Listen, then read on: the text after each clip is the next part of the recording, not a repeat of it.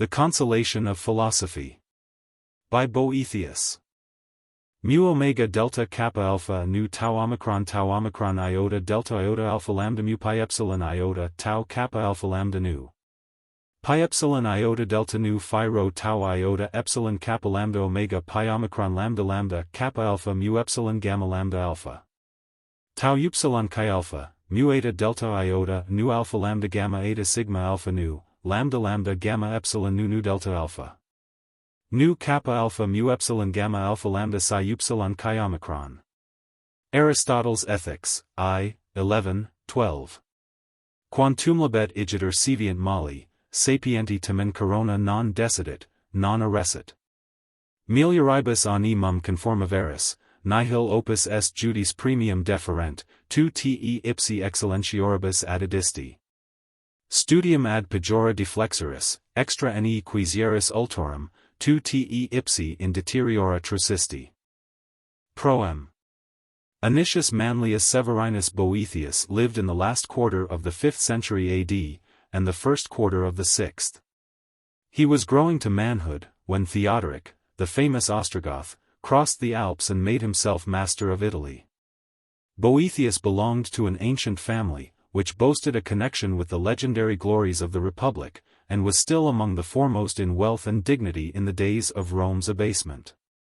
His parents dying early, he was brought up by Symmachus, whom the age agreed to regard as of almost saintly character, and afterwards became his son-in-law. His varied gifts, aided by an excellent education, won for him the reputation of the most accomplished man of his time. He was orator, poet, musician, philosopher. It is his peculiar distinction to have handed on to the Middle Ages the tradition of Greek philosophy by his Latin translations of the works of Aristotle. Called early to a public career, the highest honors of the state came to him unsought. He was sole consul in 510 AD, and was ultimately raised by Theodoric to the dignity of Magister Officiorum, or head of the whole civil administration. He was no less happy in his domestic life, in the virtues of his wife, Rusticiana, and the fair promise of his two sons, Symmachus and Boethius. Happy also in the society of a refined circle of friends. Noble, wealthy, accomplished, universally esteemed for his virtues, high in the favor of the Gothic king, he appeared to all men a signal example of the union of merit and good fortune. His felicity seemed to culminate in the year 522 AD, when, by special and extraordinary favor, his two sons, young as they were for so exalted an honor, were created joint consuls and rode to the Senate house attended by a throng of senators, and the acclamations of the multitude. Boethius himself, amid the general applause, delivered the public speech in the king's honor usual on such occasions. Within a year he was a solitary prisoner at Pavia, stripped of honors, wealth, and friends, with death hanging over him, and a terror worse than death. In the fear lest those dearest to him should be involved in the worst results of his downfall. It is in this situation that the opening of the Consolation of Philosophy brings Boethius before us. He represents himself as seated in his prison distraught with grief, indignant at the injustice of his misfortunes, and seeking relief for his melancholy in writing verses descriptive of his condition.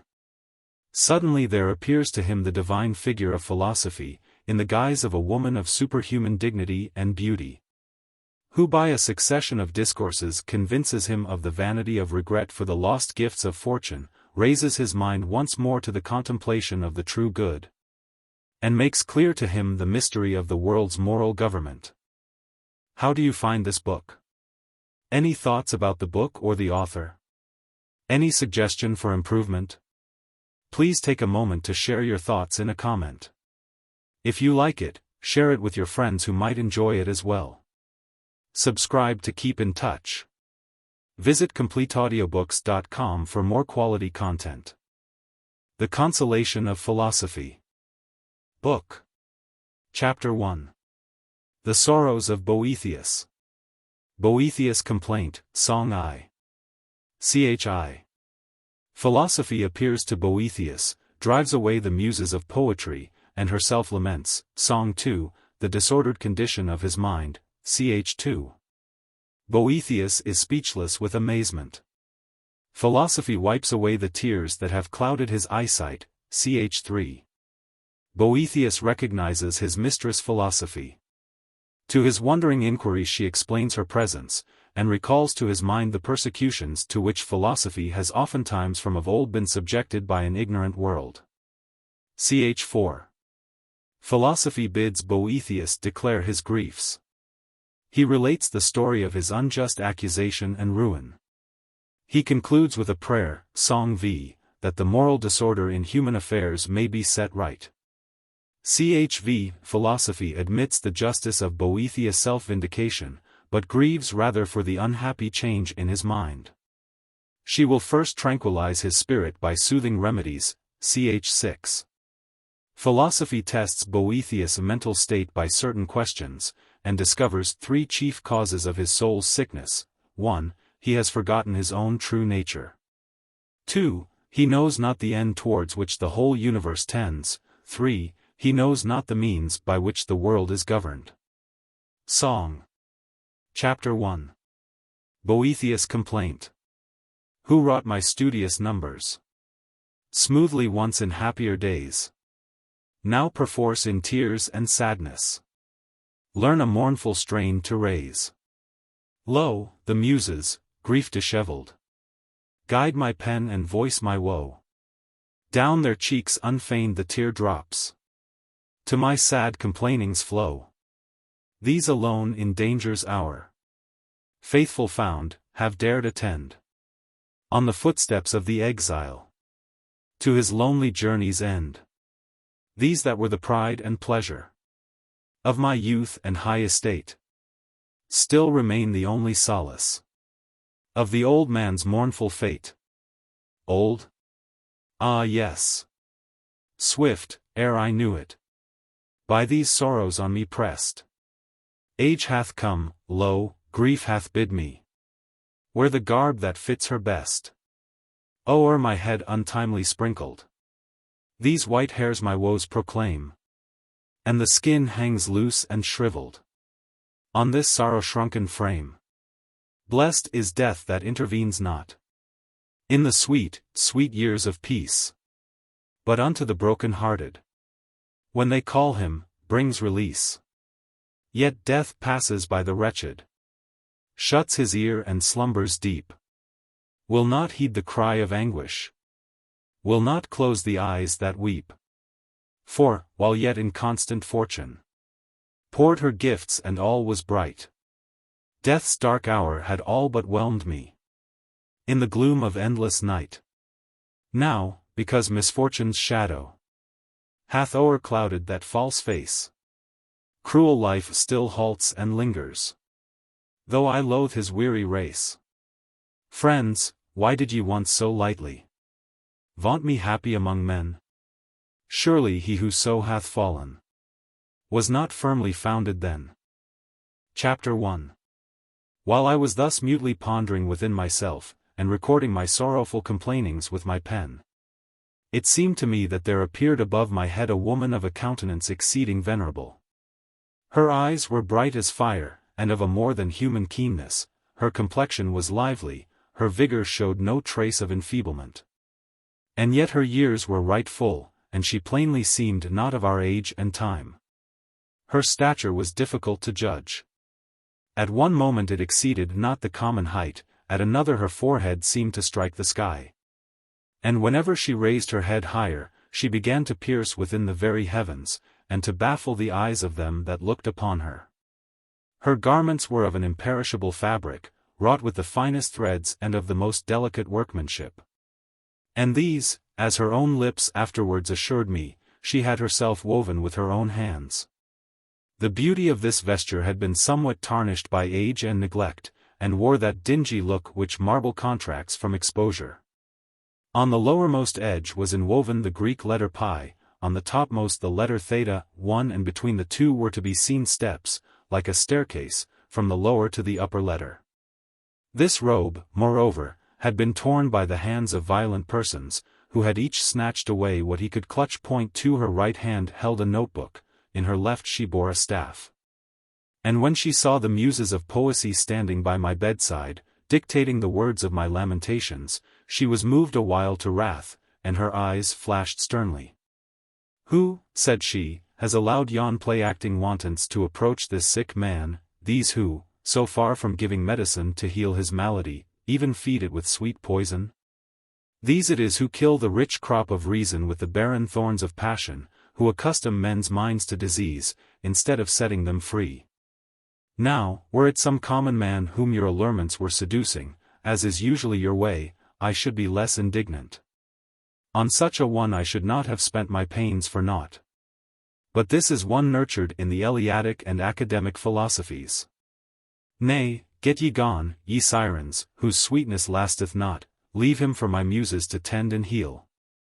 At these words of upbraiding, the whole band, in deepened sadness, with downcast eyes, and blushes that confessed their shame, dolefully left the chamber. But I, because my sight was dimmed with much weeping, and I could not tell who was this woman of authority so commanding, I was dumbfoundered, and, with my gaze fastened on the earth, continued silently to await what she might do next. Then she drew near me and sat on the edge of my couch, and, looking into my face all heavy with grief and fixed in sadness on the ground, she bewailed in these words the disorder of my mind. Song. Chapter 2. His despondency. Alas! In what abyss his mind is plunged, how wildly tossed! Still, still towards the outer night she sinks, her true light lost. As oft as, lashed tumultuously by earth-born blasts, care's waves rise high. Yet once he ranged the open heavens, the sun's bright pathway tracked, watched how the cold moon waxed and waned, nor rested, till there lacked to his wide ken no star that steers amid the maze of circling spheres the causes why the blusterous winds vex ocean's tranquil face, whose hand doth turn the stable globe, or why his even race from out the ruddy east the sun unto the western waves doth run. What is it tempers cunningly the placid hours of spring, so that it blossoms with the rose for earth's engarlanding? Who loads the year's maturer prime with clustered grapes in autumn time? All this he knew, thus ever strove deep nature's lore to guess. Now, reft of reason's light, he lies, and bonds his neck oppress, while by the heavy load constrained, his eyes to this dull earth are chained. Chapter 2. But the time, said she, calls rather for healing than for lamentation. Then, with her eyes bent full upon me, art thou that man, she cries, who, erstwhile fed with the milk and reared upon the nourishment which is mine to give, had grown up to the full vigor of a manly spirit? And yet I had bestowed such armor on thee as would have proved an invincible defense, hadst thou not first cast it away. Dost thou know me? Why art thou silent? Is it shame or amazement that hath struck thee dumb? Would it were shame, but, as I see, a stupor hath seized upon thee. Then, when she saw me not only answering nothing, but mute and utterly incapable of speech, she gently touched my breast with her hand, and said, "There is no danger. These are the symptoms of lethargy, the usual sickness of deluded minds. For a while he has forgotten himself, he will easily recover his memory, if only he first recognizes me. And that he may do so, let me now wipe his eyes that are clouded with a mist of mortal things." Thereat, with a fold of her robe, she dried my eyes all swimming with tears. Song. Chapter 3. The mists dispelled. Then the gloom of night was scattered. Sight returned unto mine eyes. So, when haply rainy chorus rolls the storm clouds through the skies, hidden is the sun, all heaven is obscured in starless night. But if, in wild onset sweeping, Boreas frees day's prisoned light, all suddenly the radiant god outstreams, and strikes our dazzled eyesight with his beams. Chapter 3. Even so the clouds of my melancholy were broken up. I saw the clear sky, and regained the power to recognize the face of my physician. Accordingly, when I had lifted my eyes and fixed my gaze upon her, I beheld my nurse, Philosophy, whose halls I had frequented from my youth up. Ah! Why, I cried, mistress of all excellence, hast thou come down from on high, and entered the solitude of this my exile? Is it that thou, too, even as I, mayst be persecuted with false accusations? Could I desert thee, child, said she, and not lighten the burden which thou hast taken upon thee through the hatred of my name, by sharing this trouble? Even forgetting that it were not lawful for philosophy to leave companionless the way of the innocent, should I, thinkest thou, fear to incur reproach, or shrink from it? As though some strange new thing had befallen? Thinkest thou that now, for the first time in an evil age, wisdom hath been assailed by peril? Did I not often in days of old, before my servant Plato lived, wage stern warfare with the rashness of folly? In his lifetime, too, Socrates, his master, won with my aid the victory of an unjust death. And when, one after the other, the Epicurean herd, the Stoic, and the rest, each of them as far as in them lay, went about to seize the heritage he left, and were dragging me off protesting and resisting, as their booty, they tore in pieces the garment which I had woven with my own hands, and, clutching the torn pieces, went off, believing that the whole of me had passed into their possession. And some of them, because some traces of my vesture were seen upon them, were destroyed through the mistake of the lewd multitude, who falsely deemed them to be my disciples. It may be thou knowest not of the banishment of Anaxagoras, of the poison draught of Socrates, nor of Zeno's torturing, because these things happened in a distant country. Yet mightest thou have learnt the fate of Arius, of Seneca, of Serenus, whose stories are neither old nor unknown to fame. These men were brought to destruction for no other reason than that, settled as they were in my principles, their lives were a manifest contrast to the ways of the wicked. So there is nothing thou shouldst wonder at, if on the seas of this life we are tossed by storm blasts, seeing that we have made it our chiefest aim to refuse compliance with evildoers. And though, maybe, the host of the wicked is many in number, yet is it contemptible, since it is under no leadership, but is hurried hither and thither at the blind driving of mad error. And if at times and seasons they set in array against us, and fall on in overwhelming strength, our leader draws off her forces into the citadel while they are busy plundering the useless baggage. But we from our vantage ground, safe from all this wild work, laugh to see them making prize of the most valueless of things, protected by a bulwark which aggressive folly may not aspire to reach. Song. Chapter 4. Nothing can subdue virtue. Whoso calm, serene, sedate, sets his foot on haughty fate, firm and steadfast, come what will, keeps his mien unconquered still, him the rage of furious seas, tossing high wild menaces, nor the flames from smoky forges, that Vesuvius disgorges, nor the bolt that from the sky smites the tower, can terrify. Why, then, shouldst thou feel affright at the tyrant's weakling might? Dread him not, nor fear no harm, and thou shalt his rage disarm. But who to hope or fear gives way, lost his bosom's rightful sway.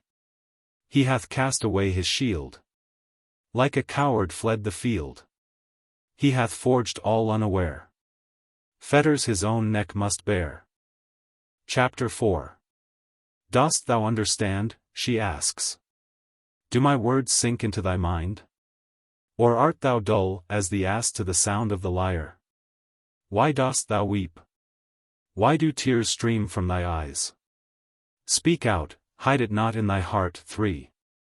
If thou lookest for the physician's help, thou must needs disclose thy wound. Then I, gathering together what strength I could, began, Is there still need of telling? Is not the cruelty of fortune against me plain enough? Doth not the very aspect of this place move thee? Is this the library, the room which thou hadst chosen as thy constant resort in my home, the place where we so often sat together and held discourse of all things in heaven and earth? Was my garb and mien like this when I explored with thee nature's hid secrets, and thou didst trace for me with thy wand the courses of the stars, moulding the while my character and the whole conduct of my life after the pattern of the celestial order? Is this the recompense of my obedience? Yet thou hast enjoined by Plato's mouth the maxim, for that states would be happy, either if philosophers ruled them, or if it should so befall that their rulers would turn philosophers. By his mouth likewise thou didst point out this imperative reason why philosophers should enter public life, to wit, lest, if the reins of government be left to unprincipled and profligate citizens, trouble and destruction should come upon the good. Following these precepts, I have tried to apply in the business of public administration the principles which I learnt from thee in leisured seclusion. Thou art my witness and that divinity who hath implanted thee in the hearts of the wise, that I brought to my duties no aim but zeal for the public good. For this cause I have become involved in bitter and irreconcilable feuds, and, as happens inevitably, if a man holds fast to the independence of conscience, I have had to think nothing of giving offense to the powerful in the cause of justice. How often have I encountered and balked Conegastus in his assaults on the fortunes of the weak? How often have I thwarted Triguilla, steward of the king's household, even when his villainous schemes were as good as accomplished? How often have I risked my position and influence to protect poor wretches from the false charges innumerable with which they were forever being harassed by the greed and license of the barbarians? No one has ever drawn me aside from justice to oppression. When ruin was overtaking the fortunes of the provincials through the combined pressure of private rapine and public taxation, I grieved no less than the sufferers. When at a season of grievous scarcity a forced sale, disastrous as it was unjustifiable, was proclaimed, and threatened to overwhelm Campania with starvation, I embarked on a struggle with the praetorian prefect in the public interest. I fought the case at the king's judgment seat, and succeeded in preventing the enforcement of the sale. I rescued the consular Paulinus from the gaping jaws of the court bloodhounds, who in their covetous hopes had already made short work of his wealth. To save Albinus, who was of the same exalted rank, from the penalties of a prejudged charge, I exposed myself to the hatred of Cyprian, the informer. Thinkest thou I had laid up for myself store of enmities enough? Well, with the rest of my countrymen, at any rate, my safety should have been assured, since my love of justice had left me no hope of security at court. Yet who was it brought the charges by which I have been struck down? Why, one of my accusers is Basil, who, after being dismissed from the king's household, was driven by his debts to lodge an information against my name. There is Opilio, there is Gaudentius, men who for many and various offences the king's sentence had condemned to banishment. And when they declined to obey, and sought to save themselves by taking sanctuary, the king, as soon as he heard of it, decreed that, if they did not depart from the city of Ravenna within a prescribed time, they should be branded on the forehead and expelled. What would exceed the rigor of this severity? And yet on that same day these very men lodged an information against me, and the information was admitted. Just heaven! Had I deserved this by my way of life? Did it make them fit accusers that my condemnation was a foregone conclusion? Has fortune no shame, if not at the accusation of the innocent, at least for the vileness of the accusers? Perhaps thou wonderest what is the sum of the charges laid against me? I wished, they say, to save the Senate. But how? I am accused of hindering an informer from producing evidence to prove the Senate guilty of treason. Tell me, then, what is thy counsel, my mistress? Shall I deny the charge, lest I bring shame on thee? But I did wish it, and I shall never cease to wish it. Shall I admit it? Then the work of thwarting the informer will come to an end. Shall I call the wish for the preservation of that illustrious house a crime? Of a truth the Senate, by its decrees concerning me, has made it such. But blind folly, though it deceive itself with false names, cannot alter the true merits of things, and, mindful of the precept of Socrates, 5. I do not think it right either to keep the truth concealed or allow falsehood to pass. But this, however it may be, I leave to thy judgment and to the verdict of the discerning. Moreover, lest the course of events and the true facts should be hidden from posterity, I have myself committed to writing an account of the transaction. What need to speak of the forged letters by which an attempt is made to prove that I hoped for the freedom of Rome? Their falsity would have been manifest, if I had been allowed to use the confession of the informers themselves, evidence which has in all matters the most convincing force. Why, what hope of freedom is left to us? Would there were any! I should have answered with the epigram of Cainius when Caligula declared him to have been cognizant of a conspiracy against him. If I had known, said he, thou shouldst never have known. Grief hath not so blunted my perceptions in this matter that I should complain because impious wretches contrive their villainies against the virtuous. But at their achievement of their hopes I do exceedingly marvel. For evil purposes are, perchance, due to the imperfection of human nature. That it should be possible for scoundrels to carry out their worst schemes against the innocent, while God beholdeth, is verily monstrous. For this cause, not without reason, one of thy disciples asked, if God exists, whence comes evil? Yet whence comes good, if he exists not? However, it might well be that wretches who seek the blood of all honest men and of the whole Senate should wish to destroy me also, whom they saw to be a bulwark of the Senate and all honest men. But did I deserve such a fate from the fathers also?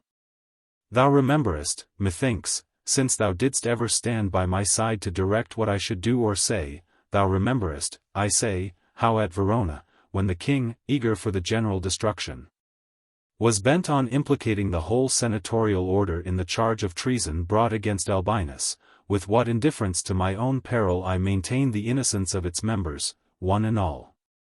Thou knowest that what I say is the truth, and that I have never boasted of my good deeds in a spirit of self-praise. For whenever a man by proclaiming his good deeds receives the recompense of fame, he diminishes in a measure the secret reward of a good conscience. What issues have overtaken my innocency thou sayest? Instead of reaping the rewards of true virtue, I undergo the penalties of a guilt falsely laid to my charge, nay, more than this.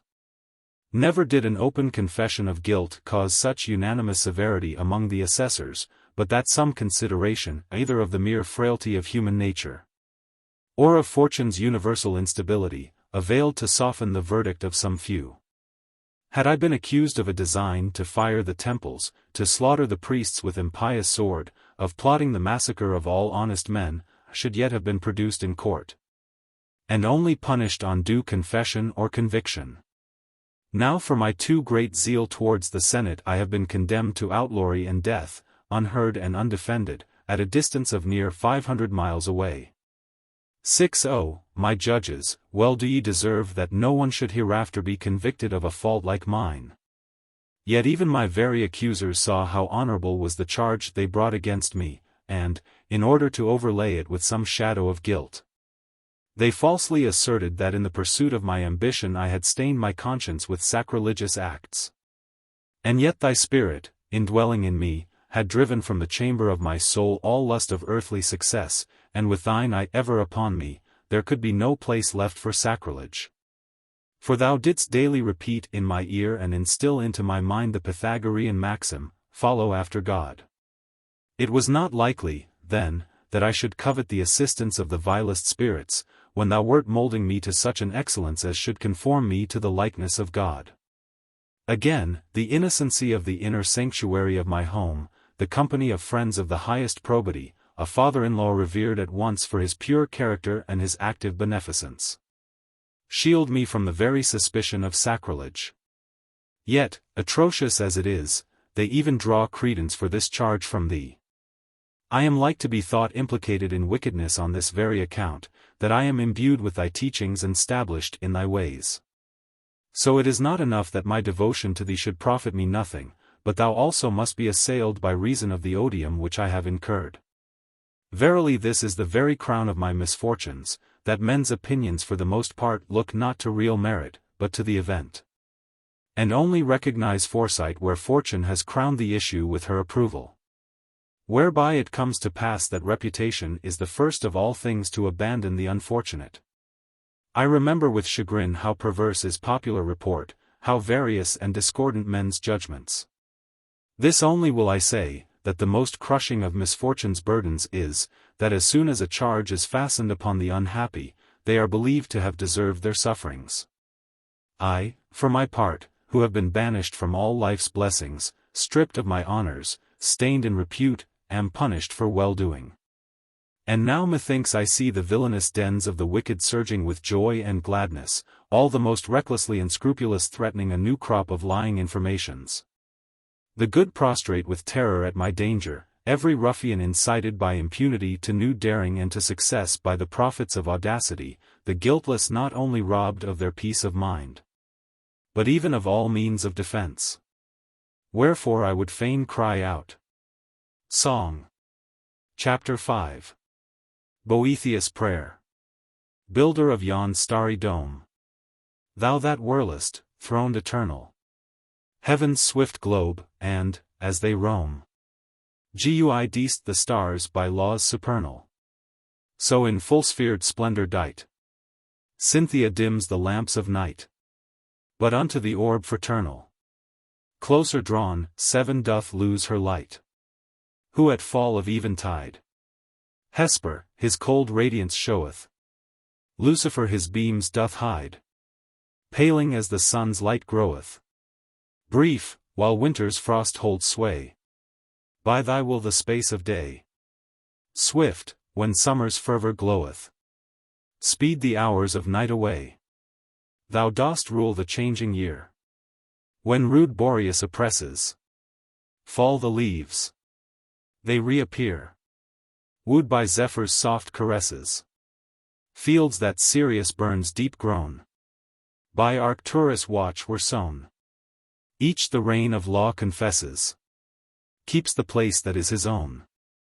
Sovereign ruler, Lord of all, can it be that thou disdainest only man?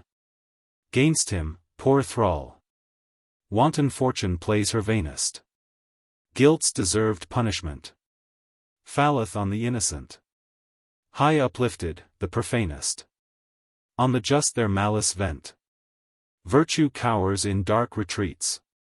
Crime's foul stain the righteous beareth. Perjury and false deceits hurt not him the wrong who dareth, but weaner the wicked trust in ill strength to work their lust. Kings, whom nations awe declareth mighty, grovel in the dust. Look, O look upon this earth, thou who on law's sure foundation framest all. Have we no worth? We poor men, of all creation?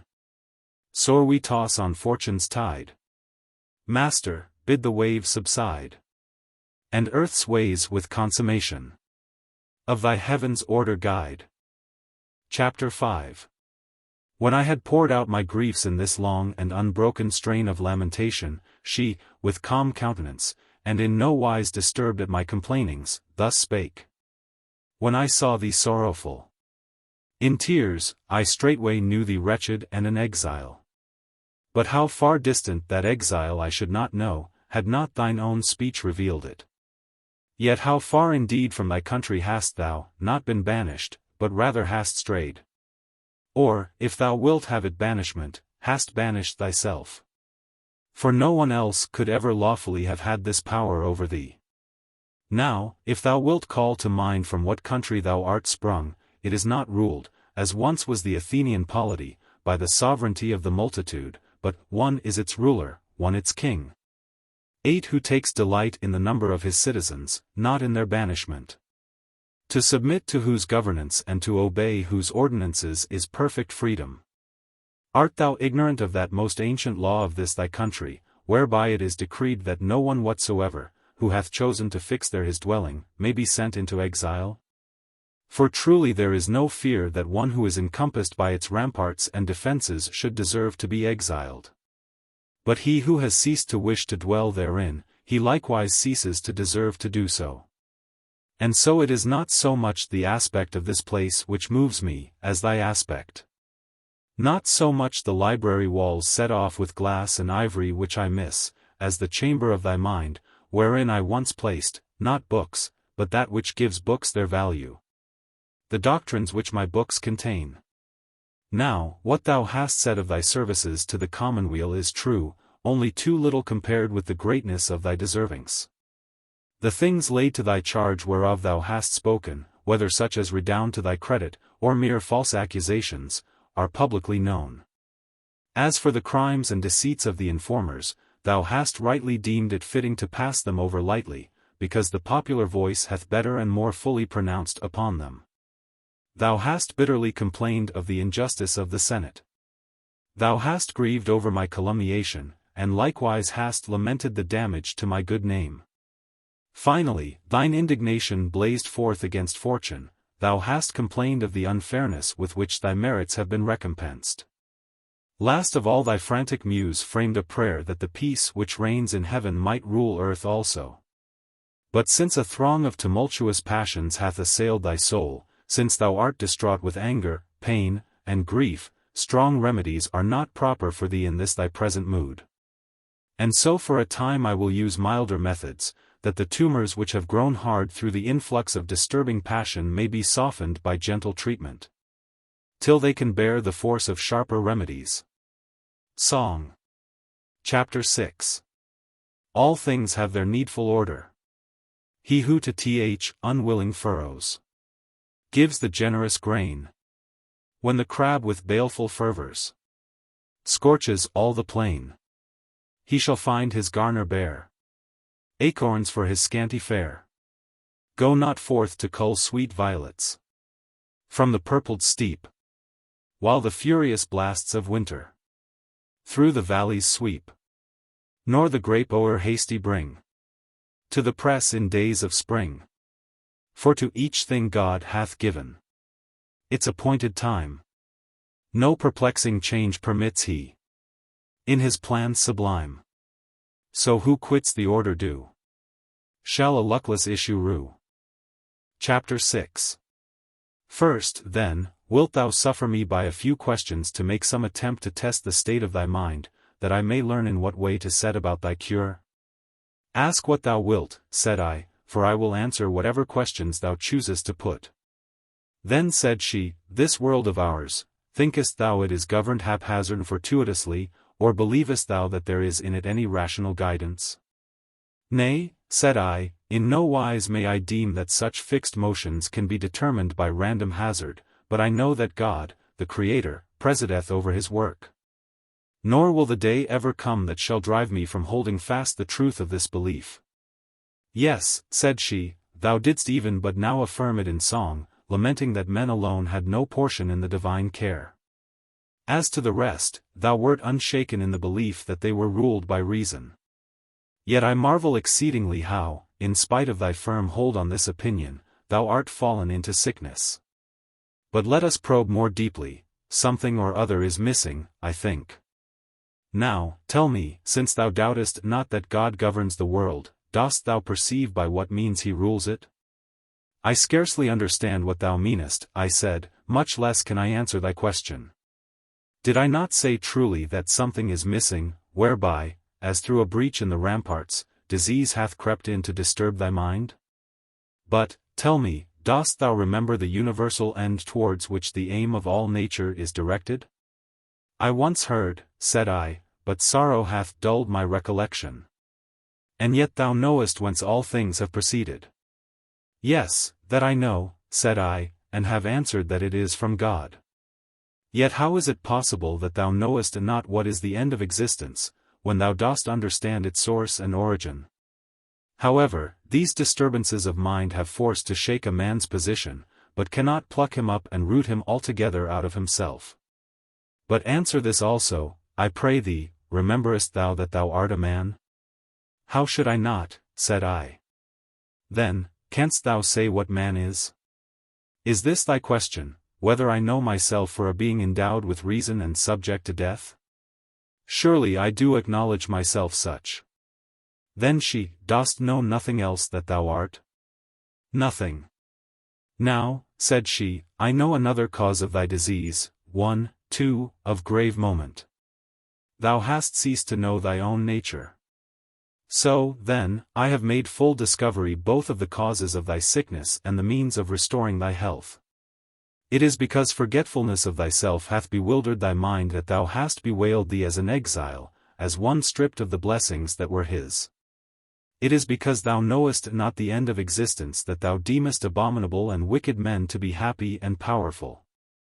While, because thou hast forgotten by what means the earth is governed, thou deemest that fortune's changes ebb and flow without the restraint of a guiding hand. These are serious enough to cause not sickness only, but even death, but, thanks be to the author of our health, the light of nature hath not yet left thee utterly. In thy true judgment concerning the world's government, in that thou believest it subject, not to the random drift of chance, but to divine reason. We have the divine spark from which thy recovery may be hoped. Have, then, no fear, from these weak embers the vital heat shall once more be kindled within thee. But seeing that it is not yet time for strong remedies, and that the mind is manifestly so constituted that when it casts off true opinions it straightway puts on false, wherefrom arises a cloud of confusion that disturbs its true vision, I will now try and disperse these mists by mild and soothing application. That so the darkness of misleading passion may be scattered, and thou mayst come to discern the splendor of the true light. Song. Chapter 7. The perturbations of passion. Stars shed no light through the black night, when the clouds hide, and the lashed wave, if the winds rave o'er ocean's tide, though once serene as day's fair sheen, soon fouled and spoiled by the storm's spite, shows to the sight turbid and soiled. Oft the fair rill down the steep hill seaward that strays, some tumbled block of fallen rock hinders and stays. Then art thou fain, clear and most plain, truth to discern, in the right way, firmly to stay, nor from it turn. Joy, hope and fear suffer not near, drive grief away, shackled and blind, and lost is the mind, where these have sway. Book. Chapter 2. The Vanity of Fortune's Gifts. Philosophy reproves Boethius for the foolishness of his complaints against fortune. Her very nature is caprice. 2. Philosophy in Fortune's name replies to Boethius' reproaches, and proves that the gifts of fortune are hers to give and to take away. 3. Boethius falls back upon his present sense of misery. Philosophy reminds him of the brilliancy of his former fortunes. 4. Boethius objects that the memory of past happiness is the bitterest portion of the lot of the unhappy. Philosophy shows that much is still left for which he may be thankful. None enjoy perfect satisfaction with their lot. But happiness depends not on anything which fortune can give. It is to be sought within. Chv. All the gifts of fortune are external, they can never truly be our own. Man cannot find his good in worldly possessions. Riches bring anxiety and trouble. 6. High place without virtue is an evil, not a good. Power is an empty name. 7. Fame is a thing of little account when compared with the immensity of the universe and the endlessness of time. 8. One service only can fortune do, when she reveals her own nature and distinguishes true friends from false. Chapter 1. Thereafter for a while she remained silent.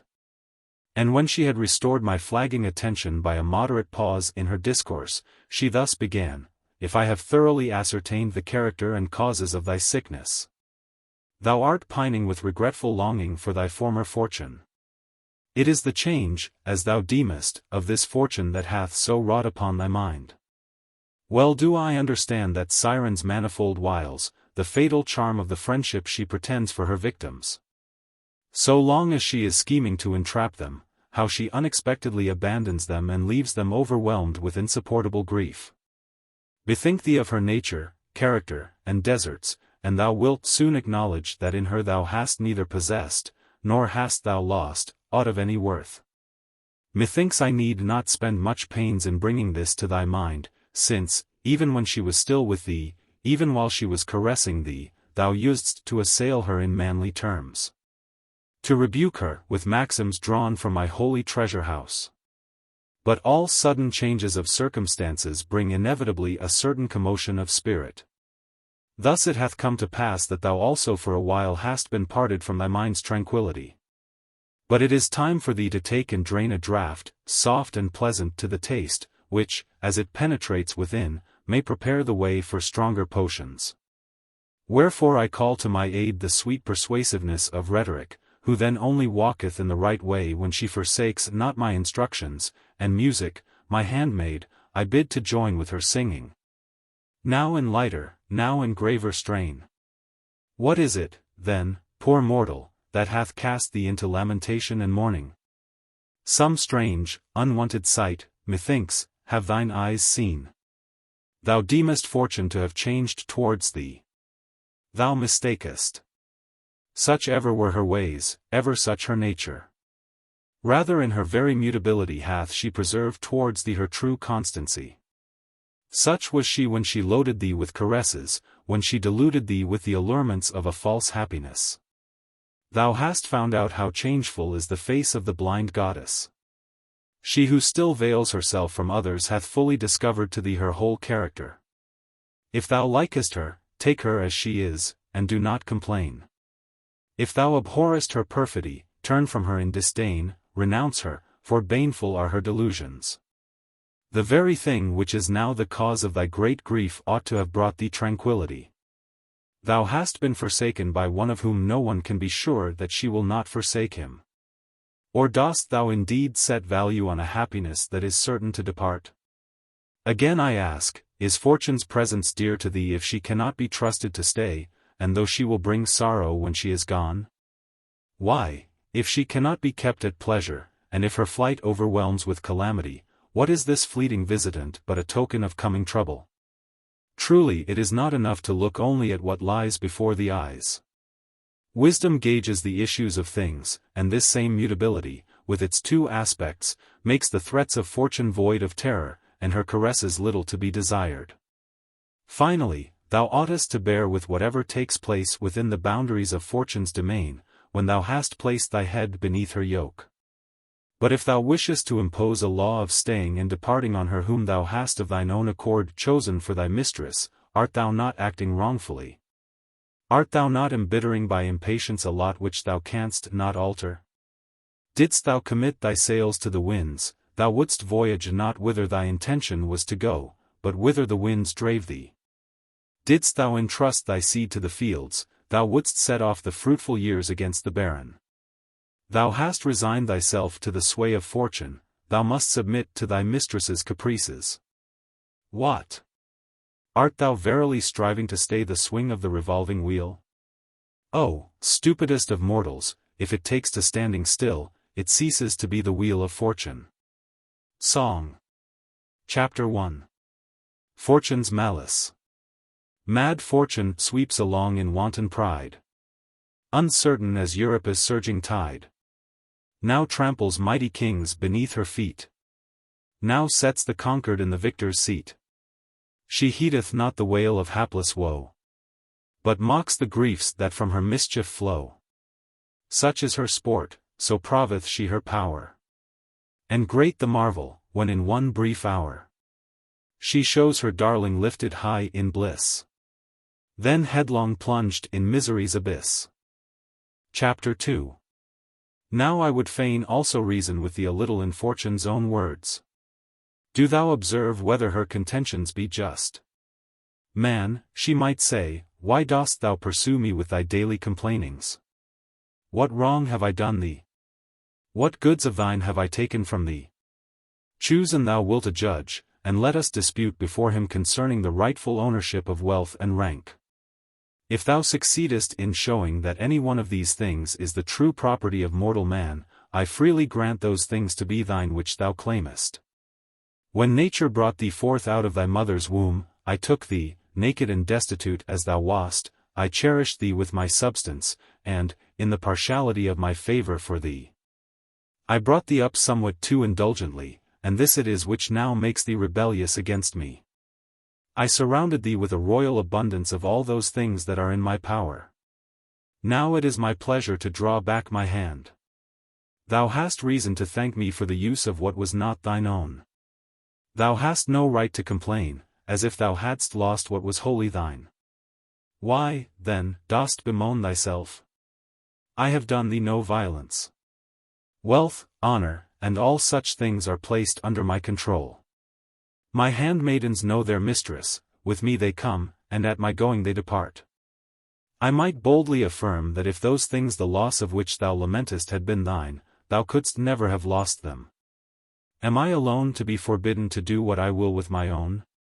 Unrebuked, the skies now reveal the brightness of day, now shroud the daylight in the darkness of night. The year may now engarland the face of the earth with flowers and fruits, now disfigure it with storms and cold. The sea is permitted to invite with smooth and tranquil surface today, tomorrow to roughen with wave and storm. Shall man's insatiate greed bind me to a constancy foreign to my character? This is my art, this the game I never cease to play.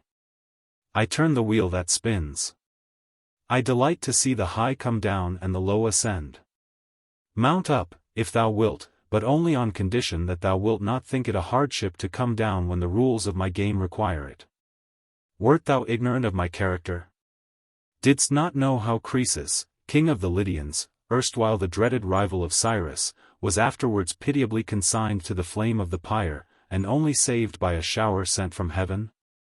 Has it escaped thee how Paulus paid a meed of pious tears to the misfortunes of King Perseus, his prisoner? What else do tragedies make such woeful outcry over save the overthrow of kingdoms by the indiscriminate strokes of fortune? Didst thou not learn in thy childhood how there stand at the threshold of Zeus 2 jars, the one full of blessings, the other of calamities? 9 How if thou hast drawn over liberally from the good jar? What if not even now have I departed wholly from thee? What if this very mutability of mine is a just ground for hoping better things?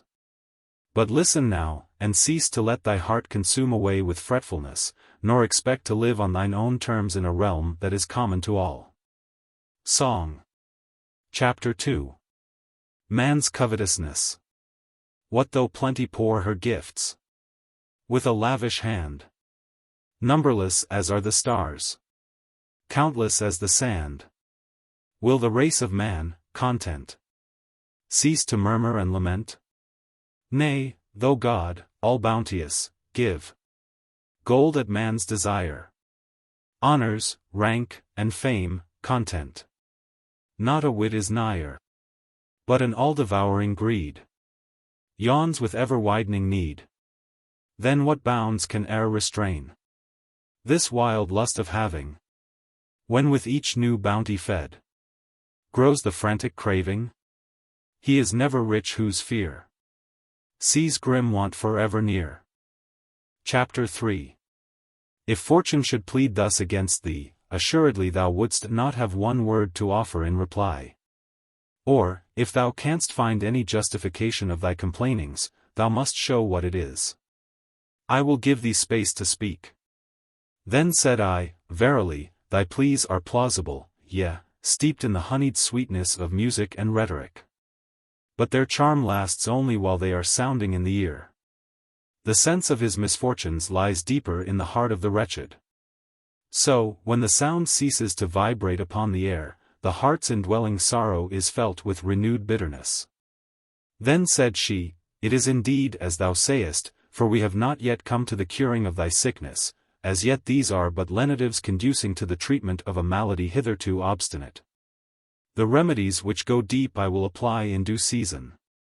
Nevertheless, to deprecate thy determination to be thought wretched, I ask thee, hast thou forgotten the extent and bounds of thy felicity? I say nothing of how, when orphaned and desolate, thou wast taken into the care of illustrious men. How thou wast chosen for alliance with the highest in the state, and even before thou wert bound to their house by marriage, wert already dear to their love, which is the most precious of all ties. Did not all pronounce thee most happy in the virtues of thy wife, the splendid honors of her father, and the blessing of male issue? I pass over, for I care not to speak of blessings in which others also have shared, the distinctions often denied to age which thou enjoyedst in thy youth. I choose rather to come to the unparalleled culmination of thy good fortune. If the fruition of any earthly success has weight in the scale of happiness, can the memory of that splendor be swept away by any rising flood of troubles? That day when thou didst see thy 2 sons ride forth from home joint consuls, followed by a train of senators, and welcomed by the goodwill of the people. When these 2 sat in curule chairs in the Senate house, and thou by thy panegyric on the king didst earn the fame of eloquence and ability. When in the circus, seated between the 2 consuls, thou didst glut the multitude thronging around with the triumphal largesses for which they looked, methinks thou didst cozen Fortune while she caressed thee, and made thee her darling. Thou didst bear off a boon which she had never before granted to any private person. Art thou, then, minded to cast up a reckoning with Fortune? Now for the first time she has turned a jealous glance upon thee. If thou compare the extent and bounds of thy blessings and misfortunes, thou canst not deny that thou art still fortunate. Or if thou esteem not thyself favored by fortune in that thy then seeming prosperity hath departed, deem not thyself wretched, since what thou now believest to be calamitous passeth also. What? Art thou but now come suddenly and a stranger to the scene of this life? Thinkest thou there is any stability in human affairs, when man himself vanishes away in the swift course of time? It is true that there is little trust that the gifts of chance will abide, yet the last day of life is in a manner the death of all remaining fortune. What difference, then, thinkest thou, is there, whether thou leavest her by dying, or she leave thee by fleeing away? Song. Chapter 3. All passes. When, in rosy chariot drawn, Phoebus gins to light the dawn, by his flaming beams assailed, every glimmering star is paled. When the grove, by zephyrs fed, with rose blossom blushes red, doth rude Auster breathe thereon, bare it stands, its glory gone. Smooth and tranquil lies the deep, while the winds are hushed in sleep. Soon, when angry tempests lash, wild and high the billows dash. Thus if nature's changing face holds not still a moment's space, fleeting deem man's fortunes, deem bliss as transient as a dream. One law only standeth fast: things created may not last. Chapter 4. Then said I, true are thine admonishings, thou nurse of all excellence, nor can I deny the wonder of my fortune's swift career. Yet it is this which chafes me the more cruelly in the recalling. For truly in adverse fortune the worst sting of misery is to have been happy. Well, said she, if thou art paying the penalty of a mistaken belief, thou canst not rightly impute the fault to circumstances. If it is the felicity which fortune gives that moves thee, mere name though it be, come reckon up with me how rich thou art in the number and weightiness of thy blessings. Then if, by the blessing of Providence, thou hast still preserved unto thee safe and inviolate that which, howsoever thou mightest reckon thy fortune, thou wouldst have thought thy most precious possession, what right hast thou to talk of ill fortune whilst keeping all fortune's better gifts? Yet Symmachus, thy wife's father, a man whose splendid character does honor to the human race, is safe and unharmed. And while he bewails thy wrongs, this rare nature, in whom wisdom and virtue are so nobly blended, is himself out of danger, a boon thou wouldst have been quick to purchase at the price of life itself. Thy wife yet lives, with her gentle disposition, her peerless modesty and virtue, this the epitome of all her graces, that she is the true daughter of her sire, she lives, I say, and for thy sake only preserves the breath of life, though she loathes it, and pines away in grief and tears for thy absence, wherein, if in naught else, I would allow some marring of thy felicity. What shall I say of thy sons and their consular dignity, how in them, so far as may be in youths of their age, the example of their fathers and grandfathers' character shines out? Since, then, the chief care of mortal man is to preserve his life, how happy art thou, couldst thou but recognize thy blessings, who possessest even now what no one doubts to be dearer than life. Wherefore, now dry thy tears. Fortune's hate hath not involved all thy dear ones. The stress of the storm that has assailed thee is not beyond measure intolerable. Since there are anchors still holding firm which suffer thee not to lack either consolation in the present or hope for the future. I pray that they still may hold. For while they still remain, however things may go, I shall ride out the storm. Yet thou sayest how much is shorn of the splendor of my fortunes. We are gaining a little ground, said she, if there is something in thy lot wherewith thou art not yet altogether discontented. But I cannot stomach thy daintiness when thou complainest with such violence of grief and anxiety because thy happiness falls short of completeness. Why, who enjoys such settled felicity as not to have some quarrel with the circumstances of his lot? A troublous matter are the conditions of human bliss. Either they are never realized in full, or never stay permanently. One has abundant riches, but is shamed by his ignoble birth. Another is conspicuous for his nobility, but through the embarrassments of poverty would prefer to be obscure.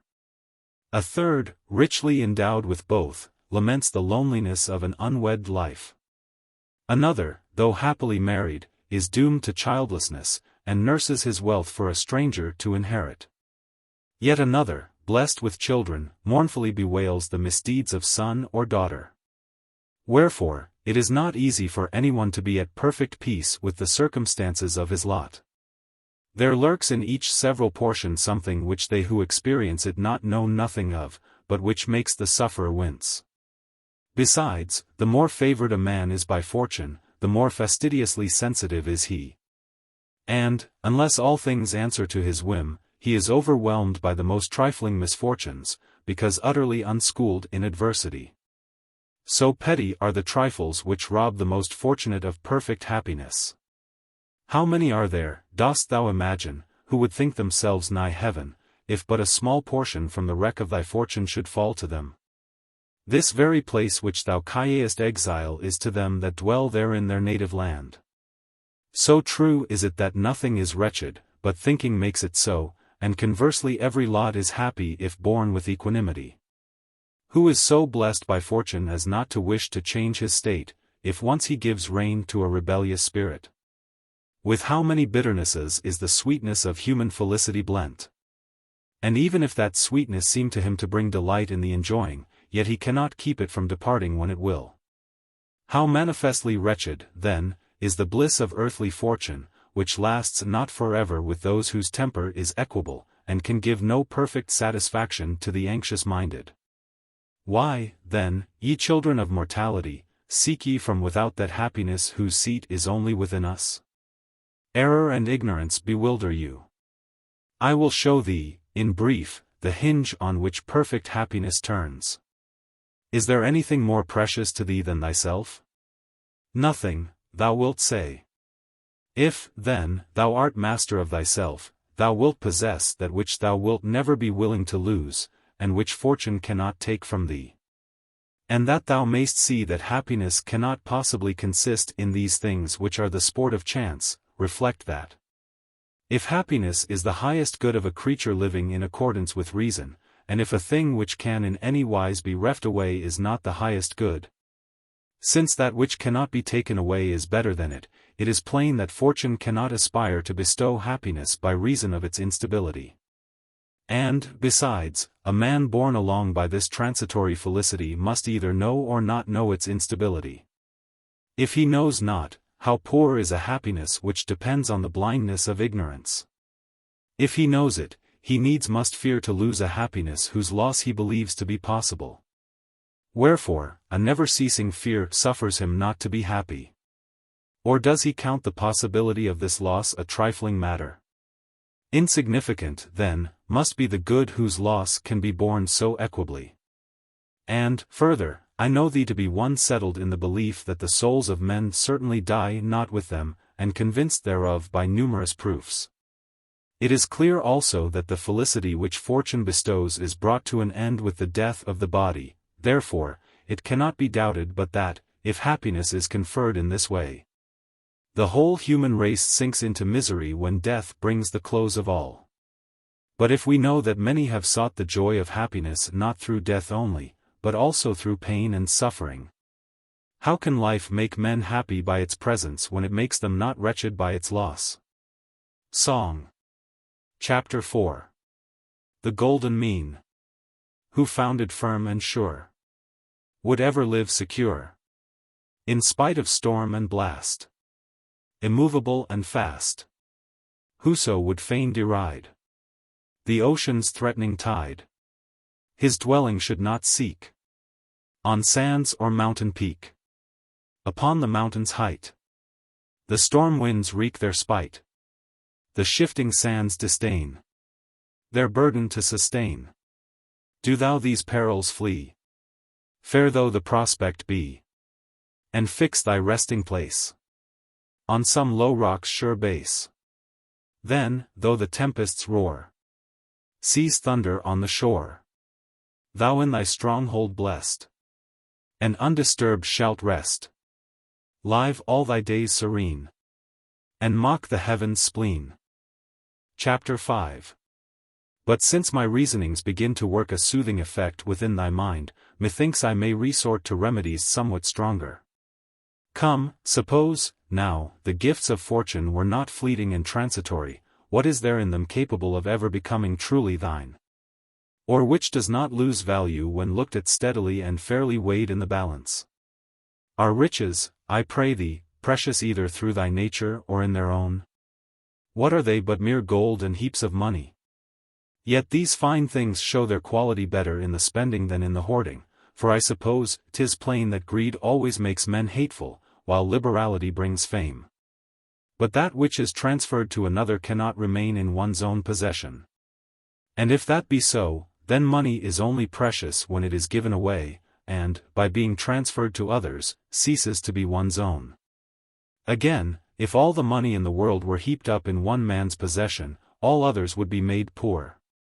Sound fills the ears of many at the same time without being broken into parts, but your riches cannot pass to many without being lessened in the process. And when this happens, they must needs impoverish those whom they leave.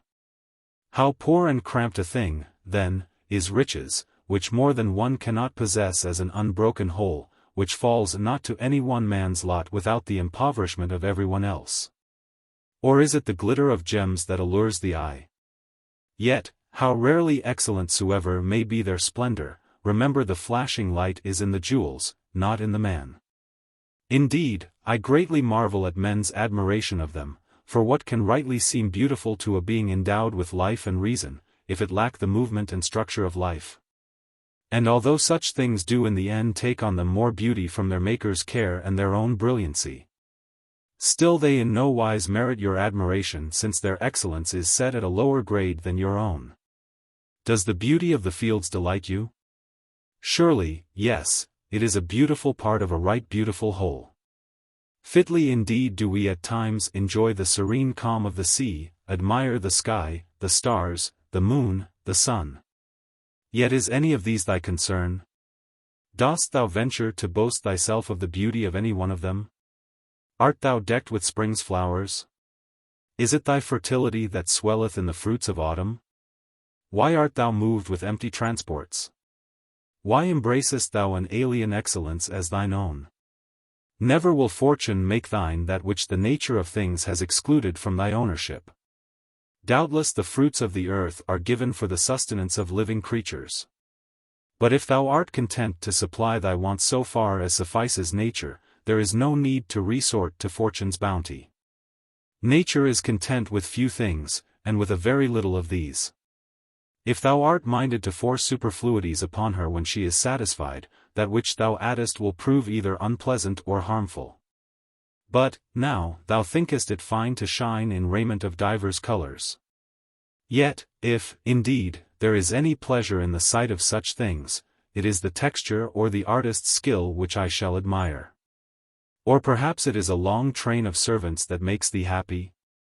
Why, if they behave viciously, they are a ruinous burden to thy house, and exceeding dangerous to their own master. While if they are honest, how canst thou count other men's virtue in the sum of thy possessions? From all which 'tis plainly proved that not one of these things which thou reckonest in the number of thy possessions is really thine. And if there is in them no beauty to be desired, why shouldst thou either grieve for their loss or find joy in their continued possession?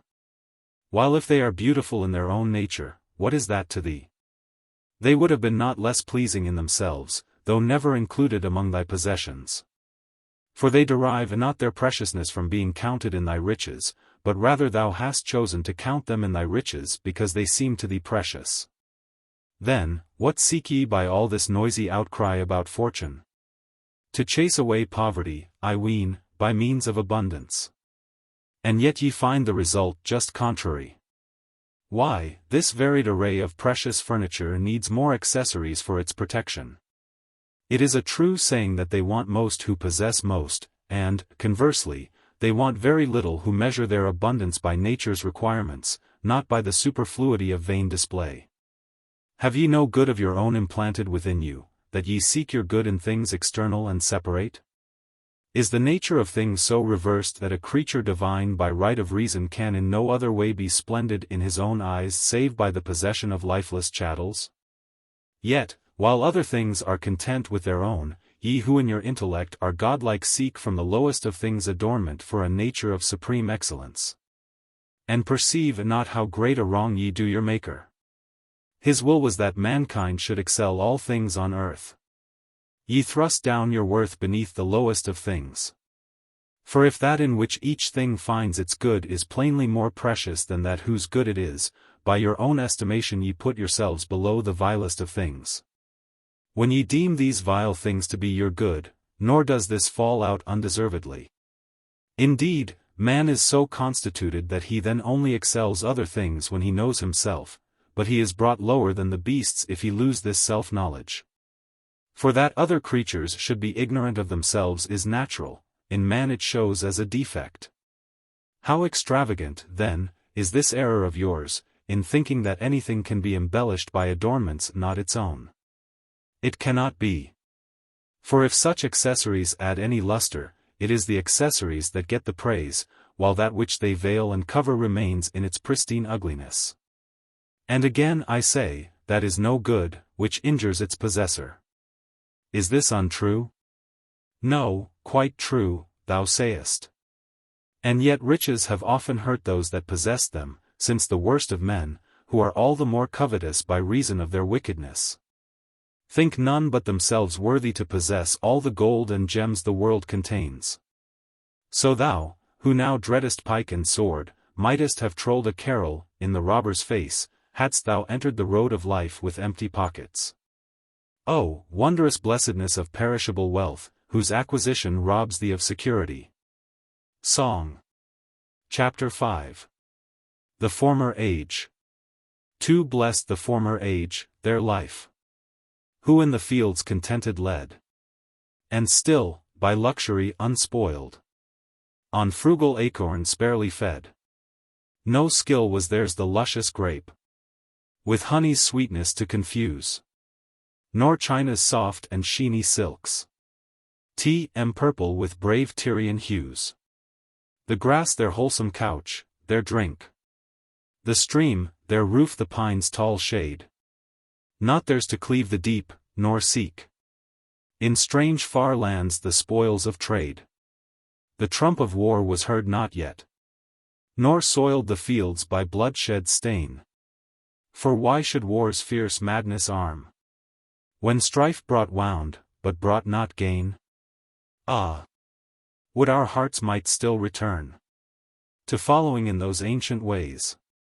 Alas! The greed of getting glows more fierce than Etna's fiery blaze.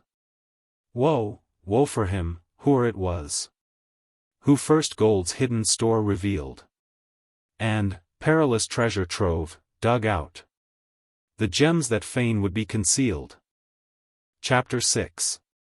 What now shall I say of rank and power, whereby, because ye know not true power and dignity, ye hope to reach the sky? Yet, when rank and power have fallen to the worst of men, did ever an Etna, belching forth flame and fiery deluge, work such mischief? Verily, as I think, thou dost remember how thine ancestors sought to abolish the consular power, which had been the foundation of their liberties, on account of the overweening pride of the consuls. And how for that selfsame pride they had already abolished the kingly title. And if, as happens but rarely, these prerogatives are conferred on virtuous men, it is only the virtue of those who exercise them that pleases. So it appears that honor cometh not to virtue from rank, but to rank from virtue. Look, too, at the nature of that power which ye find so attractive and glorious. Do ye never consider, ye creatures of earth, what ye are, and over whom ye exercise your fancied lordship? Suppose, now, that in the mouse tribe there should rise up one claiming rights and powers for himself above the rest, would ye not laugh consumedly? Yet if thou lookest to his body alone, what creature canst thou find more feeble than man, who oftentimes is killed by the bite of a fly, or by some insect creeping into the inner passage of his system? Yet what rights can one exercise over another, save only as regards the body, and that which is lower than the body, I mean fortune? What? Wilt thou bind with thy mandates the free spirit? Canst thou force from its due tranquillity the mind that is firmly composed by reason? A tyrant thought to drive a man of free birth to reveal his accomplices in a conspiracy, but the prisoner bit off his tongue and threw it into the furious tyrant's face. Thus, the tortures which the tyrant thought the instrument of his cruelty the sage made an opportunity for heroism. Moreover, what is there that one man can do to another which he himself may not have to undergo in his turn? We are told that Busiris, who used to kill his guests, was himself slain by his guest, Hercules. Regulus had thrown into bonds many of the Carthaginians whom he had taken in war. Soon after he himself submitted his hands to the chains of the vanquished. Then, thinkest thou that man hath any power who cannot prevent another's being able to do to him what he himself can do to others? Besides, if there were any element of natural and proper good in rank and power, they would never come to the utterly bad, since opposites are not wont to be associated. Nature brooks not the union of contraries. So, seeing there is no doubt that wicked wretches are oftentimes set in high places, it is also clear that things which suffer association with the worst of men cannot be good in their own nature. Indeed, this judgment may with some reason be passed concerning all the gifts of fortune which fall so plentifully to all the most wicked. This ought also to be considered here, I think. No one doubts a man to be brave in whom he has observed a brave spirit residing. It is plain that one who is endowed with speed is swift-footed. So also music makes men musical, the healing art physicians, rhetoric public speakers. For each of these has naturally its own proper working. There is no confusion with the effects of contrary things, nay, even of itself it rejects what is incompatible. And yet wealth cannot extinguish insatiable greed, nor has power ever made him master of himself whom vicious lusts kept bound in indissoluble fetters. Dignity conferred on the wicked not only fails to make them worthy, but contrarily reveals and displays their unworthiness. Why does it so happen? Because ye take pleasure in calling by false names things whose nature is quite incongruous thereto, by names which are easily proved false by the very effects of the things themselves. Even so it is, these riches, that power, this dignity, are none of them rightly so called. Finally, we may draw the same conclusion concerning the whole sphere of fortune, within which there is plainly nothing to be truly desired, nothing of intrinsic excellence. For she neither always joins herself to the good, nor does she make good men of those to whom she is united. Song. Chapter 6. Nero's infamy. We know what mischief dire he wrought. Rome fired, the fathers slain. Whose hand with brother's slaughter wet? A mother's blood did stain. No pitying tear his cheek bedewed. As on the corse he gazed. That mother's beauty, once so fair, a critic's voice appraised. Yet far and wide, from east to west, his sway the nation's own, and scorching south and icy north, obey his will alone. Did, then, high power a curb impose? On Nero's frenzied will? Ah, woe unto the evil heart! Is joined the sword to kill. Chapter 7. Then said I, Thou knowest thyself that ambition for worldly success hath but little swayed me. Yet I have desired opportunity for action, lest virtue, in default of exercise, should languish away.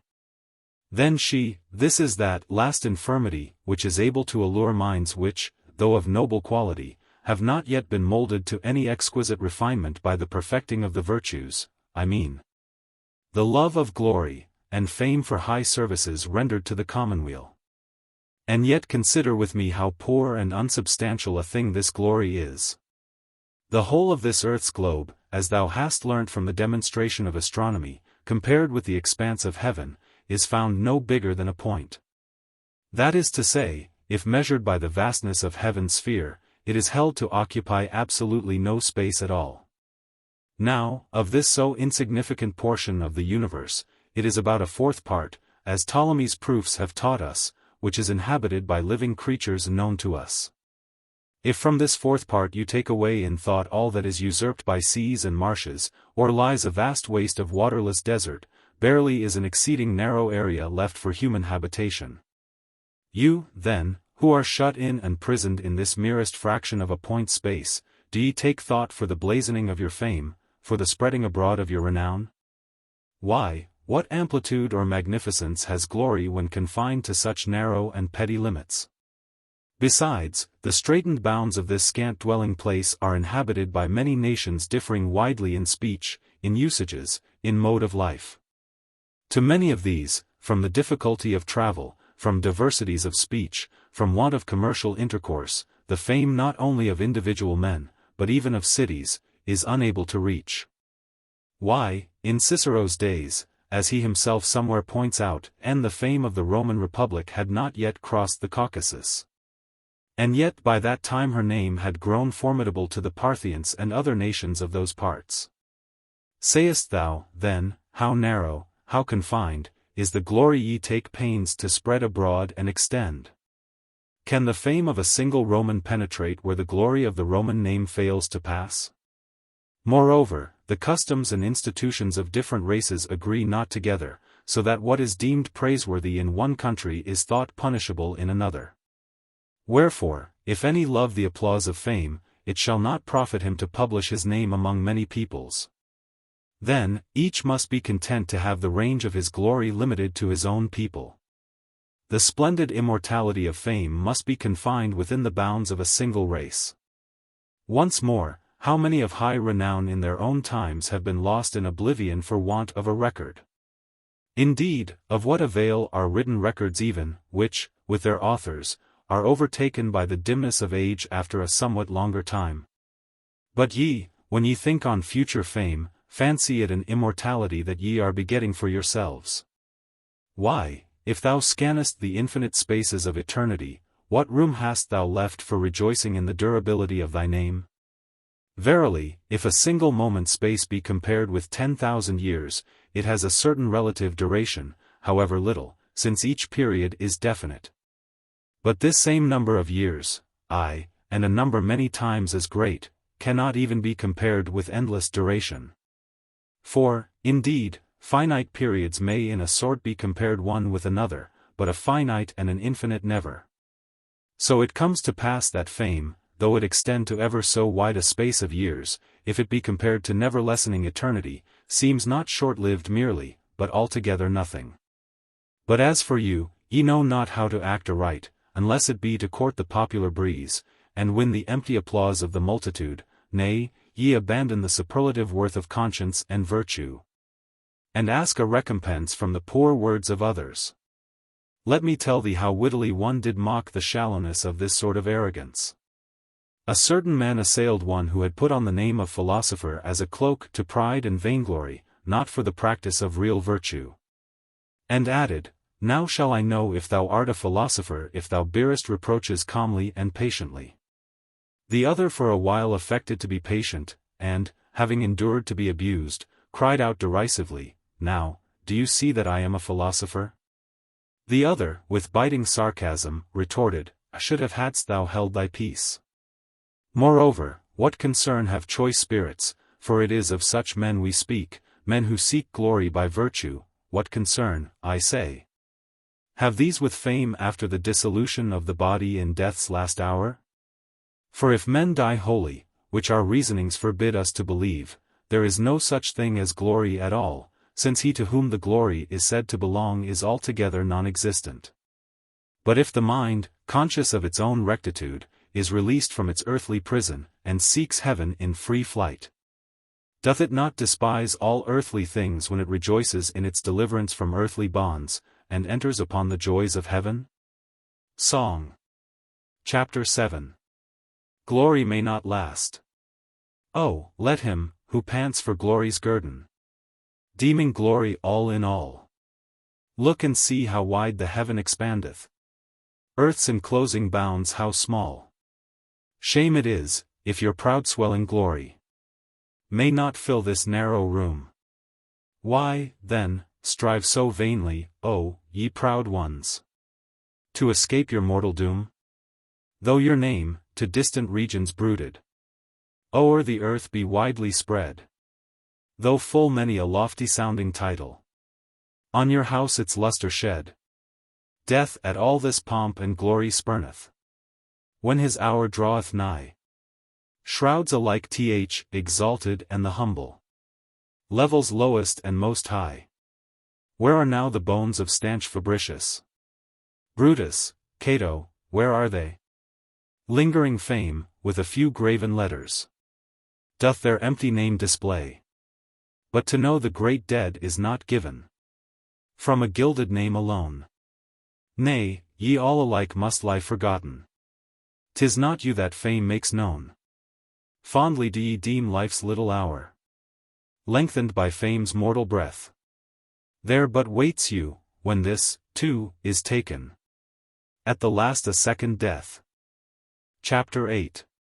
But that thou mayst not think that I wage implacable warfare against fortune, I own there is a time when the deceitful goddess serves men well, I mean when she reveals herself, uncovers her face, and confesses her true character.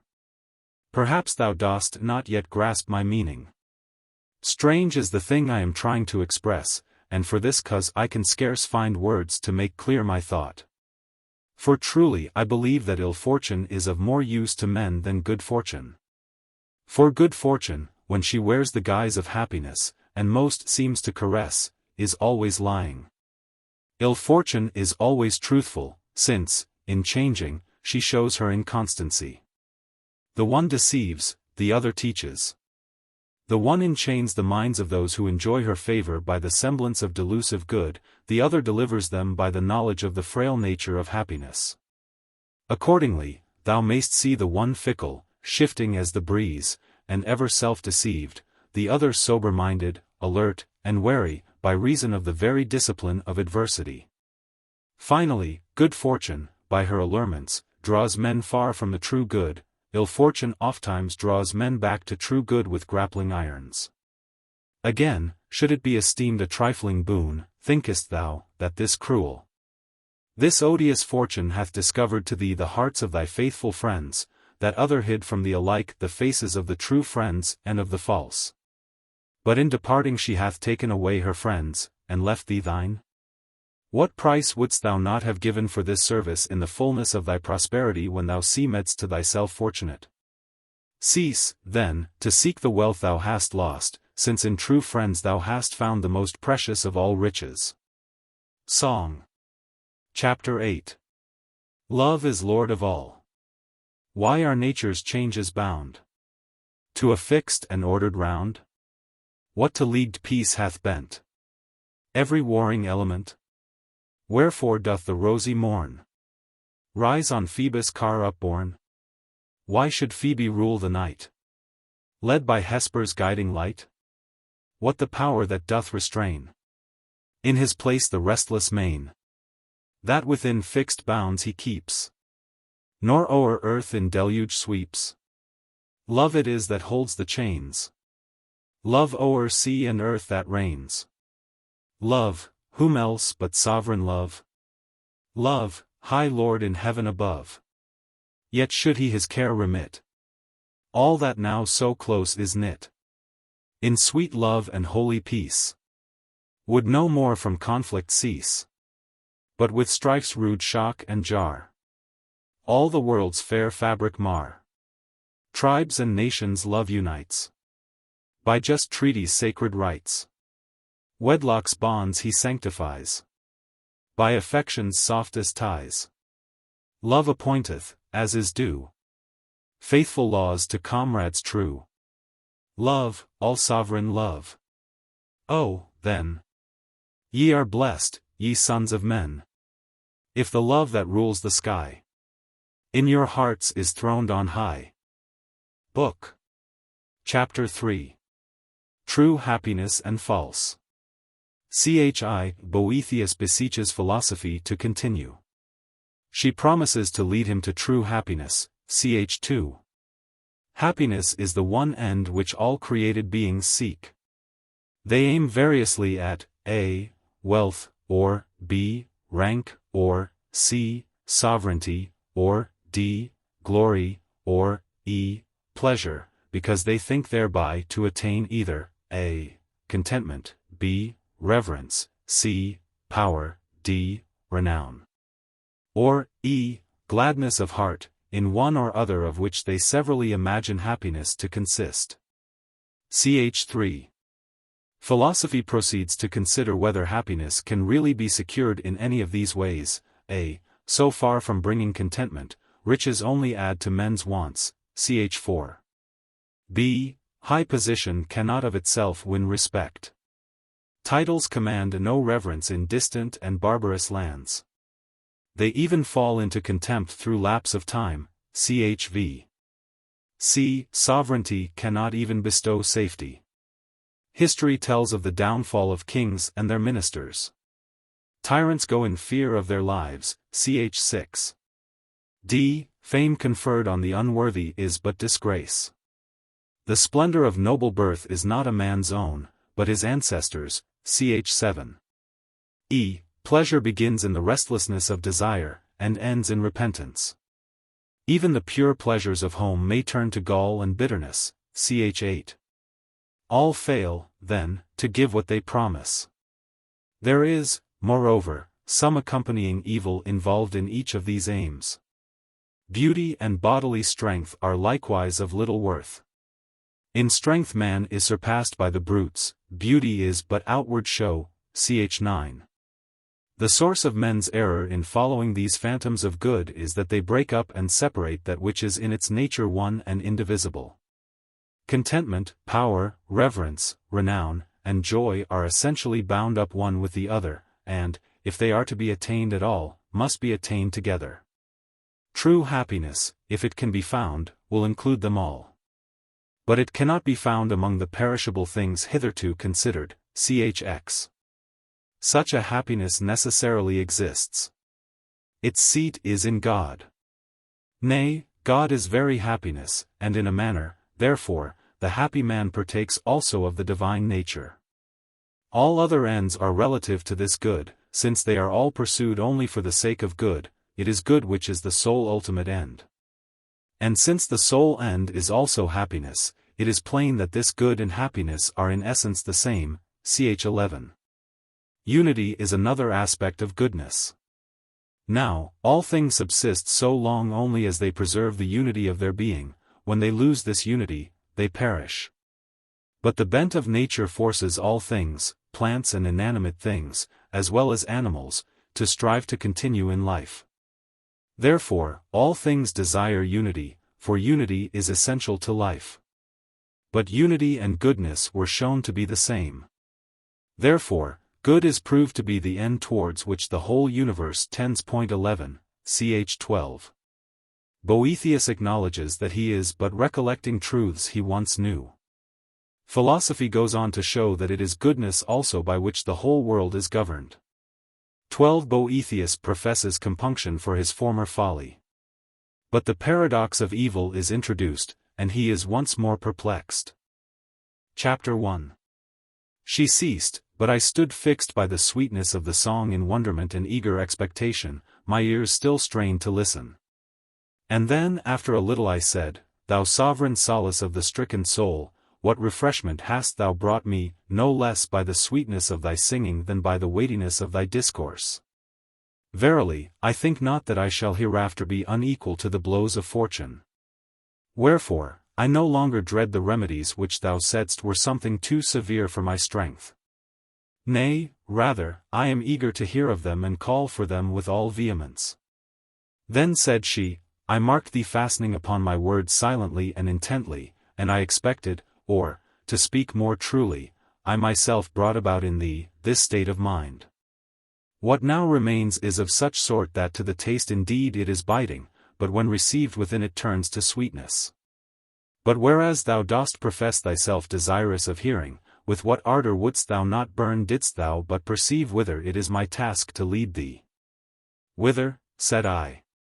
To true felicity, said she, which even now thy spirit sees in dreams, but cannot behold in very truth, while thine eyes are engrossed with semblances. Then said I beseech thee, do thou show to me her true shape without a moment's loss. Gladly will I, for thy sake, said she. But first I will try to sketch in words, and describe a cause which is more familiar to thee, that, when thou hast viewed this carefully, thou mayst turn thy eyes the other way, and recognize the beauty of true happiness. Song. Chapter 1. The Thorns of Error. Who fain would sow the fallow field, and see the growing corn, must first remove the useless weeds, the bramble and the thorn. After ill savor, honey's taste is to the mouth more sweet. After the storm, the twinkling stars the eyes more cheerly greet. When night hath passed, the bright dawn comes, in car of rosy hue. So drive the false bliss from thy mind, and thou shalt see the true. Chapter 2. For a little space she remained in a fixed gaze, withdrawn, as it were, into the august chamber of her mind. Then she thus began. All mortal creatures in those anxious aims which find employment in so many varied pursuits, though they take many paths, yet strive to reach one goal, the goal of happiness. Now, the good is that which, when a man hath got, he can lack nothing further. This it is which is the supreme good of all, containing within itself all particular good. So that if anything is still wanting thereto, this cannot be the supreme good, since something would be left outside which might be desired. 'Tis clear, then, that happiness is a state perfected by the assembling together of all good things. To this state, as we have said, all men try to attain, but by different paths. For the desire of the true good is naturally implanted in the minds of men, only error leads them aside out of the way in pursuit of the false. Some, deeming it the highest good to want for nothing, spare no pains to attain affluence. Others, judging the good to be that to which respect is most worthily paid, strive to win the reverence of their fellow citizens by the attainment of official dignity. Some there are who fix the chief good in supreme power. These either wish themselves to enjoy sovereignty, or try to attach themselves to those who have it. Those, again, who think renown to be something of supreme excellence are in haste to spread abroad the glory of their name either through the arts of war or of peace. A great many measure the attainment of good by joy and gladness of heart. These think it the height of happiness to give themselves over to pleasure. Others there are, again, who interchange the ends and means one with the other in their aims. For instance, some want riches for the sake of pleasure and power, some covet power either for the sake of money or in order to bring renown to their name. So it is on these ends, then, that the aim of human acts and wishes is centered, and on others like to these, for instance, noble birth and popularity, which seem to compass a certain renown. Wife and children, which are sought for the sweetness of their possession, while as for friendship, the most sacred kind indeed is counted in the category of virtue, not of fortune. But other kinds are entered upon for the sake of power or of enjoyment. And as for bodily excellences, it is obvious that they are to be ranged with the above. For strength and stature surely manifest power, beauty and fleetness of foot brings celebrity, health brings pleasure. It is plain, then, that the only object sought for in all these ways is happiness. For that which each seeks in preference to all else, that is in his judgment the supreme good. And we have defined the supreme good to be happiness. Therefore, that state which each wishes in preference to all others is in his judgment happy. Thou hast, then, set before thine eyes something like a scheme of human happiness, wealth, rank, power, glory, pleasure. Now Epicurus, from a sole regard to these considerations, with some consistency concluded the highest good to be pleasure, because all the other objects seem to bring some delight to the soul. But to return to human pursuits and aims, man's mind seeks to recover its proper good, in spite of the mistiness of its recollection, but, like a drunken man, knows not by what path to return home. Think you they are wrong who strive to escape want? Nay, truly there is nothing which can so well complete happiness as a state abounding in all good things, needing nothing from outside, but wholly self-sufficing. Do they fall into error who deem that which is best to be also best deserving to receive the homage of reverence? Not at all. That cannot possibly be vile and contemptible, to attain which the endeavors of nearly all mankind are directed. Then, is power not to be reckoned in the category of good? Why, can that which is plainly more efficacious than anything else be esteemed a thing feeble and void of strength? Or is renown to be thought of no account? Nay, it cannot be ignored that the highest renown is constantly associated with the highest excellence. And what need is there to say that happiness is not haunted by care and gloom, nor exposed to trouble and vexation, since that is a condition we ask of the very least of things? From the possession and enjoyment of which we expect delight? So, then, these are the blessings men wish to win. They want riches, rank, sovereignty, glory, pleasure, because they believe that by these means they will secure independence, reverence, power, renown, and joy of heart. Therefore, it is the good which men seek by such divers courses. And herein is easily shown the might of nature's power, since, although opinions are so various and discordant, yet they agree in cherishing good as the end. Song. Chapter 2. The bent of nature. How the might of nature sways all the world in ordered ways. How resistless laws control each least portion of the whole. Fain would I in sounding verse on my pliant strings rehearse. Lo, the lion captive ta'en meekly wears his gilded chain. Yet though he by hand be fed, though a master's whip he dread, if but once the taste of gore wet his cruel lips once more, straight his slumbering fierceness wakes. With one roar his bonds he breaks, and first wreaks his vengeful force on his trainer's mangled corse. And the woodland songster, pent in forlorn imprisonment, though a mistress lavish care store of honeyed sweets prepare, yet, if in his narrow cage, as he hops from bar to bar, he should spy the woods afar, cool with sheltering foliage, all these dainties he will spurn, to the woods his heart will turn, only for the woods he longs, pipes the woods in all his songs. To rude force the sapling bends, while the hand its pressure lends. If the hand its pressure slack, straight the supple wood springs back. Phoebus in the western main sinks, but swift his car again, by a secret path is borne, to the wonted gates of morn. Thus are all things seen to yearn, in due time for due return, and no order fixed may stay, save which in th appointed way, joins the end to the beginning, in a steady cycle spinning. Chapter 3. Ye, too, creatures of earth, have some glimmering of your origin, however faint, and though in a vision dim and clouded, yet in some wise, notwithstanding, ye discern the true end of happiness. And so the aim of nature leads you thither, to that true good, while error in many forms leads you astray therefrom. For reflect whether men are able to win happiness by those means through which they think to reach the proposed end. Truly, if either wealth, rank or any of the rest, bring with them anything of such sort as seems to have nothing wanting to it that is good, we, too, acknowledge that some are made happy by the acquisition of these things. But if they are not able to fulfill their promises, and, moreover, lack many good things, is not the happiness men seek in them clearly discovered to be a false show? Therefore do I first ask thee thyself, who but lately wert living in affluence, amid all that abundance of wealth, was thy mind never troubled in consequence of some wrong done to thee? Nay, said I cannot ever remember a time when my mind was so completely at peace as not to feel the pang of some uneasiness. Was it not because either something was absent which thou wouldst not have absent, or present which thou wouldst have away? Yes, said I.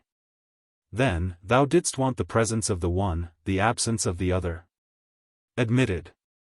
But a man lacks that of which he is in want. He does. And he who lacks something is not in all points self-sufficing? No, certainly not, said I. So wert thou, then, in the plenitude of thy wealth, supporting this insufficiency? I must have been. Wealth, then, cannot make its possessor independent and free from all want, yet this was what it seemed to promise. Moreover, I think this also well deserves to be considered, that there is nothing in the special nature of money to hinder its being taken away from those who possess it against their will. I admit it. Why, of course, when every day the stronger wrests it from the weaker without his consent. Else, whence come lawsuits, except in seeking to recover monies which have been taken away against their owners will by force or fraud? True, said I. Then, everyone will need some extraneous means of protection to keep his money safe. Who can venture to deny it? Yet he would not, unless he possessed the money which it is possible to lose. No, he certainly would not. Then, we have worked round to an opposite conclusion. The wealth which was thought to make a man independent rather puts him in need of further protection. How in the world, then, can want be driven away by riches? Cannot the rich feel hunger? Cannot they thirst? Are not the limbs of the wealthy sensitive to the winter's cold? But, thou wilt say, the rich have the wherewithal to sate their hunger, the means to get rid of thirst and cold. True enough, want can thus be soothed by riches, wholly removed it cannot be. For if this ever-gaping, ever-craving want is glutted by wealth, it needs must be that the want itself which can be so glutted still remains. I do not speak of how very little suffices for nature, and how for avarice nothing is enough. Wherefore, if wealth cannot get rid of want, and makes new wants of its own, how can ye believe that it bestows independence? Song. Chapter 3. The insatiableness of avarice. Though the covetous grown wealthy, see his piles of gold rise high. Though he gather store of treasure, that can never satisfy. Though with pearls his gorget blazes, rarest that the ocean yields. Though 100 head of oxen travail in his ample fields, ne'er shall carking care forsake him, while he draws this vital breath.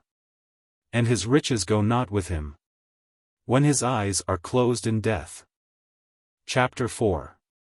Well, but official dignity clothes him to whom it comes with honor and reverence.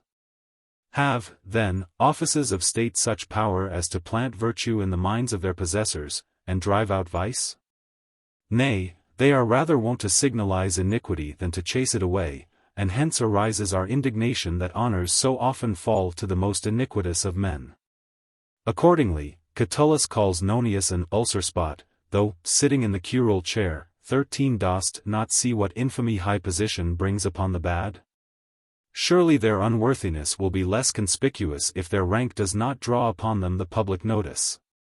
In thy own case, wouldst thou ever have been induced by all these perils to think of sharing office with Decoratus, since thou hast discerned in him the spirit of a rascally parasite and informer? No, we cannot deem men worthy of reverence on account of their office, whom we deem unworthy of the office itself.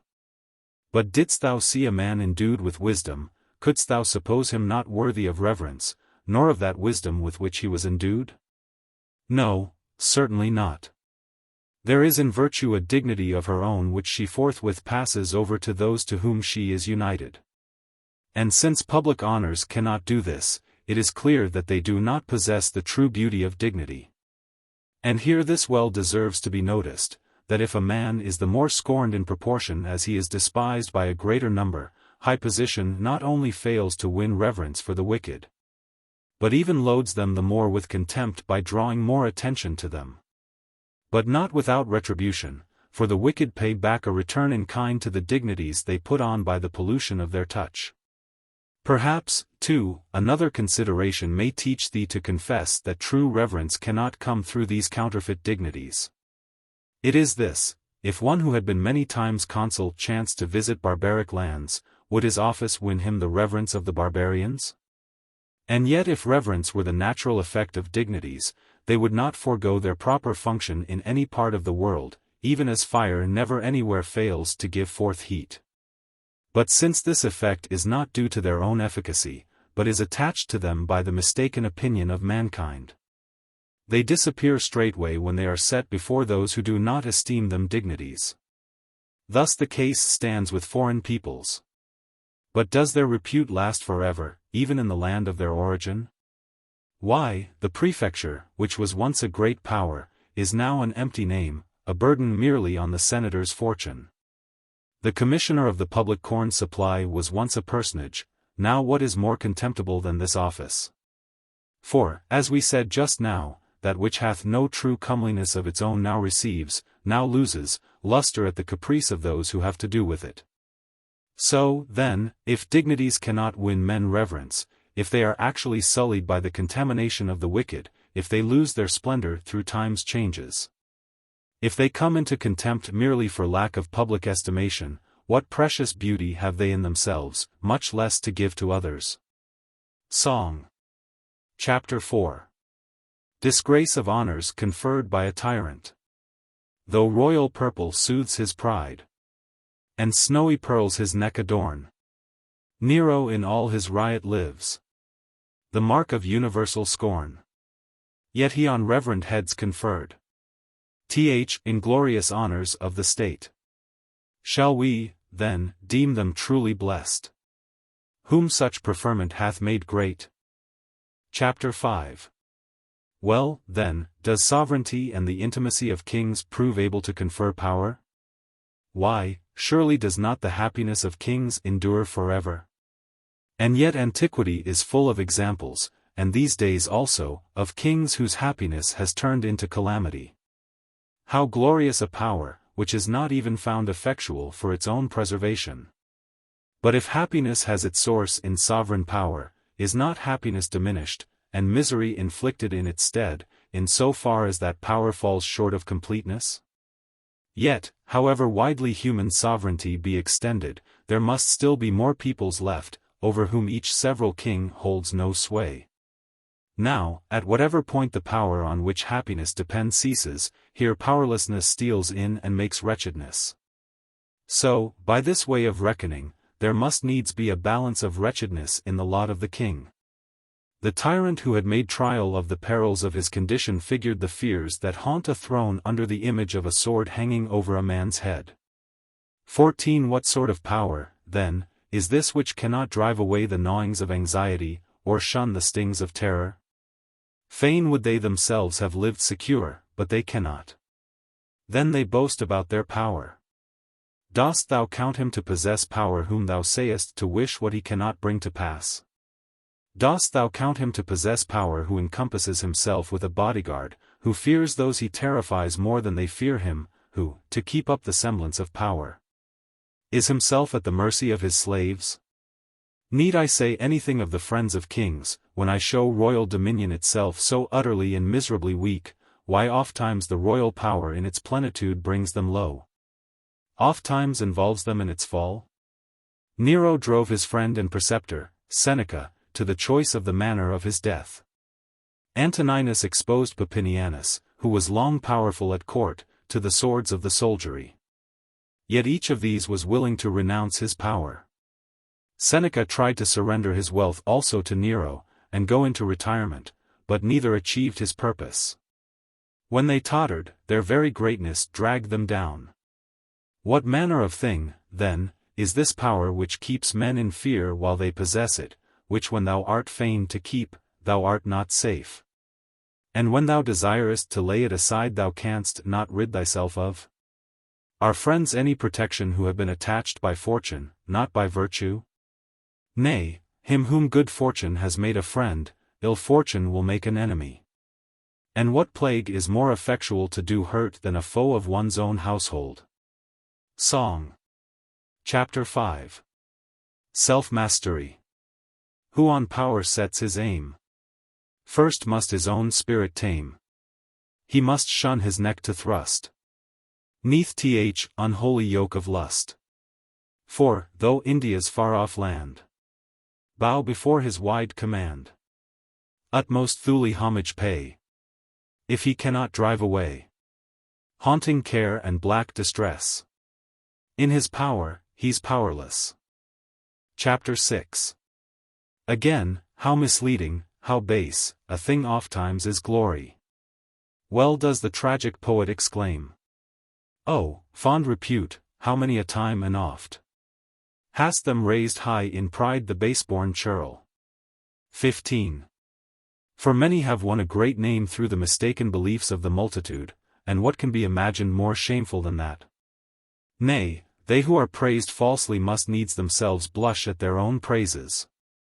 And even when praise is won by merit, still, how does it add to the good conscience of the wise man who measures his good not by popular repute, but by the truth of inner conviction? And if at all it does seem a fair thing to get this same renown spread abroad, it follows that any failure so to spread it is held foul. But if, as I set forth but now, there must needs be many tribes and peoples whom the fame of any single man cannot reach, it follows that he whom thou esteemest glorious seems all inglorious in a neighboring quarter of the globe. As to popular favor, I do not think it even worthy of mention in this place, since it never cometh of judgment, and never lasteth steadily. Then, again, who does not see how empty, how foolish, is the fame of noble birth? Why, if the nobility is based on renown, the renown is another's. For, truly, nobility seems to be a sort of reputation coming from the merits of ancestors. But if it is the praise which brings renown, of necessity it is they who are praised that are famous. Wherefore, the fame of another clothes thee not with splendor if thou hast none of thine own.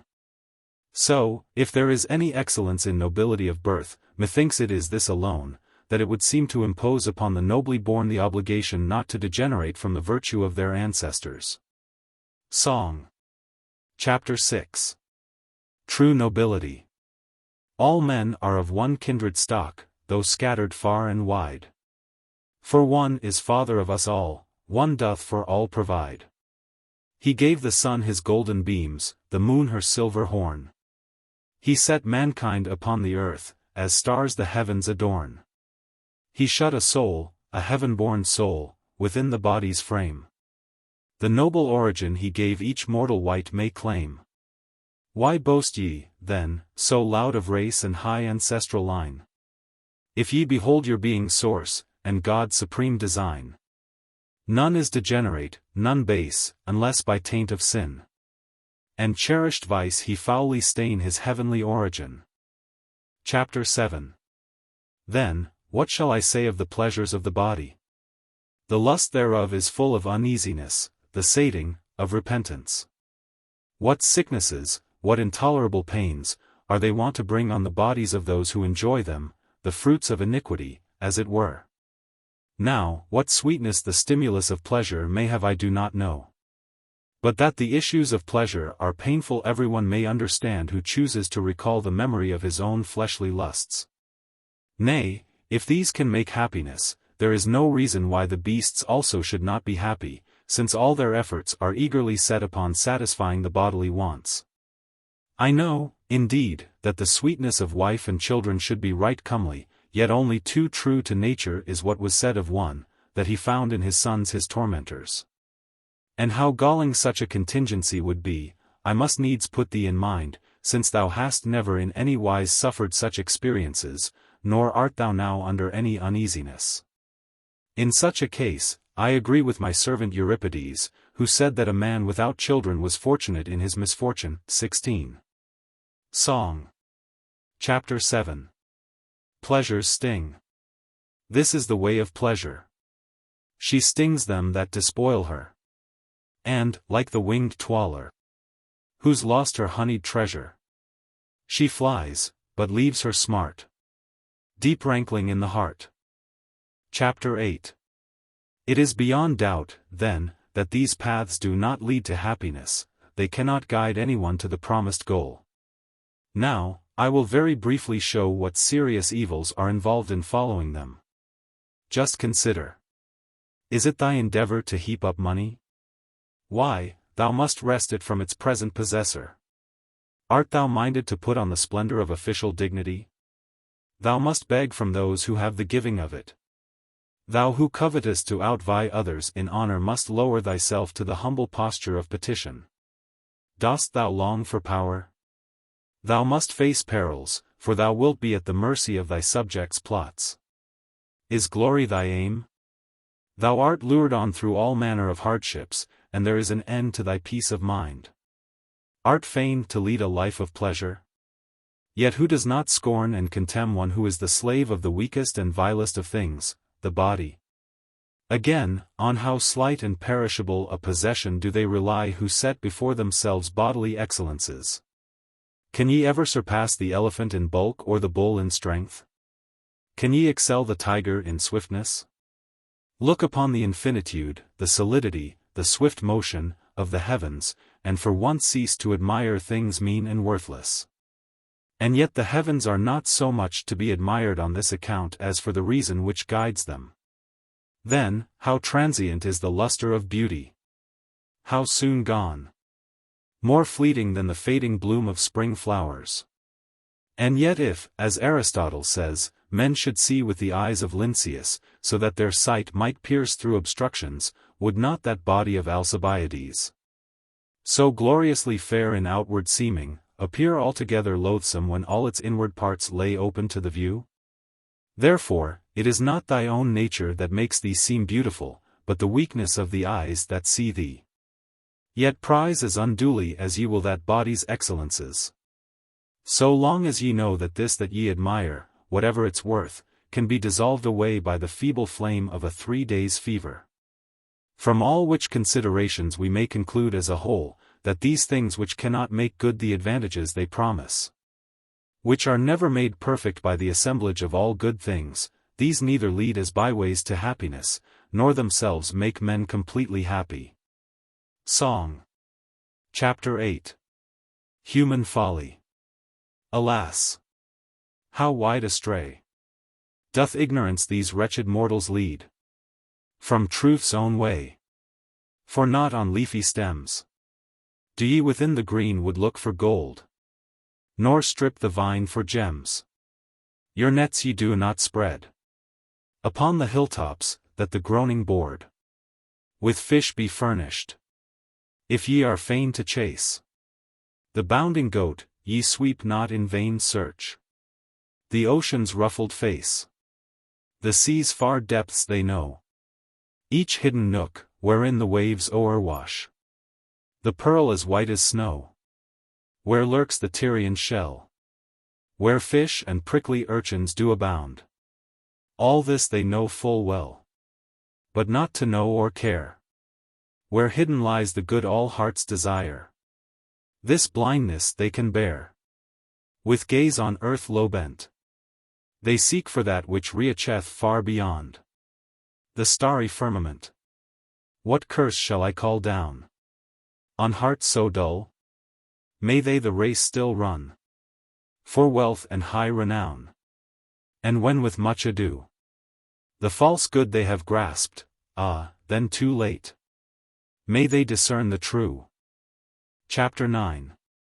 This much may well suffice to set forth the form of false happiness.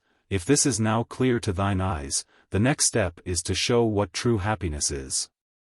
Indeed, said I see clearly enough that neither is independence to be found in wealth, nor power in sovereignty, nor reverence in dignities, nor fame in glory, nor true joy in pleasures.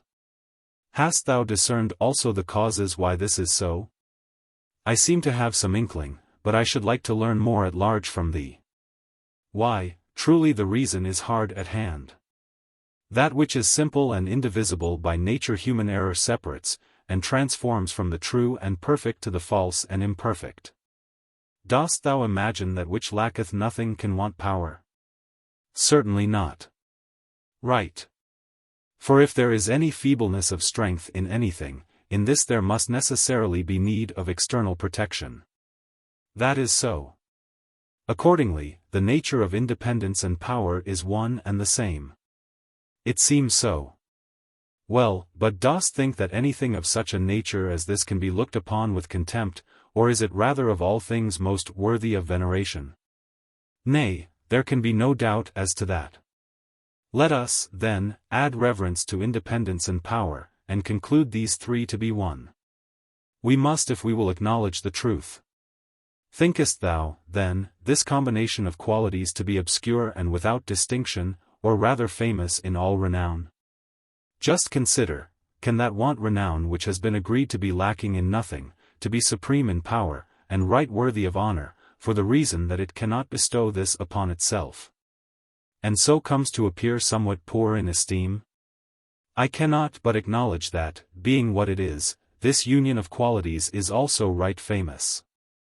It follows, then, that we must admit that renown is not different from the other three. It does, said I. That, then, which needs nothing outside itself, which can accomplish all things in its own strength, which enjoys fame and compels reverence. Must not this evidently be also fully crowned with joy? In sooth, I cannot conceive, said I, how any sadness can find entrance into such a state, wherefore I must needs acknowledge it full of joy, at least, if our former conclusions are to hold. Then, for the same reasons, this also is necessary, that independence, power, renown, reverence, and sweetness of delight, are different only in name, but in substance differ no wise one from the other. It is, said I. This, then, which is one, and simple by nature, human perversity separates, and, in trying to win a part of that which has no parts, fails to attain not only that portion, since there are no portions, but also the whole, to which it does not dream of aspiring. How so? Said I. He who, to escape want, seeks riches, gives himself no concern about power. He prefers a mean and low estate, and also denies himself many pleasures dear to nature to avoid losing the money which he has gained. But at this rate he does not even attain to independence, a weakling void of strength, vexed by distresses, mean and despised, and buried in obscurity. He, again, who thirsts alone for power squanders his wealth, despises pleasure, and thinks fame and rank alike worthless without power. But thou sayest in how many ways his state also is defective. Sometimes it happens that he lacks necessaries, that he is gnawed by anxieties, and, since he cannot rid himself of these inconveniences, even ceases to have that power which was his whole end and aim. In like manner may we cast up the reckoning in case of rank, of glory, or of pleasure. For since each one of these severally is identical with the rest, whosoever seeks any one of them without the others does not even lay hold of that one which he makes his aim. Well, said I, what then? Suppose anyone desire to obtain them together, he does indeed wish for happiness as a whole. But will he find it in these things which, as we have proved, are unable to bestow what they promise? Nay, by no means, said I. Then, happiness must certainly not be sought in these things which severally are believed to afford some one of the blessings most to be desired. They must not, I admit. No conclusion could be more true. So, then, the form and the causes of false happiness are set before thine eyes. Now turn thy gaze to the other side. There thou wilt straightway see the true happiness I promised. Yea, indeed, 'tis plain to the blind, said I, thou didst point it out even now in seeking to unfold the causes of the false. For, unless I am mistaken, that is true and perfect happiness which crowns one with the union of independence, power, reverence, renown, and joy. And to prove to thee with how deep an insight I have listened, since all these are the same, that which can truly bestow one of them I know to be without doubt full and complete happiness. Happy art thou, my scholar, in this thy conviction, only one thing shouldst thou add. What is that? Said I. Is there aught, thinkest thou, amid these mortal and perishable things which can produce a state such as this? Nay, surely not. And this thou hast so amply demonstrated that no word more is needed. Well, then, these things seem to give to mortals shadows of the true good, or some kind of imperfect good. But the true and perfect good they cannot bestow. Even so, said I. Since, then, thou hast learnt what that true happiness is, and what men falsely call happiness, it now remains that thou shouldst learn from what source to seek this. Yes. To this I have long been eagerly looking forward. Well, since, as Plato maintains 17 in the Timaeus, we ought even in the most trivial matters to implore the divine protection. What thinkest thou should we now do in order to deserve to find the seat of that highest good? We must invoke the Father of all things, said I, for without this no enterprise sets out from a right beginning. Thou sayest well, said she. And forthwith lifted up her voice and sang. Song. Chapter 9. Invocation 18. Maker of earth and sky, from age to age. Who are you else the world by reason? At whose word time issues from eternity's abyss. To all that moves the source of movement, fixed. Thyself and moveless. Thee no cause impelled. Extrinsic this proportioned frame to shape. From shapeless matter, but deep set within. Thy inmost being, the form of perfect good. From envy free. And thou didst mold the whole. To that supernal pattern. Beauteous. The world in thee thus imaged, being thyself. Most beautiful. So thou the work didst fashion. In that fair likeness, bidding it put on. Perfection through the exquisite perfectness. Of every part's contrivance. Thou dost bind. The elements in balanced harmony. So that the hot and cold, the moist and dry. Contend not, nor the pure fire leaping up. Escape, or weight of waters whelm the earth. Thou joinest and diffusest through the whole. Linking accordantly its several parts. A soul of threefold nature, moving all. This, cleft in twain, and in two circles gathered. Speeds in a path that on itself returns. Encompassing mind's limits, and conforms. The heavens to her true semblance. Lesser souls. And lesser lives by a like ordinance. Thou sendest forth, each to its starry car. Affixing, and dost strew them far and wide. O'er earth and heaven. These by a law benign. Thou biddest turn again, and render back. To thee their fires. Oh, grant, Almighty Father. Grant us on reason's wing to soar aloft. To heaven's exalted height, grant us to see. The fount of good. Grant us, the true light found. To fix our steadfast eyes in vision clear. On thee. Disperse the heavy mists of earth. And shine in thine own splendor. For thou art the true serenity and perfect rest. Of every pious soul, to see thy face. The end and the beginning, one the guide. The traveler, the pathway, and the goal. Chapter 10. Since now thou hast seen what is the form of the imperfect good, and what the form of the perfect also, methinks I should next show in what manner this perfection of felicity is built up. And here I conceive it proper to inquire, first, whether any excellence, such as thou hast lately defined, can exist in the nature of things. Lest we be deceived by an empty fiction of thought to which no true reality answers. But it cannot be denied that such does exist, and is, as it were, the source of all things good. For everything which is called imperfect is spoken of as imperfect by reason of the privation of some perfection. So it comes to pass that, whenever imperfection is found in any particular, there must necessarily be a perfection in respect of that particular also. For were there no such perfection, it is utterly inconceivable how that so-called imperfection should come into existence. Nature does not make a beginning with things mutilated and imperfect. She starts with what is whole and perfect, and falls away later to these feeble and inferior productions.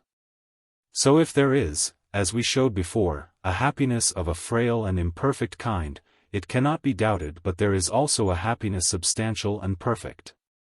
Most true is thy conclusion, and most sure, said I. Next to consider where the dwelling place of this happiness may be. The common belief of all mankind agrees that God, the supreme of all things, is good. For since nothing can be imagined better than God, how can we doubt him to be good than whom there is nothing better? Now, reason shows God to be good in such wise as to prove that in him is perfect good. For were it not so, he would not be supreme of all things. For there would be something else more excellent, possessed of perfect good, which would seem to have the advantage in priority and dignity. Since it has clearly appeared that all perfect things are prior to those less complete. Wherefore, lest we fall into an infinite regression, we must acknowledge the supreme God to be full of supreme and perfect good. But we have determined that true happiness is the perfect good. Therefore true happiness must dwell in the supreme deity. I accept thy reasonings, said I, they cannot in any wise be disputed. But, come, see how strictly and incontrovertibly thou mayst prove this our assertion that the supreme Godhead hath fullest possession of the highest good. In what way, pray, said I. Do not rashly suppose that he who is the Father of all things hath received that highest good of which he is said to be possessed either from some external source. Or hath it as a natural endowment in such sort that thou mightest consider the essence of the happiness possessed, and of the God who possesses it, distinct and different. For if thou deemest it received from without, thou mayst esteem that which gives more excellent than that which has received. But him we most worthily acknowledge to be the most supremely excellent of all things. If, however, it is in him by nature, yet is logically distinct, the thought is inconceivable, since we are speaking of God, who is supreme of all things. Who was there to join these distinct essences? Finally, when one thing is different from another, the things so conceived as distinct cannot be identical. Therefore that which of its own nature is distinct from the highest good is not itself the highest good, an impious thought of him than whom, 'tis plain, nothing can be more excellent. For universally nothing can be better in nature than the source from which it has come. Therefore on most true grounds of reason would I conclude that which is the source of all things to be in its own essence the highest good. And most justly, said I. But the highest good has been admitted to be happiness. Yes. Then, said she, it is necessary to acknowledge that God is very happiness. Yes, said I. I cannot gainsay my former admissions, and I see clearly that this is a necessary inference therefrom. Reflect, also, said she, whether the same conclusion is not further confirmed by considering that there cannot be two supreme goods distinct one from the other. For the goods which are different clearly cannot be severally each what the other is, wherefore neither of the two can be perfect, since to either the other is wanting. But since it is not perfect, it cannot manifestly be the supreme good. By no means, then, can goods which are supreme be different one from the other. But we have concluded that both happiness and God are the supreme good, wherefore that which is highest divinity must also itself necessarily be supreme happiness. No conclusion, said I, could be truer to fact, nor more soundly reasoned out, nor more worthy of God. Then, further, said she, just as geometricians are wont to draw inferences from their demonstrations to which they give the name deductions, so will I add here a sort of corollary. For since men become happy by the acquisition of happiness, while happiness is very godship, it is manifest that they become happy by the acquisition of godship. But as by the acquisition of justice men become just, and wise by the acquisition of wisdom, so by parity of reasoning by acquiring godship they must of necessity become gods. So every man who is happy is a god, and though in nature God is one only, yet there is nothing to hinder that very many should be gods by participation in that nature. A fair conclusion, and a precious, said I, deduction or corollary, by whichever name thou wilt call it. And yet, said she, not one whit fairer than this which reason persuades us to add. Why, what, said I. Why, seeing happiness has many particulars included under it, should all these be regarded as forming one body of happiness, as it were, made up of various parts? Or is there some one of them which forms the full essence of happiness, while all the rest are relative to this? I would thou wouldst unfold the whole matter to me at large. We judge happiness to be good, do we not? Yea, the supreme good. And this superlative applies to all. For this same happiness is adjudged to be the completest independence, the highest power, reverence, renown, and pleasure. What then? Are all these goods, independence, power, and the rest, to be deemed members of happiness, as it were, or are they all relative to good as to their summit and crown? I understand the problem, but I desire to hear how thou wouldst solve it. Well, then, listen to the determination of the matter. Were all these members composing happiness, they would differ severally one from the other. For this is the nature of parts, that by their difference they compose one body. All these, however, have been proved to be the same, therefore they cannot possibly be members, otherwise happiness will seem to be built up out of one member, which cannot be. There can be no doubt as to that, said I, but I am impatient to hear what remains. Why, it is manifest that all the others are relative to the good. For the very reason why independence is sought is that it is judged good, and so power also, because it is believed to be good. The same, too, may be supposed of reverence, of renown, and of pleasant delight. Good, then, is the sum and source of all desirable things. That which has not in itself any good, either in reality or in semblance, can in no wise be desired. Contrariwise, even things which by nature are not good are desired as if they were truly good, if they seem to be so. Whereby it comes to pass that goodness is rightly believed to be the sum and hinge and cause of all things desirable. Now, that for the sake of which anything is desired itself seems to be most wished for. For instance, if anyone wishes to ride for the sake of health, he does not so much wish for the exercise of riding as the benefit of his health. Since, then, all things are sought for the sake of the good, it is not these so much as good itself that is sought by all. But that on account of which all other things are wished for was, we agreed, happiness, wherefore thus also it appears that it is happiness alone which is sought. From all which it is transparently clear that the essence of absolute good and of happiness is one and the same. I cannot see how anyone can dissent from these conclusions. But we have also proved that God and true happiness are one and the same. Yes, said I. Then we can safely conclude, also, that God's essence is seated in absolute good, and nowhere else. Song. Chapter 10. The True Light. Hither come, all ye whose minds lust with rosy fetters binds, lust to bondage hard compelling, earthy souls that are his dwelling. Here shall be your labor's close, here your haven of repose. Come, to your one refuge press. Wide it stands to all distress. Not the glint of yellow gold, down bright Hermus current rolled. Not the Tagus precious sands, nor in far-off scorching lands. All the radiant gems that hide under Indus' storied tide, emerald green and glistering white, can illume our feeble sight. But they rather leave the mind in its native darkness blind. For the fairest beams they shed in earth's lowest depths were fed. But the splendor that supplies strength and vigor to the skies, and the universe controls, shunneth dark and ruined souls. He who once hath seen this light will not call the sunbeam bright. Chapter 11. I quite agree, said I, truly all thy reasonings hold admirably together. Then said she, what value wouldst thou put upon the boon shouldst thou come to the knowledge of the absolute good?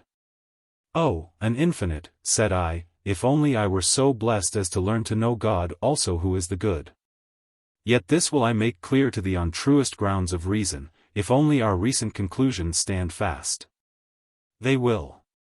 Have we not shown that those things which most men desire are not true and perfect good precisely for this cause, that they differ severally one from another, and, seeing that one is wanting to another, they cannot bestow full and absolute good, but that they become the true good when they are gathered, as it were, into one form and agency, so that that which is independence is likewise power, reverence, renown, and pleasant delight.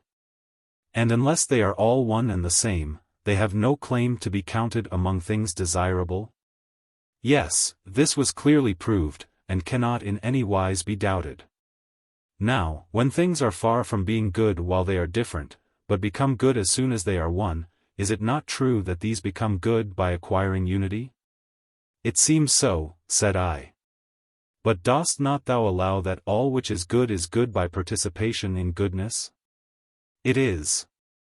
Then, thou must on similar grounds admit that unity and goodness are the same. For when the effects of things in their natural working differ not, their essence is one and the same. There is no denying it. Now, dost thou know, said she, that all which is abides and subsists so long as it continues one, but so soon as it ceases to be one it perishes and falls to pieces? In what way? Why, take animals, for example. When soul and body come together, and continue in one, this is, we say, a living creature. But when this unity is broken by the separation of these two, the creature dies, and is clearly no longer living. The body also, while it remains in one form by the joining together of its members, presents a human appearance. But if the separation and dispersal of the parts break up the body's unity, it ceases to be what it was. And if we extend our survey to all other things, without doubt it will manifestly appear that each several thing subsists while it is one, but when it ceases to be one perishes. Yes. When I consider further, I see it to be even as thou sayest. Well, is there aught, said she, which, in so far as it acts conformably to nature, abandons the wish for life, and desires to come to death and corruption?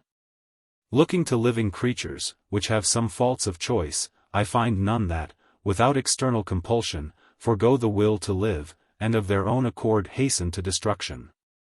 For every creature diligently pursues the end of self-preservation, and shuns death and destruction. As to herbs and trees, and inanimate things generally, I am altogether in doubt what to think.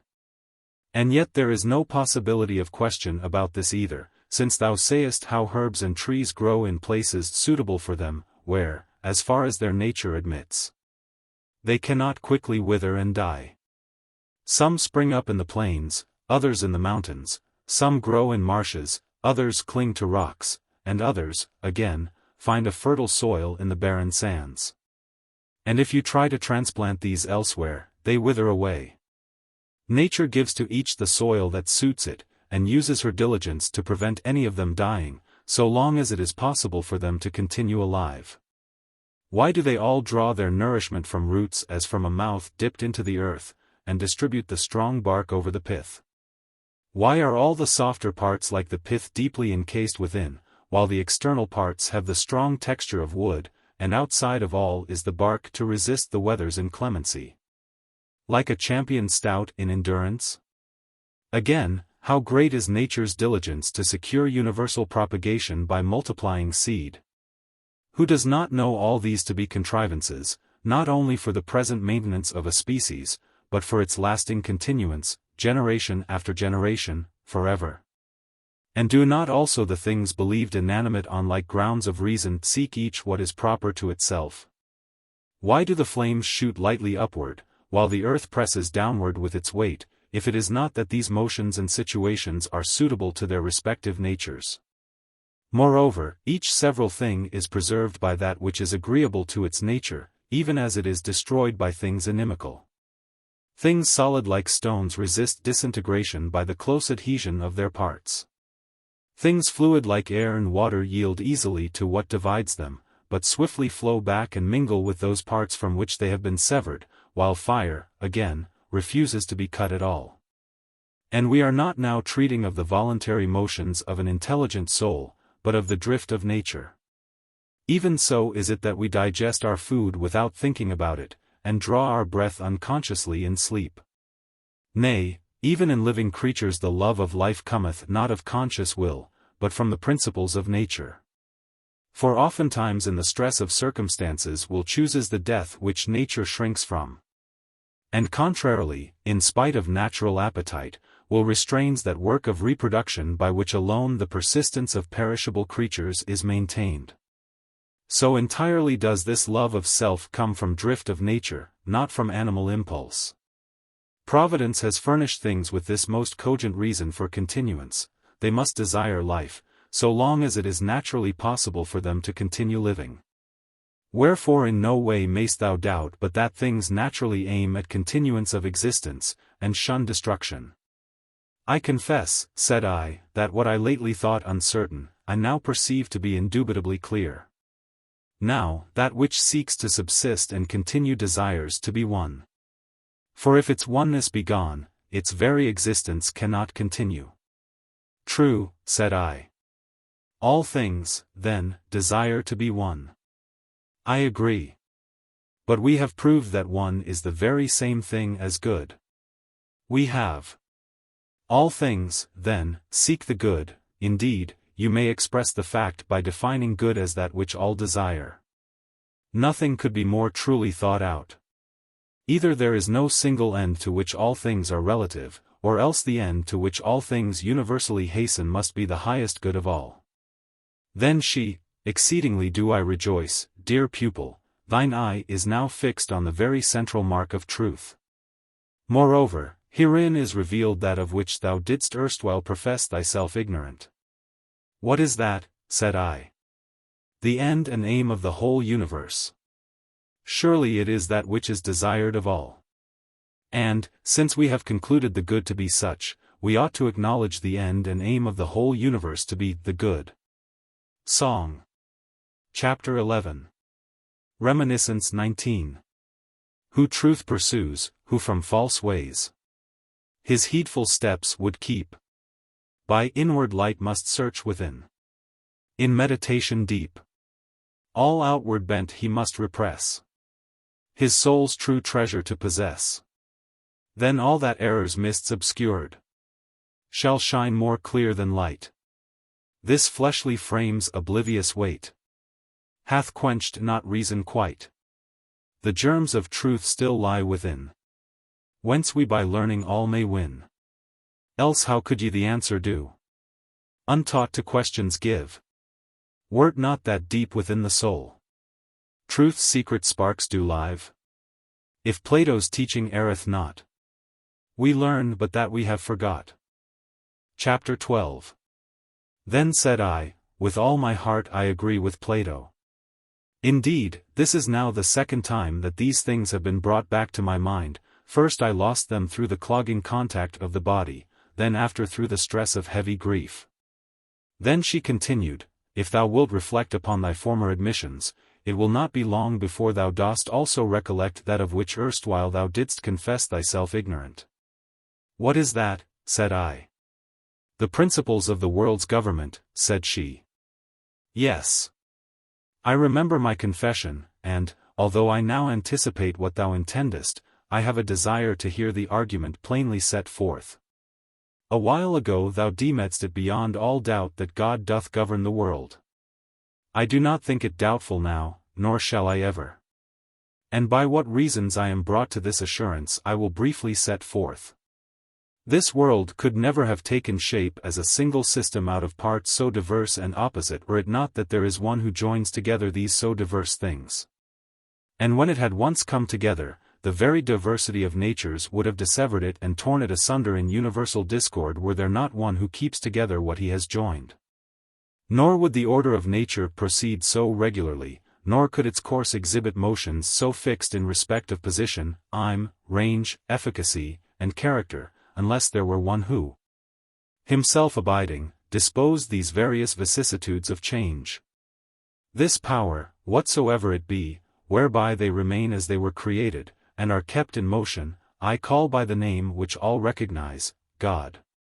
Then said she, seeing that such is thy belief, it will cost me little trouble, I think, to enable thee to win happiness, and return in safety to thy own country. But let us give our attention to the task that we have set before ourselves.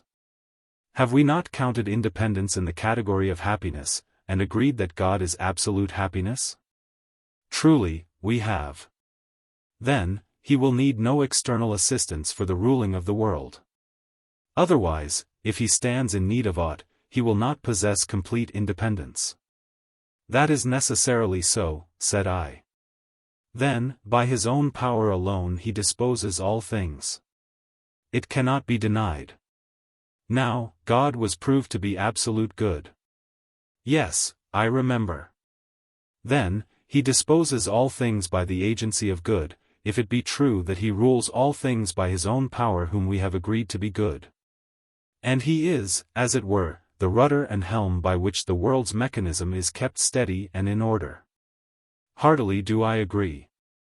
And, indeed, I anticipated what thou wouldst say, though it may be in feeble surmise only. I well believe it, said she. For, as I think, thou now bringest to the search eyes quicker in discerning truth, but what I shall say next is no less plain and easy to see. What is it? Said I. Why, said she, since God is rightly believed to govern all things with the rudder of goodness, and since all things do likewise, as I have taught, haste towards good by the very aim of nature.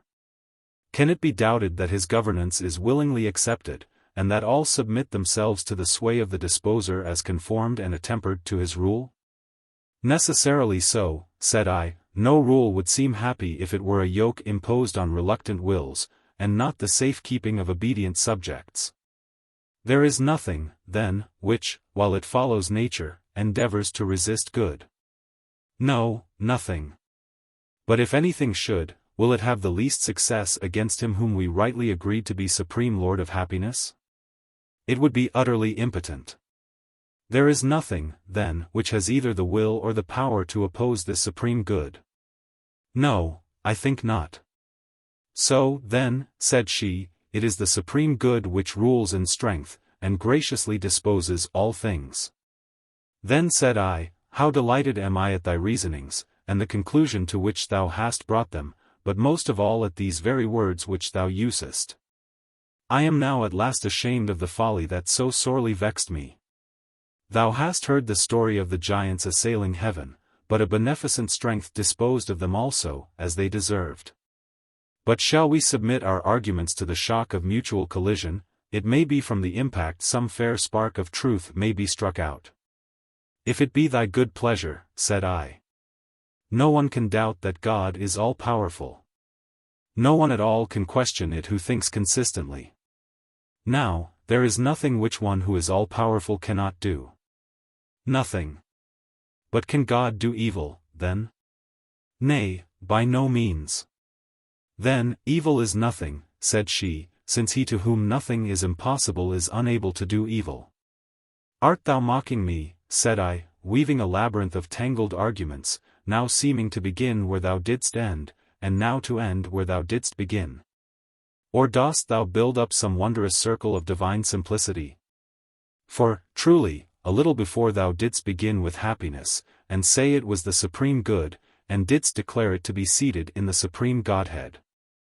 God himself, too, thou didst affirm to be supreme good and all-complete happiness. And from this thou didst go on to add, as by the way, the proof that no one would be happy unless he were likewise God.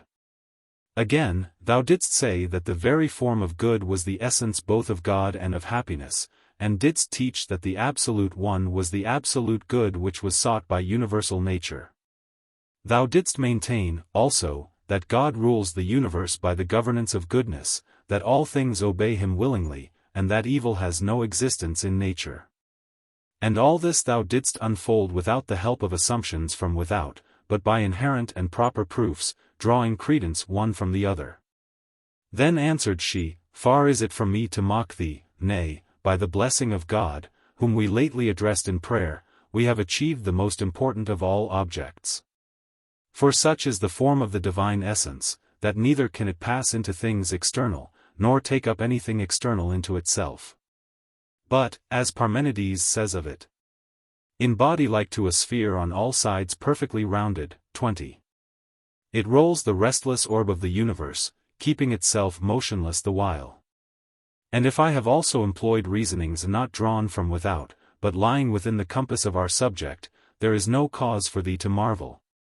Since thou hast learnt on Plato's authority 21 that words ought to be akin to the matter of which they treat.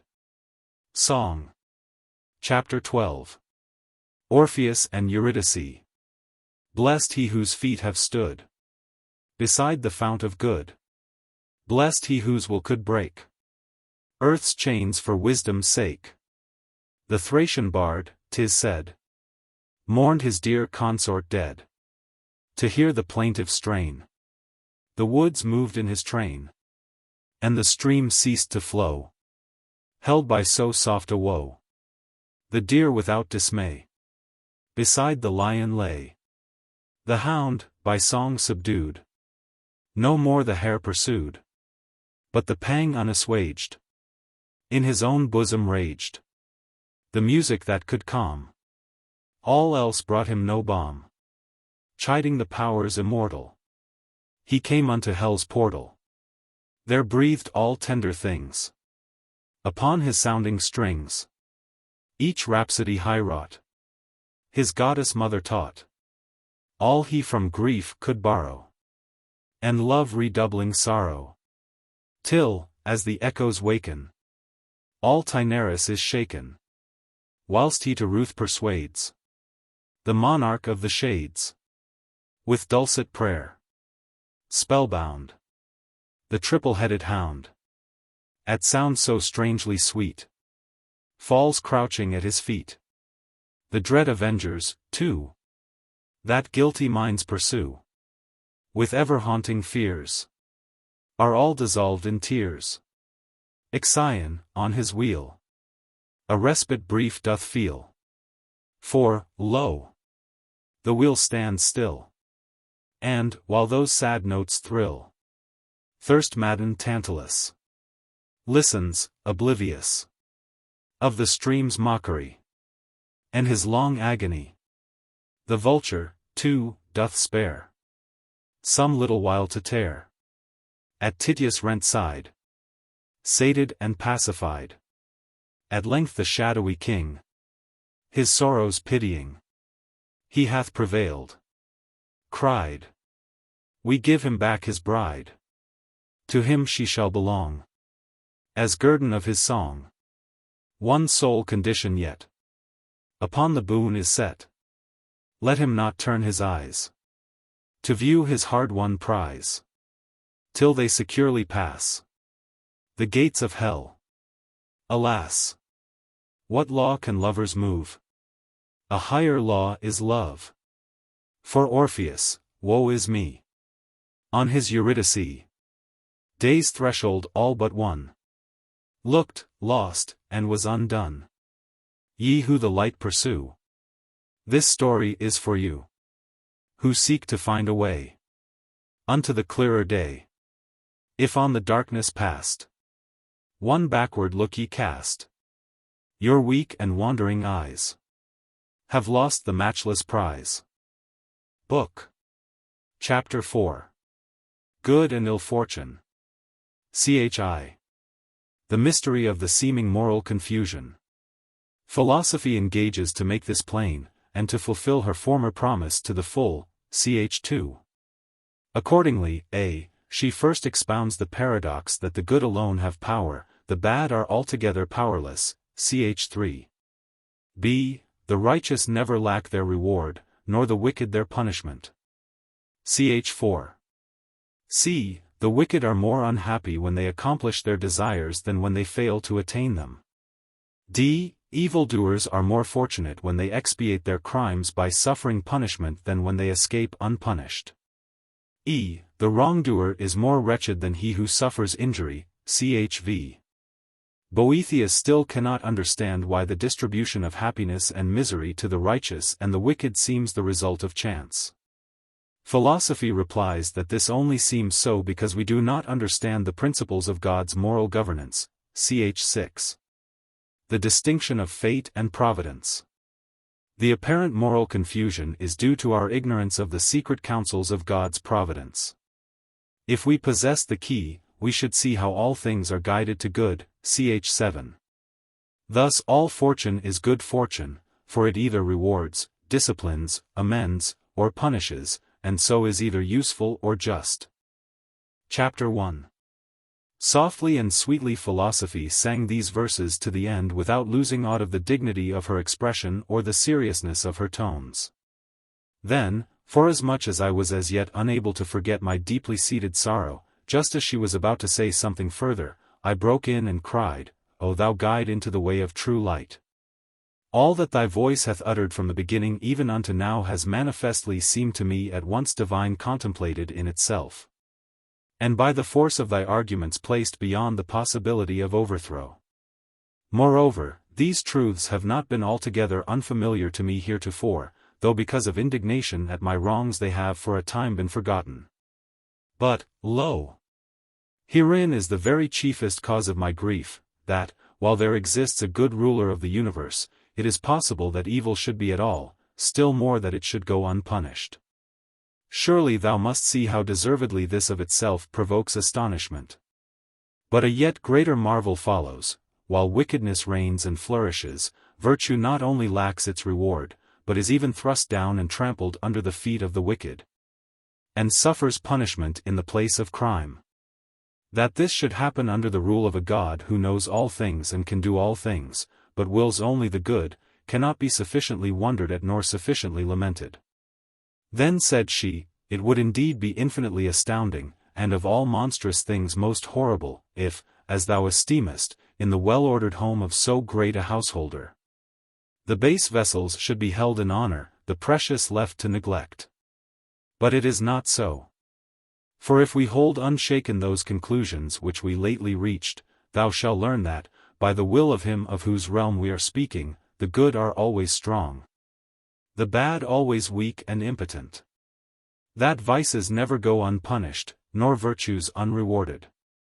That good fortune ever befalls the good, and ill fortune the bad, and much more of the sort, which shall hush thy murmurings, and stablish thee in the strong assurance of conviction. And since by my late instructions thou hast seen the form of happiness, hast learnt, too, the seat where it is to be found, all due preliminaries being discharged, I will now show thee the road which will lead thee home.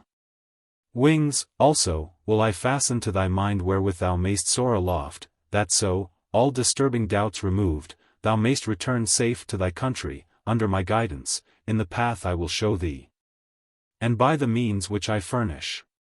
Song. Chapter 1. The Soul's Flight. Wings are mine, above the pole. Far aloft I soar. Clothed with these, my nimble soul scorns earth's hated shore, cleaves the skies upon the wind, sees the clouds left far behind. Soon the glowing point she nears, where the heavens rotate, follows through the starry spheres. Phoebus' course, or straight, takes for comrade mid the stars, Saturn cold or glittering Mars. Thus each circling orb explores, through night's stole that peers. Then, when all are numbered, soars far beyond the spheres, mounting heaven's supremest height, to the very fount of light. There the sovereign of the world his calm sway maintains, as the globe is onward whirled, guides the chariot reins, and in splendor glittering, reigns the universal King. Hither if thy wandering feet find at last a way, here thy long-lost home thou lt greet. Dear lost land, thou lt say, though from thee I've wandered wide, hence I came, here will abide. Yet if ever thou art fain visitant to be of earth's gloomy night again, surely thou wilt see. Tyrants whom the nations fear dwell in hapless exile here. Chapter 2. Then said I, Verily, wondrous great are thy promises, yet I do not doubt but thou canst make them good, only keep me not in suspense after raising such hopes. Learn, then, first, said she, how that power ever waits upon the good, while the bad are left wholly destitute of strength. 22 Of these truths the one proves the other. For since good and evil are contraries, if it is made plain that good is power, the feebleness of evil is clearly seen, and, conversely, if the frail nature of evil is made manifest, the strength of good is thereby known. However, to win ampler credence for my conclusion, I will pursue both paths, and draw confirmation for my statements first in one way and then in the other. The carrying out of any human action depends upon two things, to wit, will and power. If either be wanting, nothing can be accomplished. For if the will be lacking, no attempt at all is made to do what is not willed, whereas if there be no power, the will is all in vain. And so, if thou sayest any man wishing to attain some end, yet utterly failing to attain it, thou canst not doubt that he lacked the power of getting what he wished for. Why, certainly not. There is no denying it. Canst thou, then, doubt that he whom thou sayest to have accomplished what he willed had also the power to accomplish it? Of course not. Then, in respect of what he can accomplish a man is to be reckoned strong, in respect of what he cannot accomplish weak? Granted, said I. Then, dost thou remember that, by our former reasonings, it was concluded that the whole aim of man's will, though the means of pursuit vary, is set intently upon happiness? I do remember that this, too, was proved. Dost thou also call to mind how happiness is absolute good, and therefore that, when happiness is sought, it is good which is in all cases the object of desire? Nay, I do not so much call to mind as keep it fixed in my memory.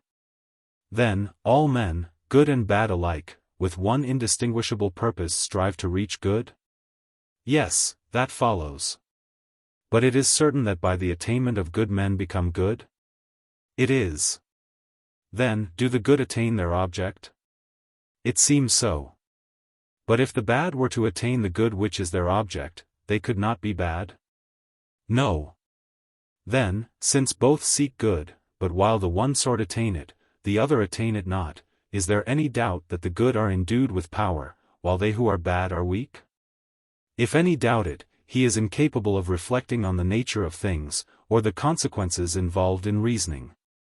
Again, supposing there are two things to which the same function is prescribed in the course of nature, and one of these successfully accomplishes the function by natural action. The other is altogether incapable of that natural action, instead of which, in a way other than is agreeable to its nature, it, I will not say fulfills its function, but feigns to fulfill it. Which of these two would in thy view be the stronger? I guess thy meaning, but I pray thee let me hear thee more at large. Walking is man's natural motion, is it not? Certainly. Thou dost not doubt, I suppose, that it is natural for the feet to discharge this function? No, surely I do not. Now, if one man who is able to use his feet walks, and another to whom the natural use of his feet is wanting tries to walk on his hands, which of the two wouldst thou rightly esteem the stronger? Go on, said I, no one can question but that he who has the natural capacity has more strength than he who has it not. Now, the supreme good is set up as the end alike for the bad and for the good.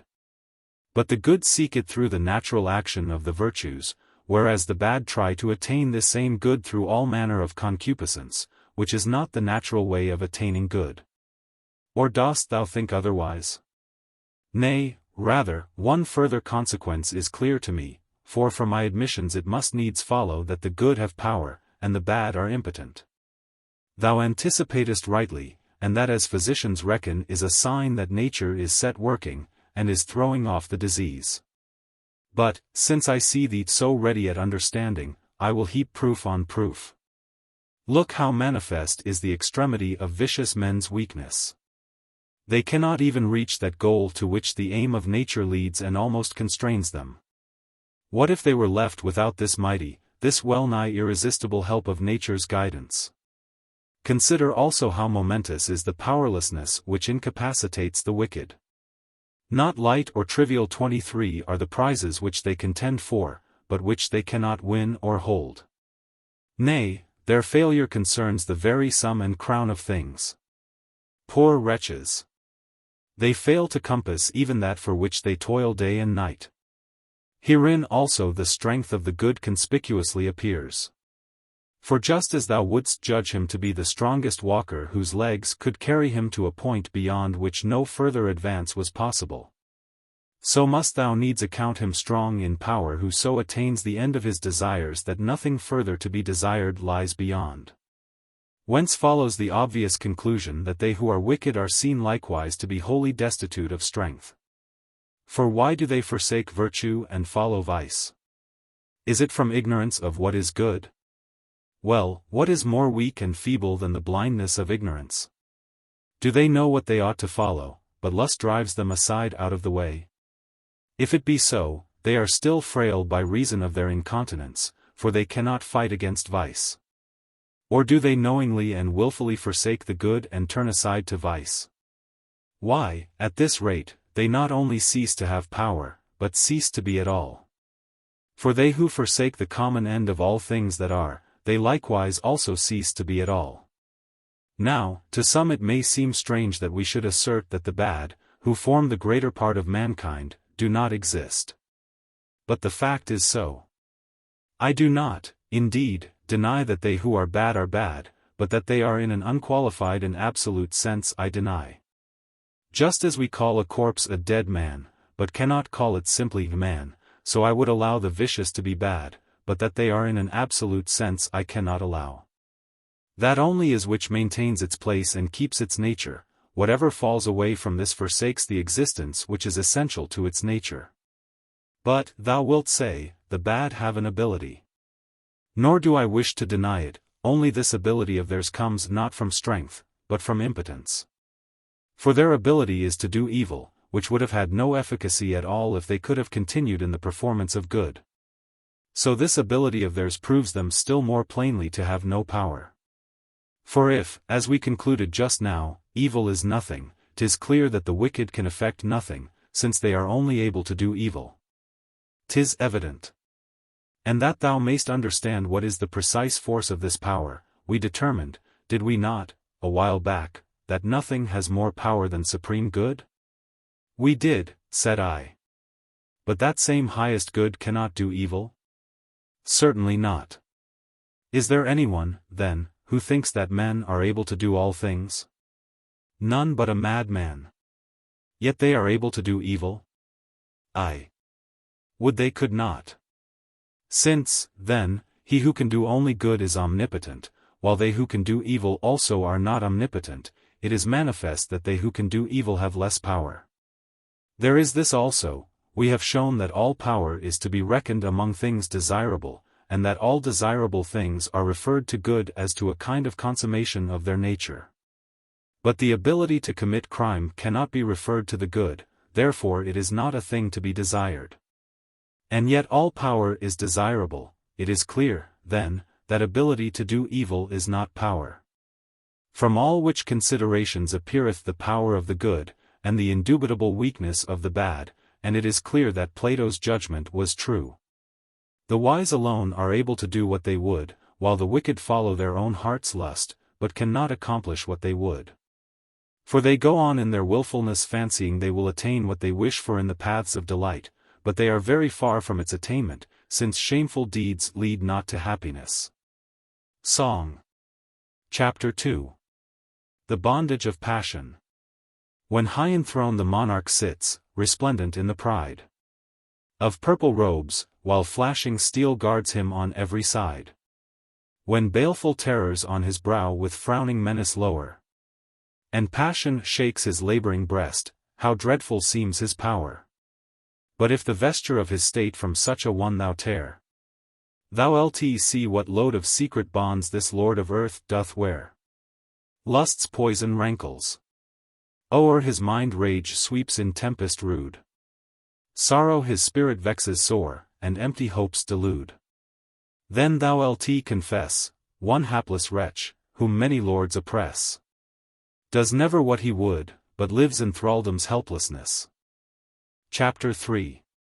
Thou sayest, then, in what foulness unrighteous deeds are sunk, with what splendor righteousness shines. Whereby it is manifest that goodness never lacks its reward, nor crime its punishment. For, verily, in all manner of transactions that for the sake of which the particular action is done may justly be accounted the reward of that action. Even as the wreath for the sake of which the race is run is the reward offered for running. Now, we have shown happiness to be that very good for the sake of which all things are done. Absolute good, then, is offered as the common prize, as it were, of all human actions. But, truly, this is a reward from which it is impossible to separate the good man, for one who is without good cannot properly be called good at all. Wherefore righteous dealing never misses its reward. Rage the wicked, then, never so violently, the crown shall not fall from the head of the wise, nor wither. Verily, other men's unrighteousness cannot pluck from righteous souls their proper glory. Were the reward in which the soul of the righteous delighteth received from without, then might it be taken away by him who gave it, or some other. But since it is conferred by his own righteousness, then only will he lose his prize when he has ceased to be righteous. Lastly, since every prize is desired because it is believed to be good, who can account him who possesses good to be without reward? And what a prize, the fairest and grandest of all! For remember the corollary which I chiefly insisted on a little while back, and reason thus, since absolute good is happiness. 'Tis clear that all the good must be happy for the very reason that they are good. But it was agreed that those who are happy are gods. So, then, the prize of the good is one which no time may impair, no man's power lessen, no man's unrighteousness tarnish, 'tis very godship. And this being so, the wise man cannot doubt that punishment is inseparable from the bad. For since good and bad, and likewise reward and punishment, are contraries, it necessarily follows that, corresponding to all that we see accrue as reward of the good, there is some penalty attached as punishment of evil. As, then, righteousness itself is the reward of the righteous, so wickedness itself is the punishment of the unrighteous. Now, no one who is visited with punishment doubts that he is visited with evil. Accordingly, if they were but willing to weigh their own case, could they think themselves free from punishment whom wickedness, worst of all evils, has not only touched, but deeply tainted? See, also, from the opposite standpoint, the standpoint of the good, what a penalty attends upon the wicked. Thou didst learn a little since that whatever is one, and that unity itself is good. Accordingly, by this way of reckoning, whatever falls away from goodness ceases to be. Whence it comes to pass that the bad cease to be what they were, while only the outward aspect is still left to show they have been men. Wherefore, by their perversion to badness, they have lost their true human nature. Further, since righteousness alone can raise men above the level of humanity, it must needs be that unrighteousness degrades below man's level those whom it has cast out of man's estate. It results, then, that thou canst not consider him human whom thou sayest transformed by vice. The violent despoiler of other men's goods, enflamed with covetousness, surely resembles a wolf. A bold and restless spirit, ever wrangling in law courts, is like some yelping cur. The secret schemer, taking pleasure in fraud and stealth, is own brother to the fox. The passionate man, frenzied with rage, we might believe to be animated with the soul of a lion. The coward and runaway, afraid where no fear is, may be likened to the timid deer. He who is sunk in ignorance and stupidity lives like a dull ass. He who is light and inconstant, never holding long to one thing, is for all the world like a bird. He who wallows in foul and unclean lusts is sunk in the pleasures of a filthy hog. So it comes to pass that he who by forsaking righteousness ceases to be a man cannot pass into a godlike condition, but actually turns into a brute beast. Song. Chapter 3. Circe's Cup. Ithacon discreet. And all his storm-tossed fleet. Far o'er the ocean wave. The winds of heaven drave to the mystic isle, where dwelleth in her guile that fair and faithless one, the daughter of the sun. There for the stranger crew, with cunning spells she knew, to mix enchanted cup. For whoso drinks it up, must suffer hideous change, to monstrous shapes and strange. One like a boar appears, this his huge form uprears, mighty in bulk and limb, an Afric lion, grim, with claw and fang, confessed. A wolf, this, sore distressed, when he would weep, doth howl. And, strangely tame, these prowl, the Indian tiger's mates. And though in such sore straits, the pity of the god, who bears the mystic rod, had power the chieftain brave, from her fell arts to save his comrades, unrestrained, the fatal goblet drained.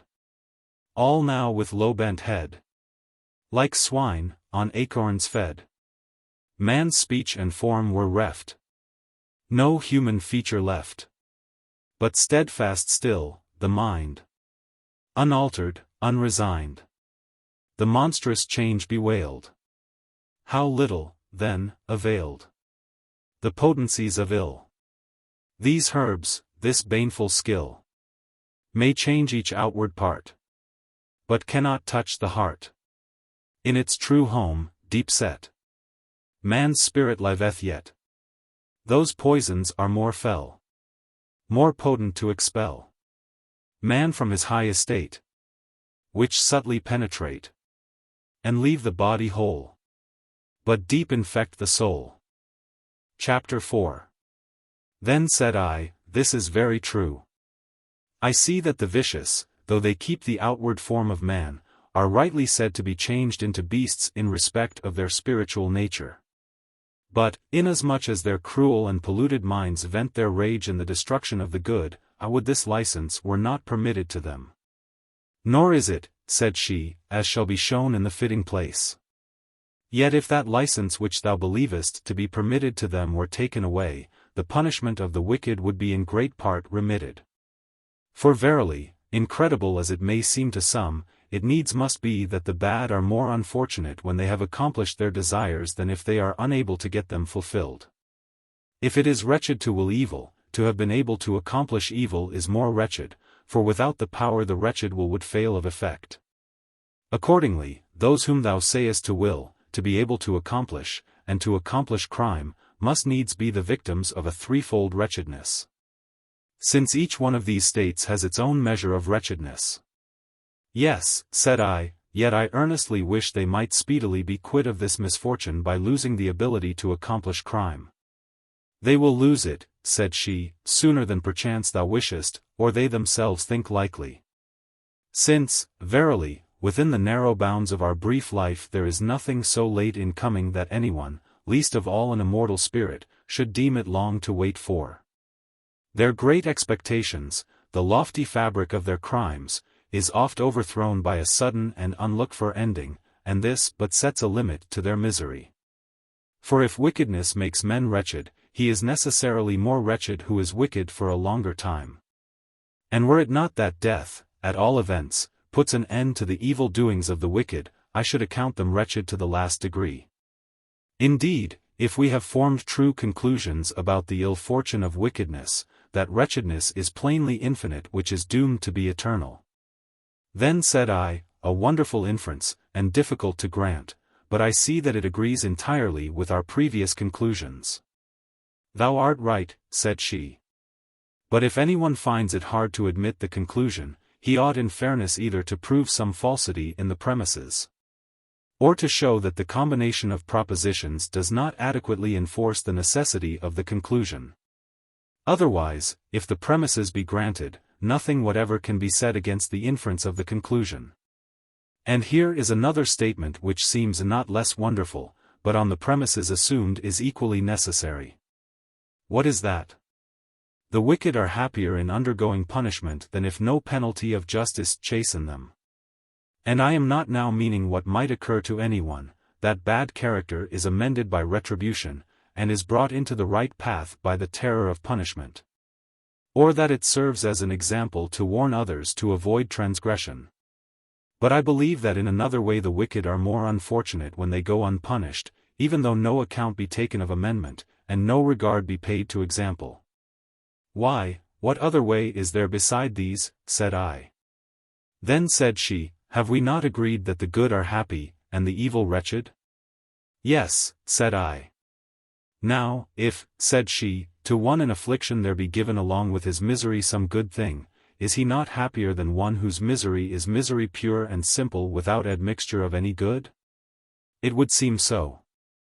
But if to one thus wretched, one destitute of all good, some further evil be added besides those which make him wretched, is he not to be judged far more unhappy than he whose ill fortune is alleviated by some share of good? It could scarcely be otherwise.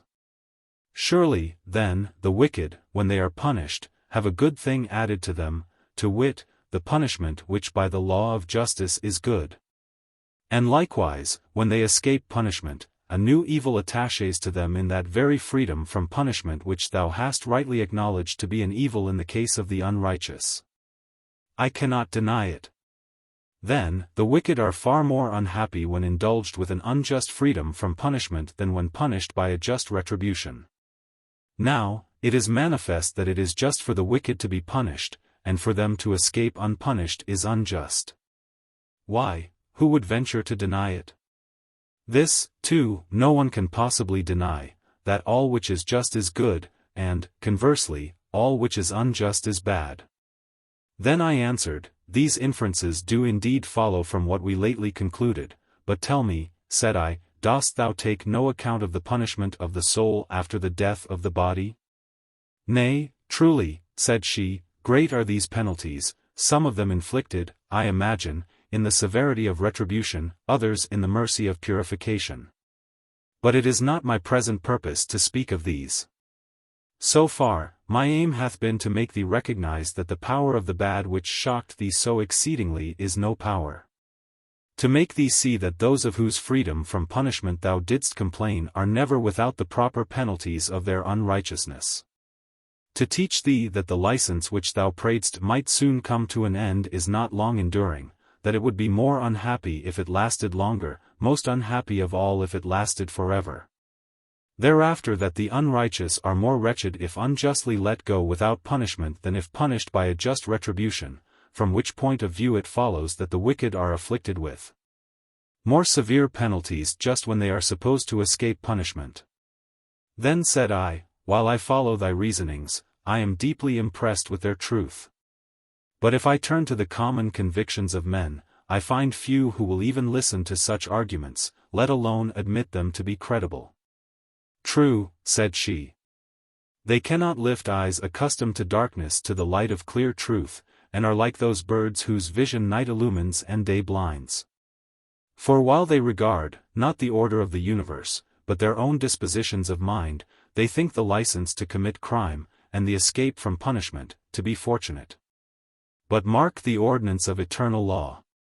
Hast thou fashioned thy soul to the likeness of the better, thou hast no need of a judge to award the prize, by thine own act hast thou raised thyself in the scale of excellence. Hast thou perverted thy affections to baser things, look not for punishment from one without thee, thine own act hath degraded thee, and thrust thee down. Even so, if alternately thou turn thy gaze upon the vile earth and upon the heavens, though all without thee stand still, by the mere laws of sight thou see me as now sunk in the mire, now soaring among the stars. But the common herd regards not these things. What, then? Shall we go over to those whom we have shown to be like brute beasts? Why, suppose, now, one who had quite lost his sight should likewise forget that he had ever possessed the faculty of vision, and should imagine that nothing was wanting in him to human perfection. Should we deem those who saw as well as ever blind? Why, they will not even assent to this, either, that they who do wrong are more wretched than those who suffer wrong, though the proof of this rests on grounds of reason no less strong. Let me hear these same reasons, said I. Wouldst thou deny that every wicked man deserves punishment? I would not, certainly.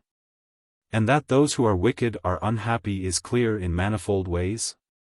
Yes, I replied. Thou dost not doubt, then, that those who deserve punishment are wretched?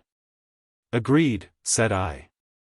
So, then, if thou wert sitting in judgment, on whom wouldst thou decree the infliction of punishment, on him who had done the wrong, or on him who had suffered it? Without doubt, I would compensate the sufferer at the cost of the doer of the wrong. Then, the injurer would seem more wretched than the injured?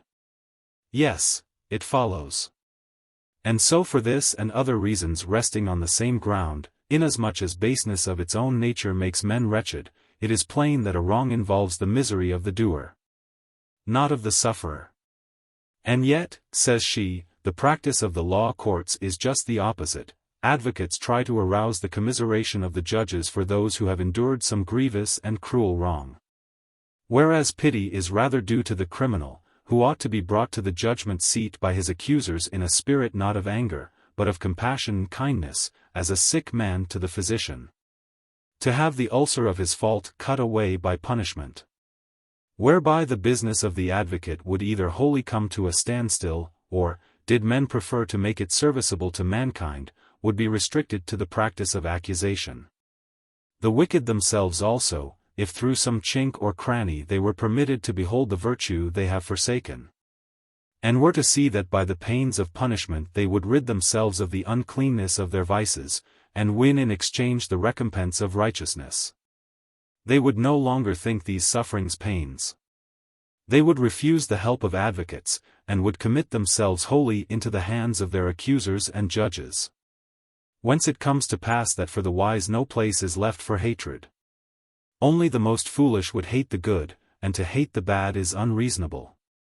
For if vicious propensity is, as it were, a disease of the soul like bodily sickness, even as we account the sick in body by no means deserving of hate, but rather of pity, so, and much more, should they be pitied whose minds are assailed by wickedness, which is more frightful than any sickness.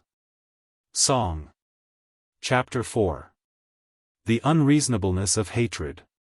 Why all this furious strife? Oh, why? With rash and wilful hand provoke death's destined day? If death ye seek, lo! Death is nigh. Not of their masters will those coursers swift delay. The wild beasts vent on man their rage. Yet, 'gainst their brothers' lives men point the murderous steel. Unjust and cruel wars they wage, and haste with flying darts the death to meet or deal. No right nor reason can they show.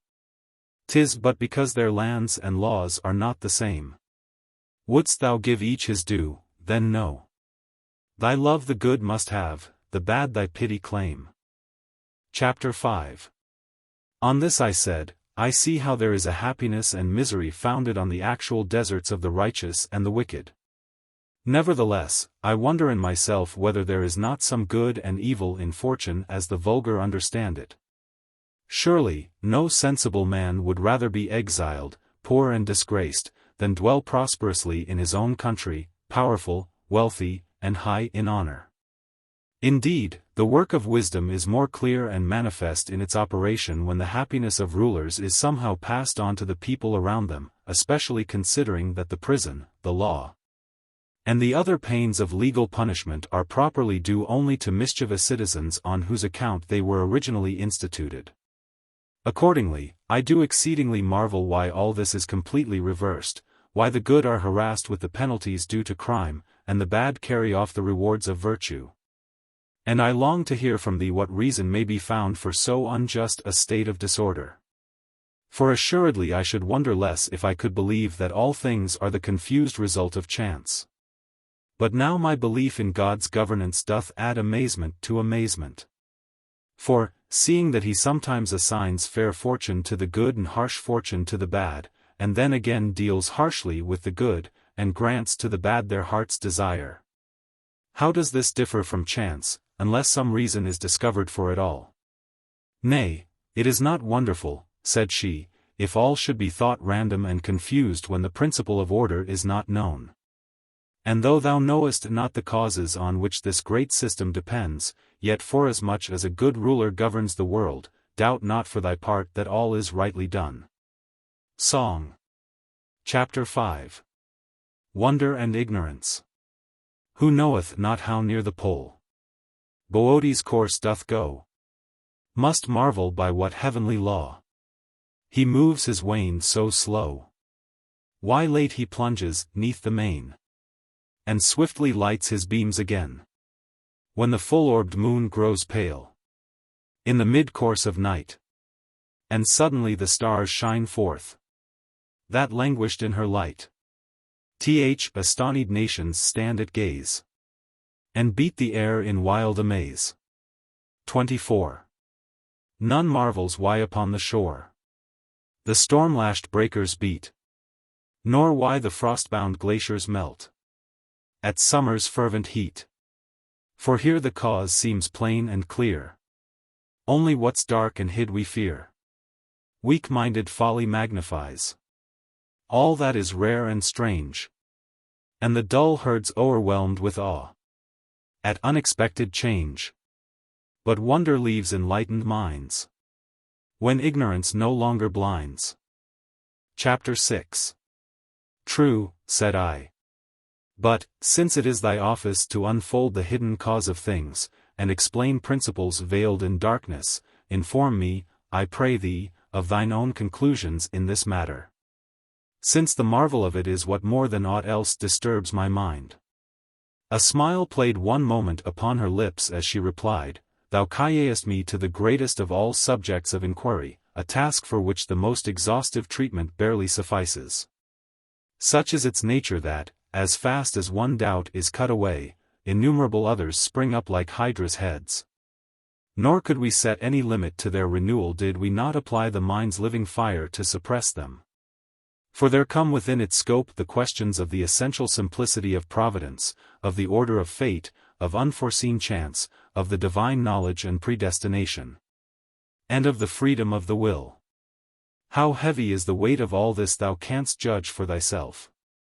But, inasmuch as to know these things also is part of the treatment of thy malady, we will try to give them some consideration, despite the restrictions of the narrow limits of our time. Moreover, thou must for a time dispense with the pleasures of music and song, if so be that thou findest any delight therein, whilst I weave together the connected train of reasons in proper order. As thou wilt, said I. Then, as if making a new beginning, she thus discoursed, the coming into being of all things, the whole course of development in things that change, every sort of thing that moves in any wise, receives its due cause, order, and form from the steadfastness of the divine mind.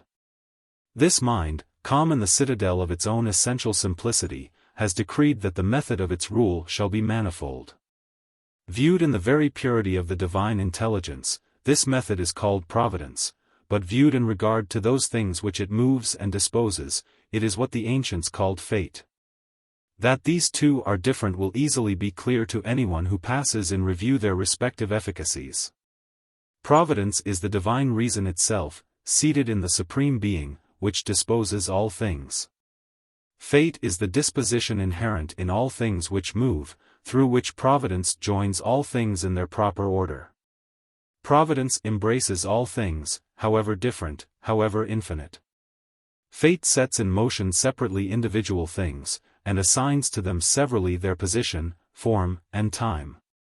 So the unfolding of this temporal order unified into the foreview of the divine mind is providence, while the same unity broken up and unfolded in time is fate. And although these are different, yet is there a dependence between them, for the order of destiny issues from the essential simplicity of providence.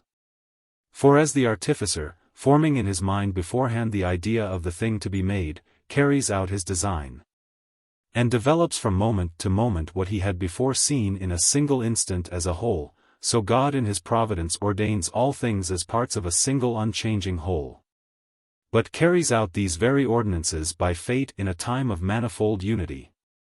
So whether fate is accomplished by divine spirits as the ministers of providence, or by a soul, or by the service of all nature, whether by the celestial motion of the stars, by the efficacy of angels, or by the many-sided cunning of demons, whether by all or by some of these the destined series is woven, this, at least, is manifest, that Providence is the fixed and simple form of destined events, fate their shifting series in order of time, as by the disposal of the divine simplicity they are to take place. Whereby it is that all things which are under fate are subjected also to Providence, on which fate itself is dependent. Whereas certain things which are set under Providence are above the chain of fate, viz. those things which by their nearness to the primal divinity are steadfastly fixed, and lie outside the order of fate's movements.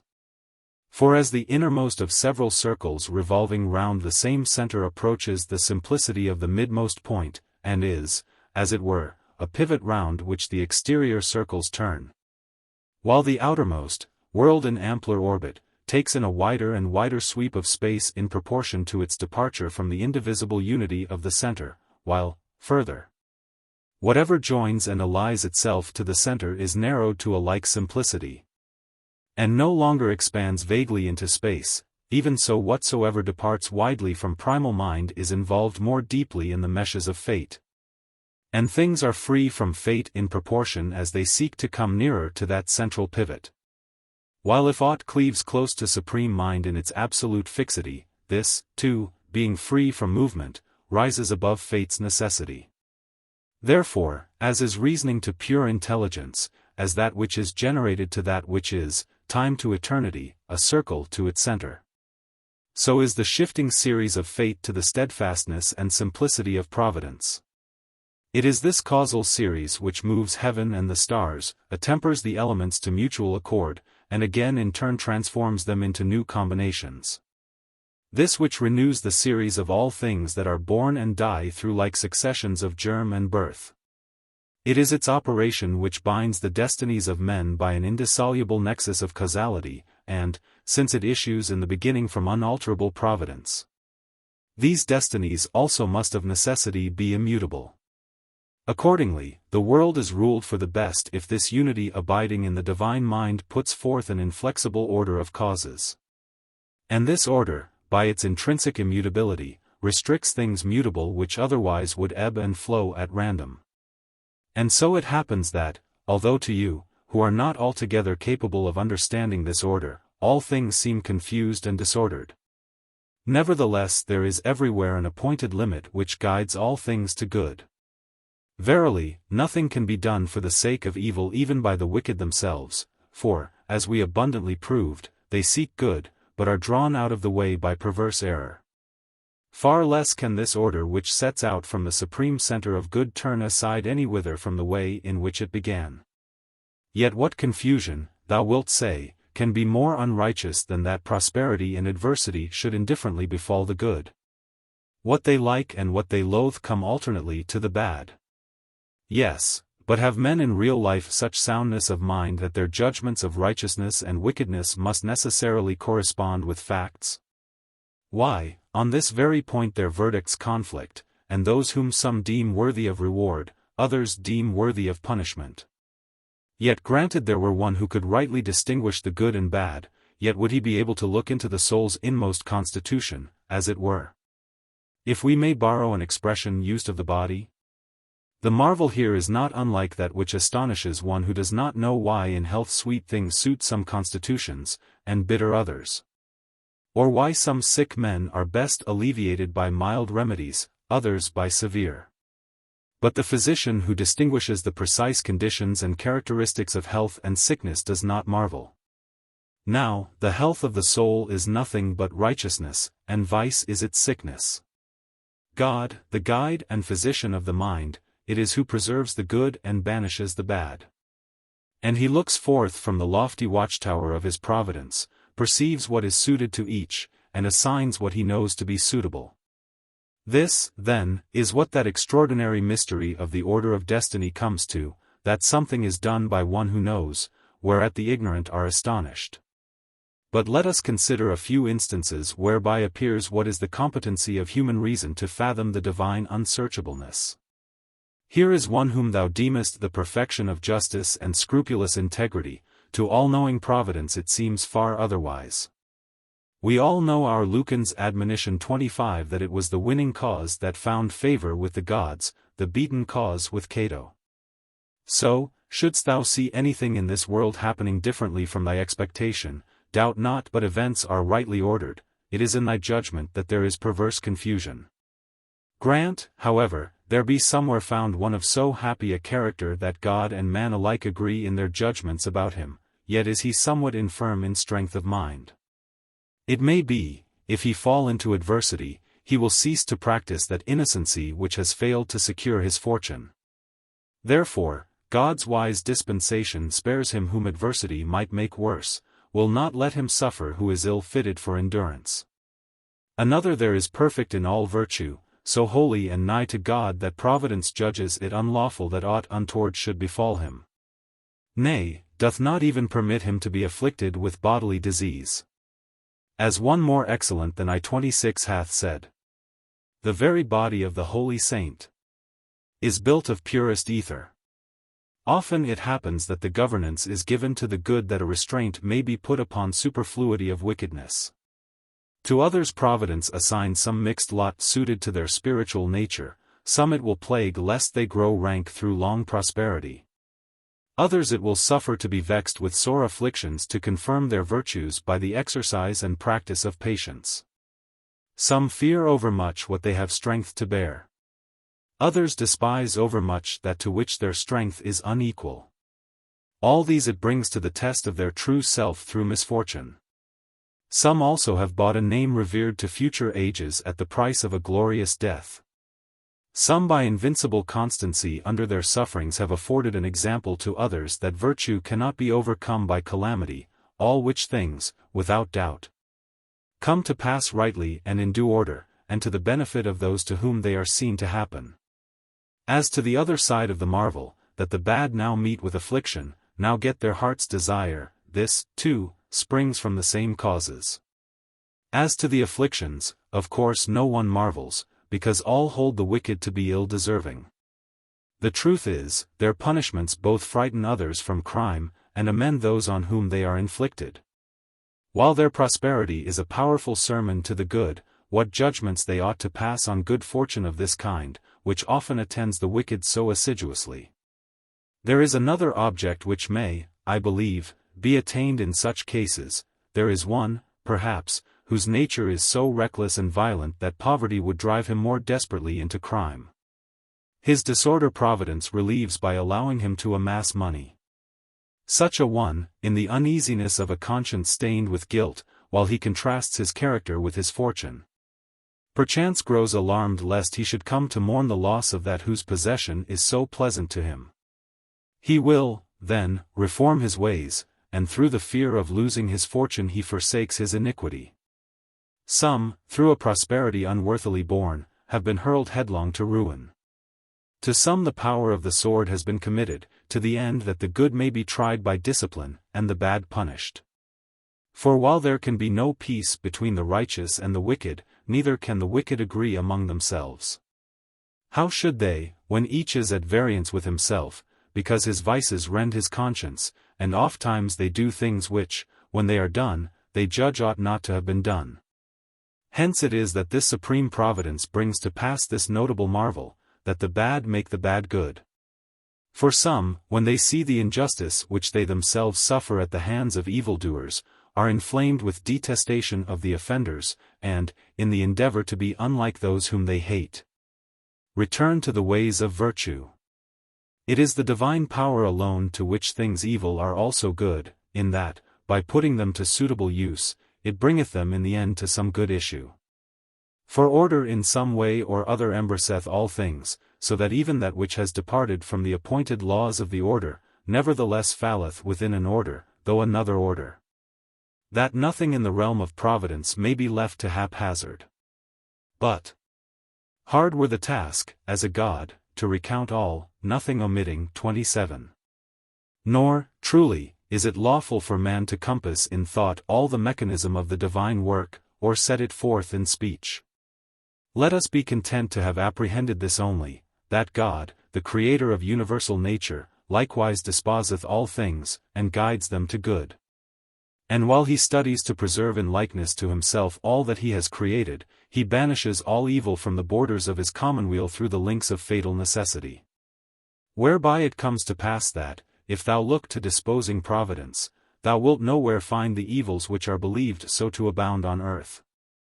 But I see thou hast long been burdened with the weight of the subject, and fatigued with the prolixity of the argument, and now lookest for some refreshment of sweet poesy. Listen, then, and may the draught so restore thee that thou wilt bend thy mind more resolutely to what remains. Song. Chapter 6. The Universal Aim. Wouldst thou with unclouded mind view the laws by God designed? Lift thy steadfast gaze on high to the starry canopy. See in rightful league of love all the constellations move. Fiery soul, in full career, ne'er obstructs cold Phoebe's sphere. When the bear, at heaven's height, wheels his courser's rapid flight, though he sees the starry train sinking in the western main, he repines not, nor desires in the flood to quench his fires. In true sequence, as decreed, daily morn and eve succeed. Vesper brings the shades of night, Lucifer the morning light. Love, in alternation due, still the cycle doth renew, and discordant strife is driven from the starry realm of heaven. Thus, in wondrous amity, warring elements agree. Hot and cold, and moist and dry, lay their ancient quarrel by. High the flickering flame ascends, downward earth forever tends. So the year in spring's mild hours loads the air with scent of flowers. Summer paints the golden grain. Then, when autumn comes again, bright with fruit the orchards glow. Winter brings the rain and snow. Thus the seasons' fixed progression, tempered in a due succession, nourishes and brings to birth all that lives and breathes on earth. Then, soon run life's little day. All it brought it takes away. But one sits and guides the reins, he who made and all sustains. King and Lord and fountainhead, Judge most holy, law most dread. Now impels and now keeps back, holds each waverer in the track. Else, were once the power withheld, that the circling spheres compelled in their orbits to revolve, this world's order would dissolve, and harmonious whole would all in one hideous ruin fall. But through this connected frame runs one universal aim. Towards the good do all things tend. Many paths, but one the end. For naught lasts, unless it turns backward in its course, and yearns to that source to flow again, whence its being first was ta'en. Chapter 7. Dost thou, then, see the consequence of all that we have said? Nay, what consequence? That absolutely every fortune is good fortune. And how can that be? Said I. Attend, said she.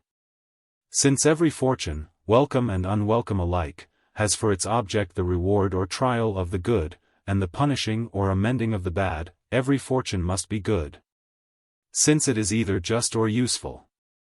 The reasoning is exceeding true, said I, the conclusion, so long as I reflect upon the providence and fate of which thou hast taught me, based on a strong foundation. Yet, with thy leave, we will count it among those which just now thou didst set down as paradoxical. And why so? Said she. Because ordinary speech is apt to assert, and that frequently, that some men's fortune is bad. Shall we, then, for a while approach more nearly to the language of the vulgar, that we may not seem to have departed too far from the usages of men? At thy good pleasure, said I. That which advantageth thou callest good, dost thou not? Certainly. And that which either tries or amends advantageth? Granted. Is good, then? Of course. Well, this is their case who have attained virtue and wage war with adversity, or turn from vice and lay hold on the path of virtue. I cannot deny it. What of the good fortune which is given as reward of the good, do the vulgar adjudge it bad? Anything but that, they deem it to be the best, as indeed it is. What, then, of that which remains, which, though it is harsh, puts the restraint of just punishment on the bad, does popular opinion deem it good? Nay. Of all that can be imagined, it is accounted the most miserable. Observe, then, if, in following popular opinion, we have not ended in a conclusion quite paradoxical. How so? Said I. Why, it results from our admissions that of all who have attained, or are advancing in, or are aiming at virtue, the fortune is in every case good. While for those who remain in their wickedness fortune is always utterly bad. It is true, said I, yet no one dare acknowledge it. Wherefore, said she, the wise man ought not to take it ill, if ever he is involved in one of fortune's conflicts. Any more than it becomes a brave soldier to be offended and at any time the trumpet sounds for battle. The time of trial is the express opportunity for the one to win glory, for the other to perfect his wisdom. Hence, indeed, virtue gets its name, because, relying on its own efficacy, it yieldeth not to adversity. And ye who have taken your stand on virtue's steep ascent, it is not for you to be dissolved in delights or enfeebled by pleasure. Ye close in conflict, yea, in conflict most sharp, with all fortune's vicissitudes, lest ye suffer foul fortune to overwhelm or fair fortune to corrupt you. Hold the mean with all your strength. Whatever falls short of this, or goes beyond, is fraught with scorn of happiness, and misses the reward of toil. It rests with you to make your fortune what you will. Verily, every harsh-seeming fortune, unless it either disciplines or amends, is punishment. Song. Chapter 7. The Hero's Path. 10 years a tedious warfare raged, ere Ilium's smoking ruins paid. For wedlock stained and faith betrayed, and great Atride's wrath assuaged. But when heaven's anger asked a life, and baffling winds his course withstood, the king put off his fatherhood, and slew his child with priestly knife. When by the cavern's glimmering light, his comrades dear Odysseus saw, in the huge Cyclops' hideous maw, engulfed, he wept the piteous sight. But blinded soon, and wild with pain, in bitter tears and sore annoy, for that foul feast's unholy joy, grim Polyphemus paid again his labors for Alcides win, a name of glory far and wide. He tamed the centaur's haughty pride, and from the lion reft his skin. The foul birds with sure darts he slew, the golden fruit he stole, in vain. The dragon's watch, with triple chain, from hell's depths Cerberus he drew. With their fierce lord's own flesh he fed. The wild steeds Hydra overcame with fire, 'neath his own waves in shame. Maimed Achilles hid his head. Huge Cacus for his crimes was slain. On Libya's sands Antaeus hurled the shoulders that upheld the world. The great boar's dribbled spume did stain. Last toil of all, his might sustained the ball of heaven, nor did he bend beneath this toil, his labor's end. The prize of heaven's high glory gained. Brave hearts, press on. Lo, heavenward lead these bright examples from the fight. Turn not your backs in coward flight. Earth's conflict won, the stars your meed. Book. Chapter 5. Free Will and God's Foreknowledge. Boethius asks if there is really any such thing as chance. Philosophy answers, in conformity with Aristotle's definition, Physics, 2:4, that chance is merely relative to human purpose, and that what seems fortuitous really depends on a more subtle form of causation. 2. Has man, then, any freedom, if the reign of law is thus absolute? Freedom of choice, replies philosophy, is a necessary attribute of reason. Man has a measure of freedom, though a less perfect freedom than divine natures, ch. 3. But how can man's freedom be reconciled with God's absolute foreknowledge? If God's foreknowledge be certain, it seems to exclude the possibility of man's free will. But if man has no freedom of choice, it follows that rewards and punishments are unjust as well as useless. That merit and demerit are mere names, that God is the cause of men's wickednesses, that prayer is meaningless, ch. 4. The explanation is that man's reasoning faculties are not adequate to the apprehension of the ways of God's foreknowledge. If we could know, as he knows, all that is most perplexing in this problem would be made plain. For knowledge depends not on the nature of the thing known, but on the faculty of the knower, chv. Now, where our senses conflict with our reason, we defer the judgment of the lower faculty to the judgment of the higher. Our present perplexity arises from our viewing God's foreknowledge from the standpoint of human reason. We must try and rise to the higher standpoint of God's immediate intuition, ch. 6. To understand this higher form of cognition, we must consider God's nature. God is eternal. Eternity is more than mere everlasting duration. Accordingly, his knowledge surveys past and future in the timelessness of an eternal present. His foreseeing is seeing. Yet this foreseeing does not in itself impose necessity, any more than our seeing things happen makes their happening necessary. We may, however, if we please, distinguish two necessities, one absolute, the other conditional on knowledge. In this conditional sense alone do the things which God foresees necessarily come to pass. But this kind of necessity affects not the nature of things. It leaves the reality of free will unimpaired, and the evils feared do not ensue. Our responsibility is great, since all that we do is done in the sight of all-seeing providence. Chapter 1. She ceased, and was about to pass on in her discourse to the exposition of other matters, when I break in and say, Excellent is thine exhortation, and such as well beseemeth thy high authority. But I am even now experiencing one of the many difficulties which, as thou saidst but now, beset the question of providence. I want to know whether thou deemest that there is any such thing as chance at all, and, if so, what it is. Then she made answer, I am anxious to fulfill my promise completely, and open to thee a way of return to thy native land. As for these matters, though very useful to know, they are yet a little removed from the path of our design, and I fear lest digressions should fatigue thee. And thou shouldst find thyself unequal to completing the direct journey to our goal. Have no fear for that, said I.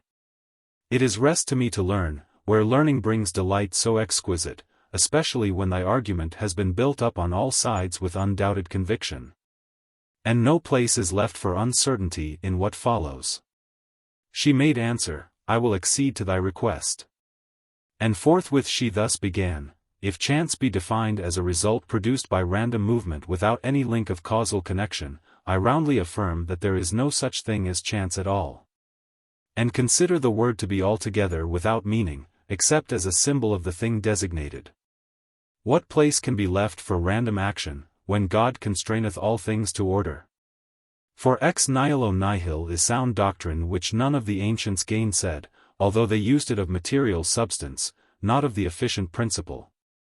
This they laid down as a kind of basis for all their reasonings concerning nature. Now, if a thing arise without causes, it will appear to have arisen from nothing.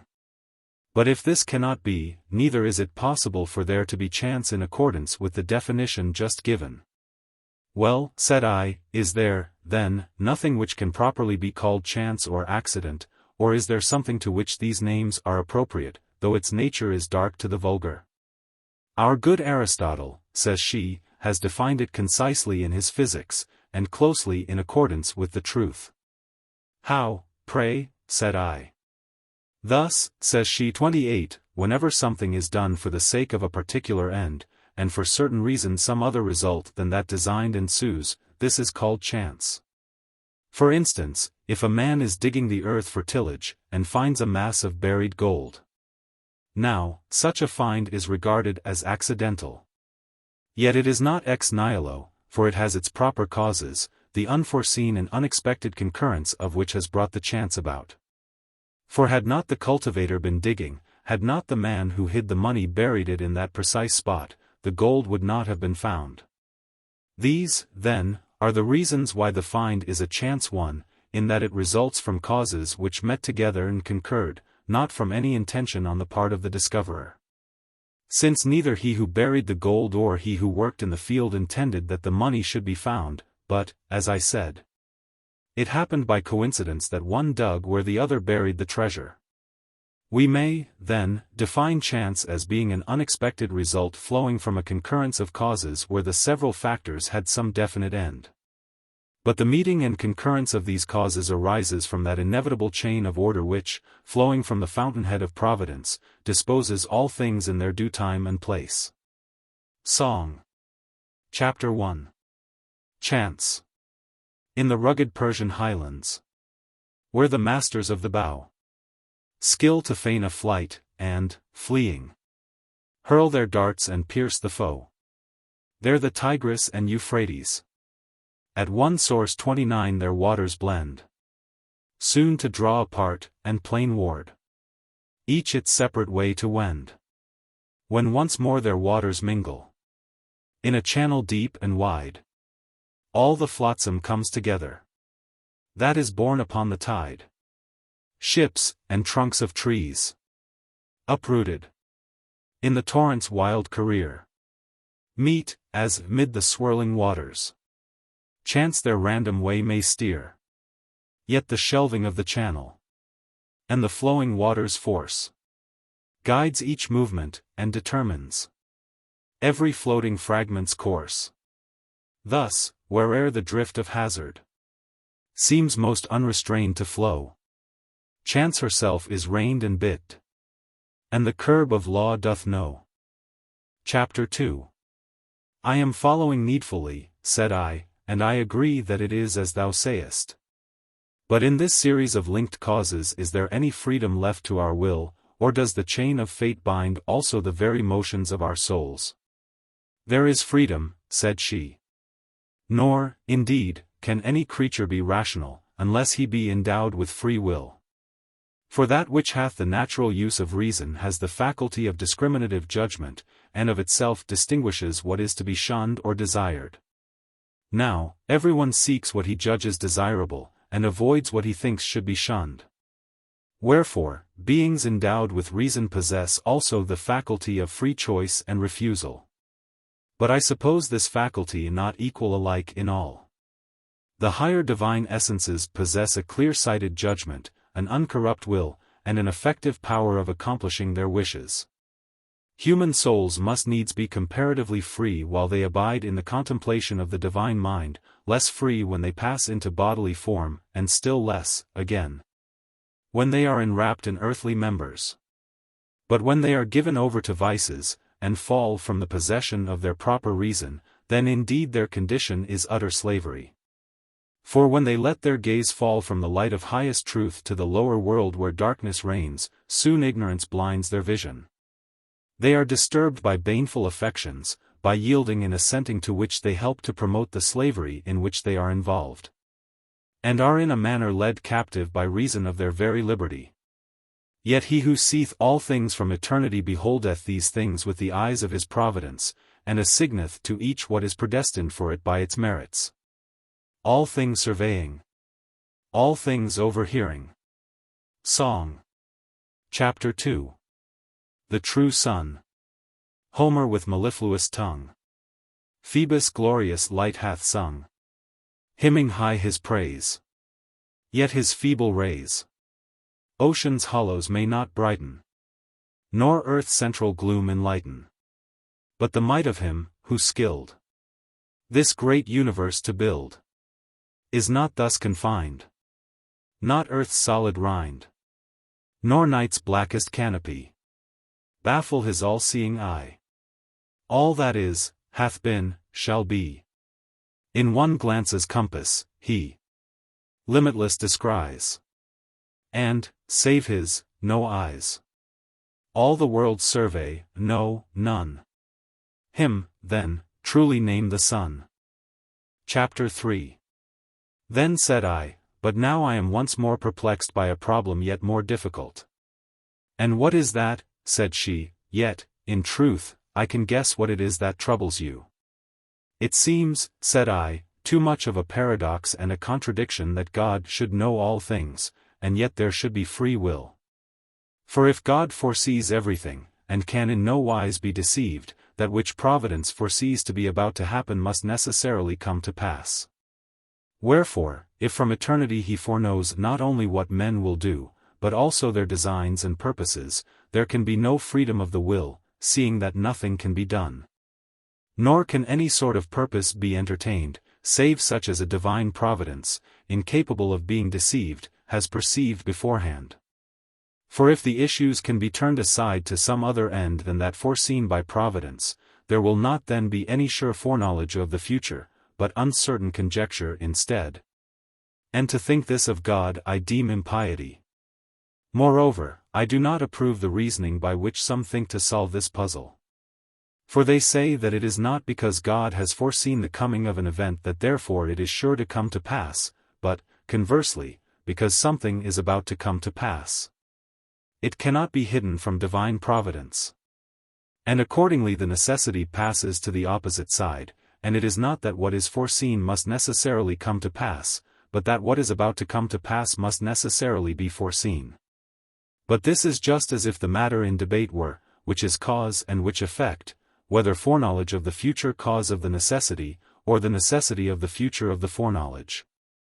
But we need not be at the pains of demonstrating that, whatsoever be the order of the causal sequence, the occurrence of things foreseen is necessary. Even though the foreknowledge of future events does not in itself impose upon them the necessity of their occurrence. For example, if a man be seated, the supposition of his being seated is necessarily true.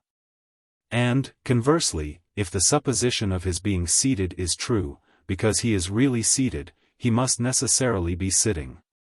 So, in either case, there is some necessity involved, in this latter case, the necessity of the fact, in the former, of the truth of the statement. But in both cases the sitter is not therefore seated because the opinion is true, but rather the opinion is true because antecedently he was sitting as a matter of fact. Thus, though the cause of the truth of the opinion comes from the other side, 30 yet there is a necessity on both sides alike. We can obviously reason similarly in the case of providence and the future. Even if future events are foreseen because they are about to happen, and do not come to pass because they are foreseen, still, all the same, there is a necessity. Both that they should be foreseen by God as about to come to pass, and that when they are foreseen they should happen, and this is sufficient for the destruction of free will.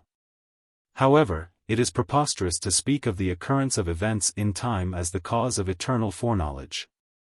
And yet if we believe that God foresees future events because they are about to come to pass, what is it but to think that the occurrence of events is the cause of his supreme providence?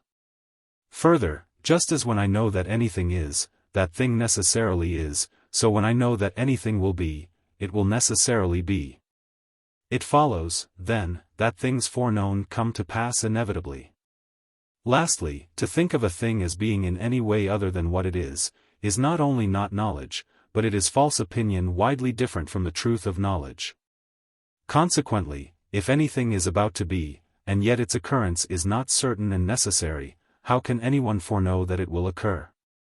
For just as knowledge itself is free from all admixture of falsity, so any conception drawn from knowledge cannot be other than as it is conceived. For this, indeed, is the cause why knowledge is free from falsehood, because of necessity each thing must correspond exactly with the knowledge which grasps its nature. In what way, then, are we to suppose that God foreknows these uncertainties as about to come to pass? For if he thinks of events which possibly may not happen at all as inevitably destined to come to pass, he is deceived. And this it is not only impious to believe, but even so much as to express in words. If, on the other hand, he sees them in the future as they are in such a sense as to know that they may equally come to pass or not. What sort of foreknowledge is this which comprehends nothing certain nor fixed? What better is this than the absurd vaticination of Tiresias? Whatever I say shall either come to pass, or not. 31. In that case, too, in what would divine providence surpass human opinion if it holds for uncertain things the occurrence of which is uncertain, even as men do? But if at that perfectly sure fountainhead of all things no shadow of uncertainty can possibly be found, then the occurrence of those things which he has surely foreknown as coming is certain. Wherefore there can be no freedom in human actions and designs, but the divine mind, which foresees all things without possibility of mistake, ties and binds them down to one only issue. But this admission once made, what an upset of human affairs manifestly ensues. Vainly are rewards and punishments proposed for the good and bad, since no free and voluntary motion of the will has deserved either one or the other. Nay, the punishment of the wicked and the reward of the righteous, which is now esteemed the perfection of justice, will seem the most flagrant injustice. Since men are determined either way not by their own proper volition, but by the necessity of what must surely be. And therefore neither virtue nor vice is anything, but rather good and ill desert are confounded together without distinction. Moreover, seeing that the whole course of events is deduced from providence, and nothing is left free to human design, it comes to pass that our vices also are referred to the author of all good, a thought than which none more abominable can possibly be conceived. Again, no ground is left for hope or prayer, since how can we hope for blessings, or pray for mercy, when every object of desire depends upon the links of an unalterable chain of causation? Gone, then, is the one means of intercourse between God and man, the communion of hope and prayer, if it be true that we ever earn the inestimable recompense of the divine favor at the price of a due humility. For this is the one way whereby men seem able to hold communion with God, and are joined to that unapproachable light by the very act of supplication, even before they obtain their petitions. Then, since these things can scarcely be believed to have any efficacy, if the necessity of future events be admitted, what means will there be whereby we may be brought near and cleave to him who is the supreme head of all? Wherefore it needs must be that the human race, even as thou didst erstwhile declare in song, parted and dissevered from its source, should fall to ruin. Song. Chapter 3. Truth's Paradoxes. Why does a strange discordance break the ordered scheme's fair harmony? Hath God decreed, 'twixt truth and truth, there may such lasting warfare be, that truths, each severally plain, we strive to reconcile in vain? Or is the discord not in truth, since truth is self-consistent ever?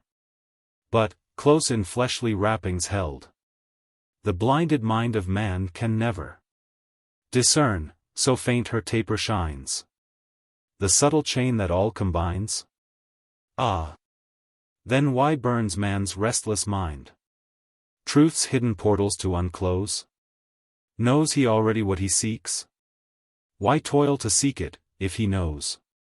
Yet, haply if he knoweth not, why blindly seek he knows not what? 32. Who for a good he knows not sighs? Who can an unknown end pursue? How find?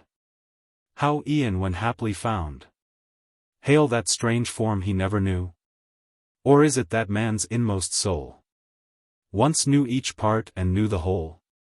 Now, though by fleshly vapors dimmed, not all forgot her visions past. For while the several parts are lost, to the one whole she cleaveth fast. Whence he who yearns the truth to find is neither sound of sight nor blind. For neither does he know in full, nor is he reft of knowledge quite. But, holding still to what is left, he gropes in the uncertain light, and by the part that still survives, to win back all he bravely strives. Chapter 4. Then said she, this debate about providence is an old one, and is vigorously discussed by Cicero in his Divination.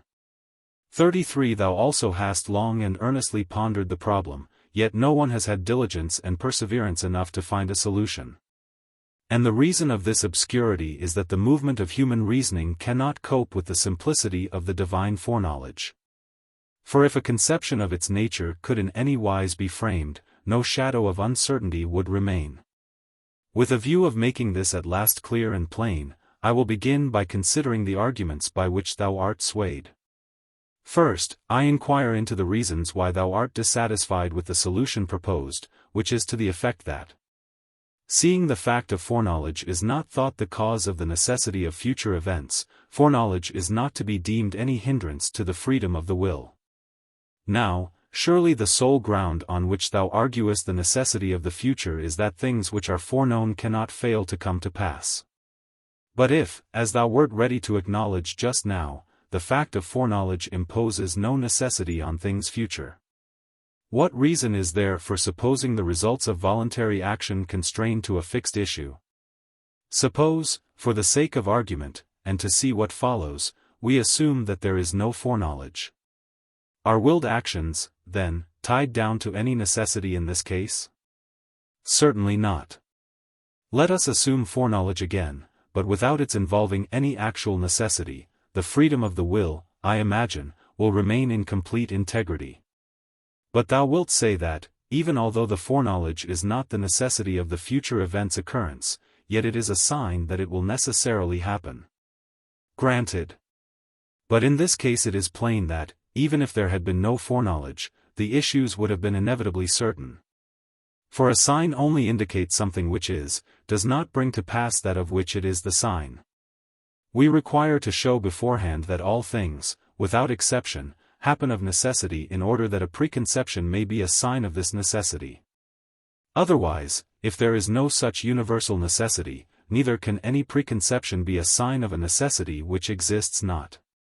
Manifestly, too, a proof established on firm grounds of reason must be drawn not from signs and loose general arguments, but from suitable and necessary causes. But how can it be that things foreseen should ever fail to come to pass? Why, this is to suppose us to believe that the events which Providence foresees to be coming were not about to happen, instead of our supposing that, although they should come to pass, yet there was no necessity involved in their own nature compelling their occurrence. Take an illustration that will help to convey my meaning. There are many things which we see taking place before our eyes, the movements of charioteers, for instance, in guiding and turning their cars, and so on. Now, is any one of these movements compelled by any necessity? No, certainly not. There would be no efficacy in skill if all motions took place perforce. Then, things which in taking place are free from any necessity as to their being in the present must also, before they take place, be about to happen without necessity. Wherefore there are things which will come to pass, the occurrence of which is perfectly free from necessity. At all events, I imagine that no one will deny that things now taking place were about to come to pass before they were actually happening. Such things, however much foreknown, are in their occurrence free. For even as knowledge of things present imports no necessity into things that are taking place, so foreknowledge of the future imports none into things that are about to come. But this, thou wilt say, is the very point in dispute, whether any foreknowing is possible of things whose occurrence is not necessary. For here there seems to thee a contradiction, and, if they are foreseen, their necessity follows, whereas if there is no necessity, they can by no means be foreknown. And thou thinkest that nothing can be grasped as known unless it is certain, but if things whose occurrence is uncertain are foreknown as certain, this is the very mist of opinion, not the truth of knowledge. For to think of things otherwise than as they are, thou believest to be incompatible with the soundness of knowledge. Now, the cause of the mistake is this, that men think that all knowledge is cognized purely by the nature and efficacy of the thing known. Whereas the case is the very reverse, all that is known is grasped not conformably to its own efficacy, but rather conformably to the faculty of the knower. An example will make this clear. The roundness of a body is recognized in one way by sight, in another by touch. Sight looks upon it from a distance as a whole by a simultaneous reflection of rays.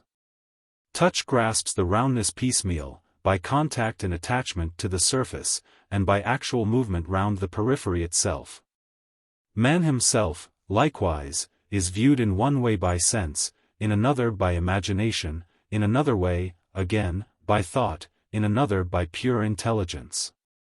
Sense judges figure clothed in material substance, imagination figure alone without matter. Thought transcends this again, and by its contemplation of universals considers the type itself which is contained in the individual. The eye of intelligence is yet more exalted. For overpassing the sphere of the universal, it will behold absolute form itself by the pure force of the mind's vision. Wherein the main point to be considered is this: the higher faculty of comprehension embraces the lower, while the lower cannot rise to the higher. For sense has no efficacy beyond matter, nor can imagination behold universal ideas, nor thought embrace pure form. But intelligence, looking down, as it were, from its higher standpoint in its intuition of form, discriminates also the several elements which underlie it. But it comprehends them in the same way as it comprehends that form itself, which could be cognized by no other than itself. For it cognizes the universal of thought, the figure of imagination, and the matter of sense, without employing thought, imagination, or sense, but surveying all things, so to speak, under the aspect of pure form by a single flash of intuition. Thought also, in considering the universal, embraces images and sense impressions without resorting to imagination or sense.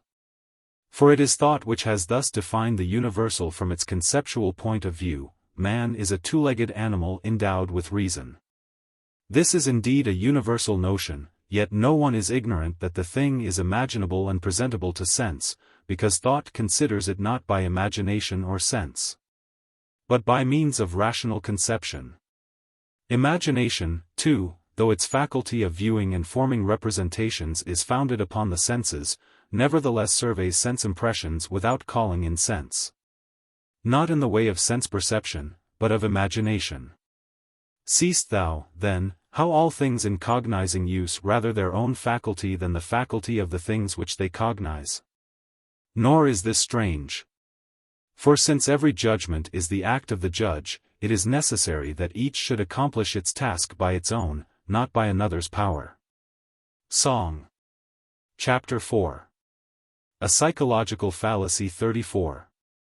From the porch's murky depths comes a doctrine sage, that doth liken living mind to a written page, since all knowledge comes through sense, graven by experience, as, say they, the pen its marks curiously doth trace on the smooth unsullied white of the paper's face, so do outer things impress images on consciousness.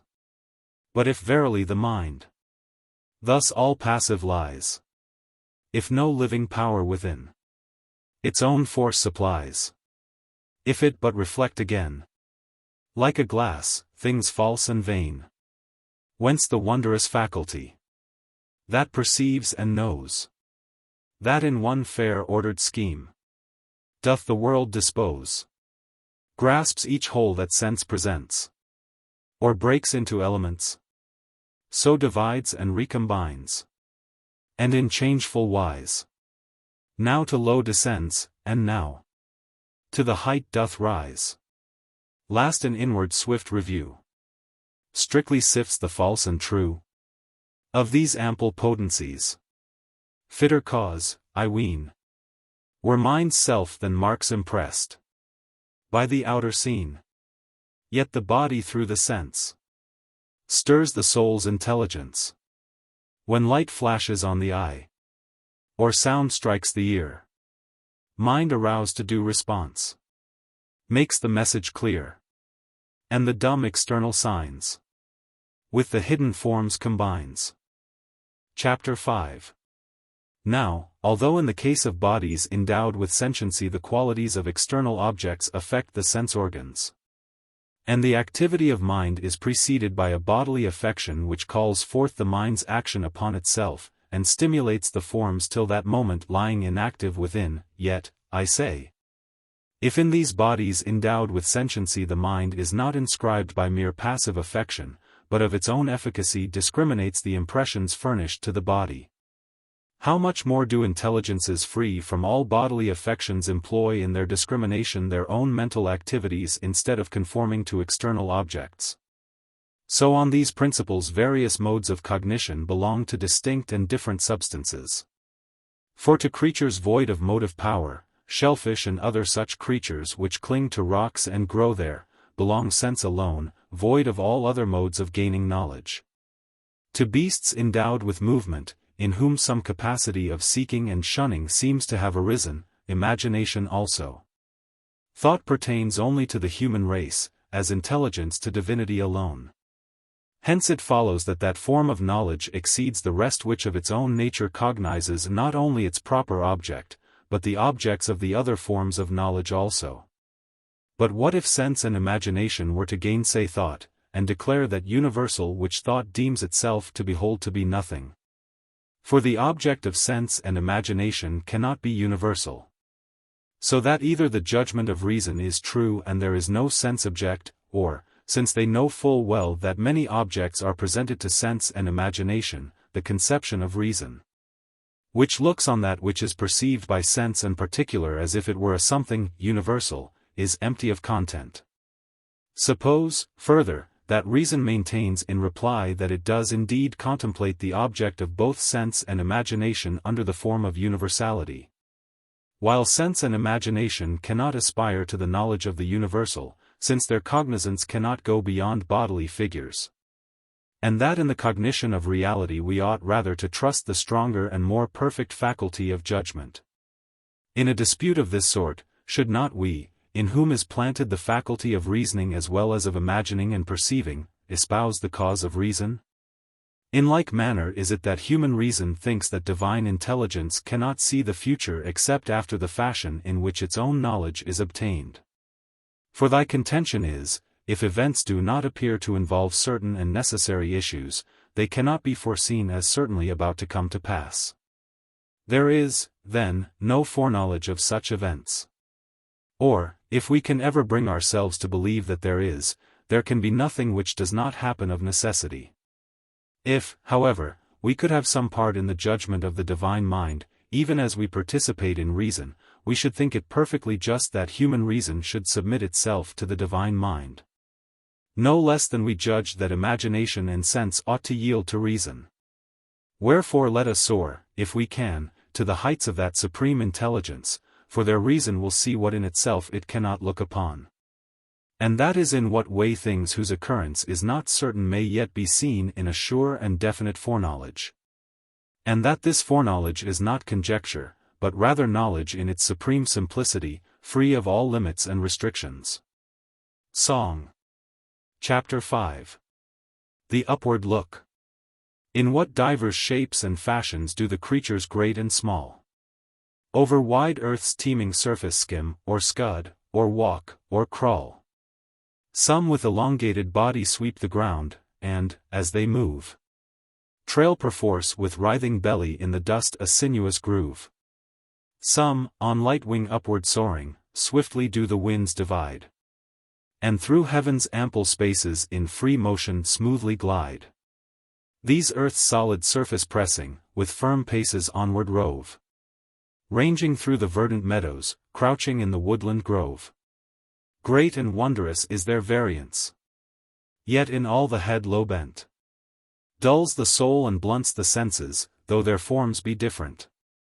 Man alone, erect, aspiring, lifts his forehead to the skies, and in upright posture steadfast seems earth's baseness to despise. If with earth not all besotted, to this parable give ear. Thou whose gaze is fixed on heaven, who thy face on high dost rear. Lift thy soul, too, heavenward, haply lest it stain its heavenly worth. And thine eyes alone look upward, while thy mind cleaves to the earth. Chapter 6. Since, then, as we lately proved, everything that is known is cognized not in accordance with its own nature, but in accordance with the nature of the faculty that comprehends it. Let us now contemplate, as far as lawful, the character of the divine essence, that we may be able to understand also the nature of its knowledge. God is eternal, in this judgment all rational beings agree. Let us, then, consider what eternity is. For this word carries with it a revelation alike of the divine nature and of the divine knowledge. Now, eternity is the possession of endless life whole and perfect at a single moment. What this is becomes more clear and manifest from a comparison with things temporal. For whatever lives in time is a present proceeding from the past to the future, and there is nothing set in time which can embrace the whole space of its life together. Tomorrow's state it grasps not yet, while it has already lost yesterday's, nay, even in the life of today ye live no longer than one brief transitory moment. Whatever, therefore, is subject to the condition of time, although, as Aristotle deemed of the world 35 it never have either beginning or end. And its life be stretched to the whole extent of time's infinity, it yet is not such as rightly to be thought eternal. For it does not include and embrace the whole space of infinite life at once, but has no present hold on things to come, not yet accomplished.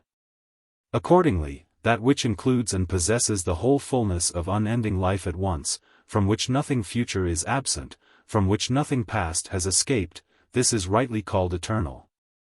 This must of necessity be ever present to itself in full self-possession, and hold the infinity of movable time in an abiding present.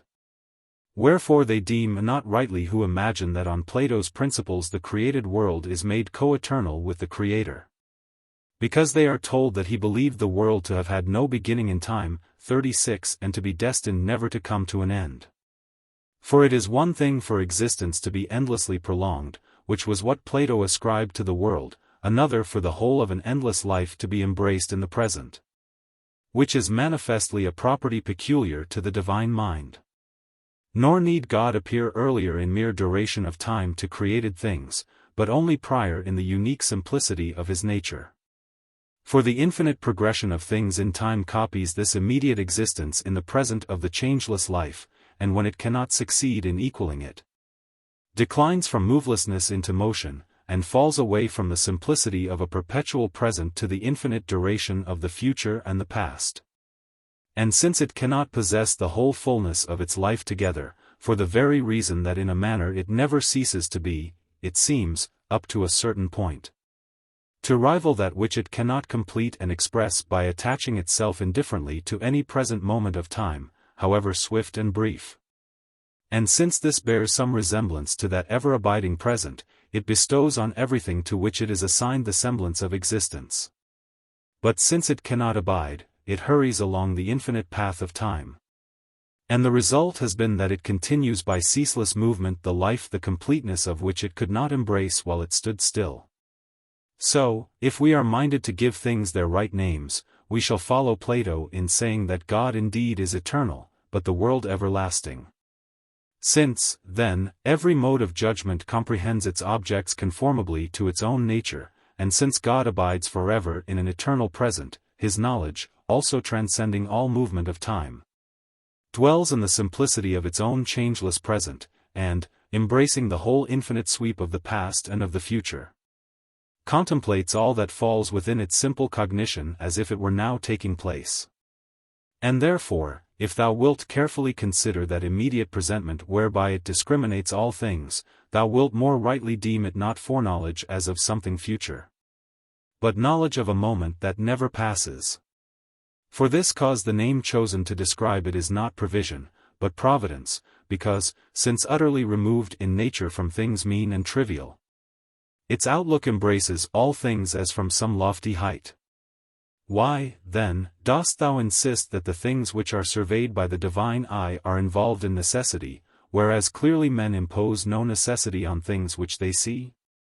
Does the act of vision add any necessity to the things which thou sayest before thy eyes? Assuredly not. And yet, if we may without unfitness compare God's present and man's, just as ye see certain things in this your temporary present, so does he see all things in his eternal present. Wherefore this divine anticipation changes not the natures and properties of things, and it beholds things present before it, just as they will hereafter come to pass in time. Nor does it confound things in its judgment, but in the one mental view distinguishes alike what will come necessarily and what without necessity. For even as ye, when at one and the same time ye see a man walking on the earth and the sun rising in the sky, distinguish between the two, though one glance embraces both. And judge the former voluntary, the latter necessary action, so also the divine vision in its universal range of view does in no wise confuse the characters of the things which are present to its regard, though future in respect of time. Whence it follows that when it perceives that something will come into existence, and yet is perfectly aware that this is unbound by any necessity, its apprehension is not opinion, but rather knowledge based on truth. And if to this thou sayest that what God sees to be about to come to pass cannot fail to come to pass, and that what cannot fail to come to pass happens of necessity, and wilt tie me down to this word necessity, I will acknowledge that thou affirmest a most solid truth, but one which scarcely anyone can approach to who has not made the divine his special study. For my answer would be that the same future event is necessary from the standpoint of divine knowledge, but when considered in its own nature it seems absolutely free and unfettered. So, then, there are two necessities, one simple, as that men are necessarily mortal, the other conditioned, as that, if you know that someone is walking, he must necessarily be walking. For that which is known cannot indeed be otherwise than as it is known to be, and yet this fact by no means carries with it that other simple necessity.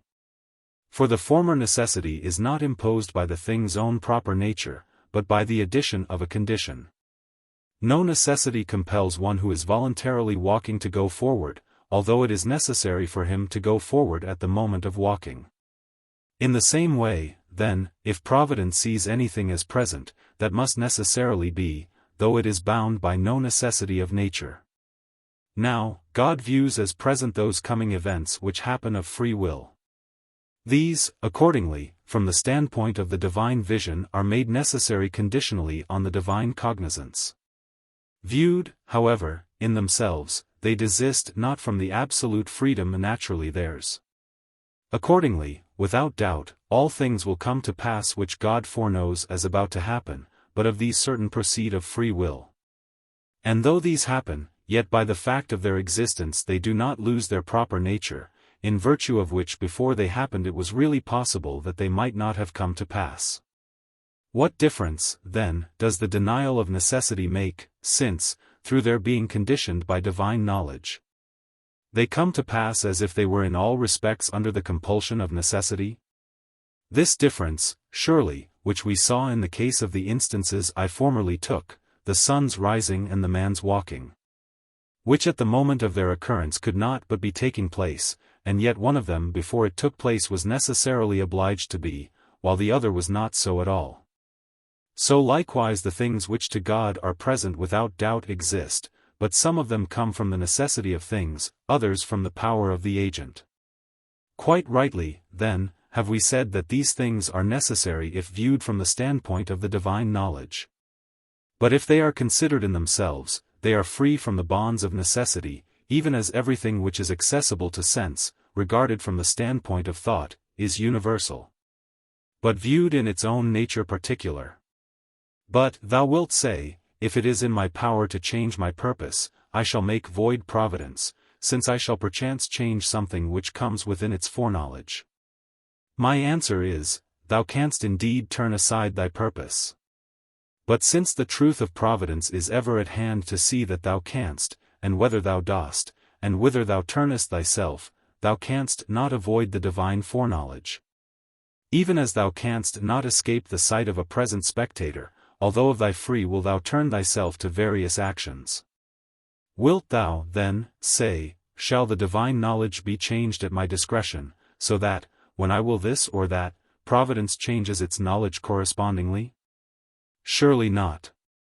True, for the divine vision anticipates all that is coming, and transforms and reduces it to the form of its own present knowledge, and varies not, as thou deemest, in its foreknowledge, alternating to this or that, but in a single flash it forestalls and includes thy mutations without altering. And this ever-present comprehension and survey of all things God has received, not from the issue of future events, but from the simplicity of his own nature. Hereby also is resolved the objection which a little while ago gave the offense, that our doings in the future were spoken of as if supplying the cause of God's knowledge. For this faculty of knowledge, embracing all things in its immediate cognizance, has itself fixed the bounds of all things, yet itself owes nothing to what comes after. And all this being so, the freedom of man's will stands unshaken, and laws are not unrighteous, since their rewards and punishments are held forth to wills unbound by any necessity. God, who foreknoweth all things, still looks down from above, and the ever-present eternity of his vision concurs with the future character of all our acts, and dispenseth to the good rewards, to the bad punishments. Our hopes and prayers also are not fixed on God in vain, and when they are rightly directed cannot fail of effect. Therefore, withstand vice, practice virtue, lift up your souls to right hopes, offer humble prayers to heaven. Great is the necessity of righteousness laid upon you if ye will not hide it from yourselves, seeing that all your actions are done before the eyes of a judge who seeth all things. Epilogue. Within a short time of writing the Consolation of Philosophy, Boethius died by a cruel death. As to the manner of his death there is some uncertainty. According to one account, he was cut down by the swords of the soldiers before the very judgment seat of Theodoric. According to another, a cord was first fastened round his forehead, and tightened till his eyes started. He was then killed with a club.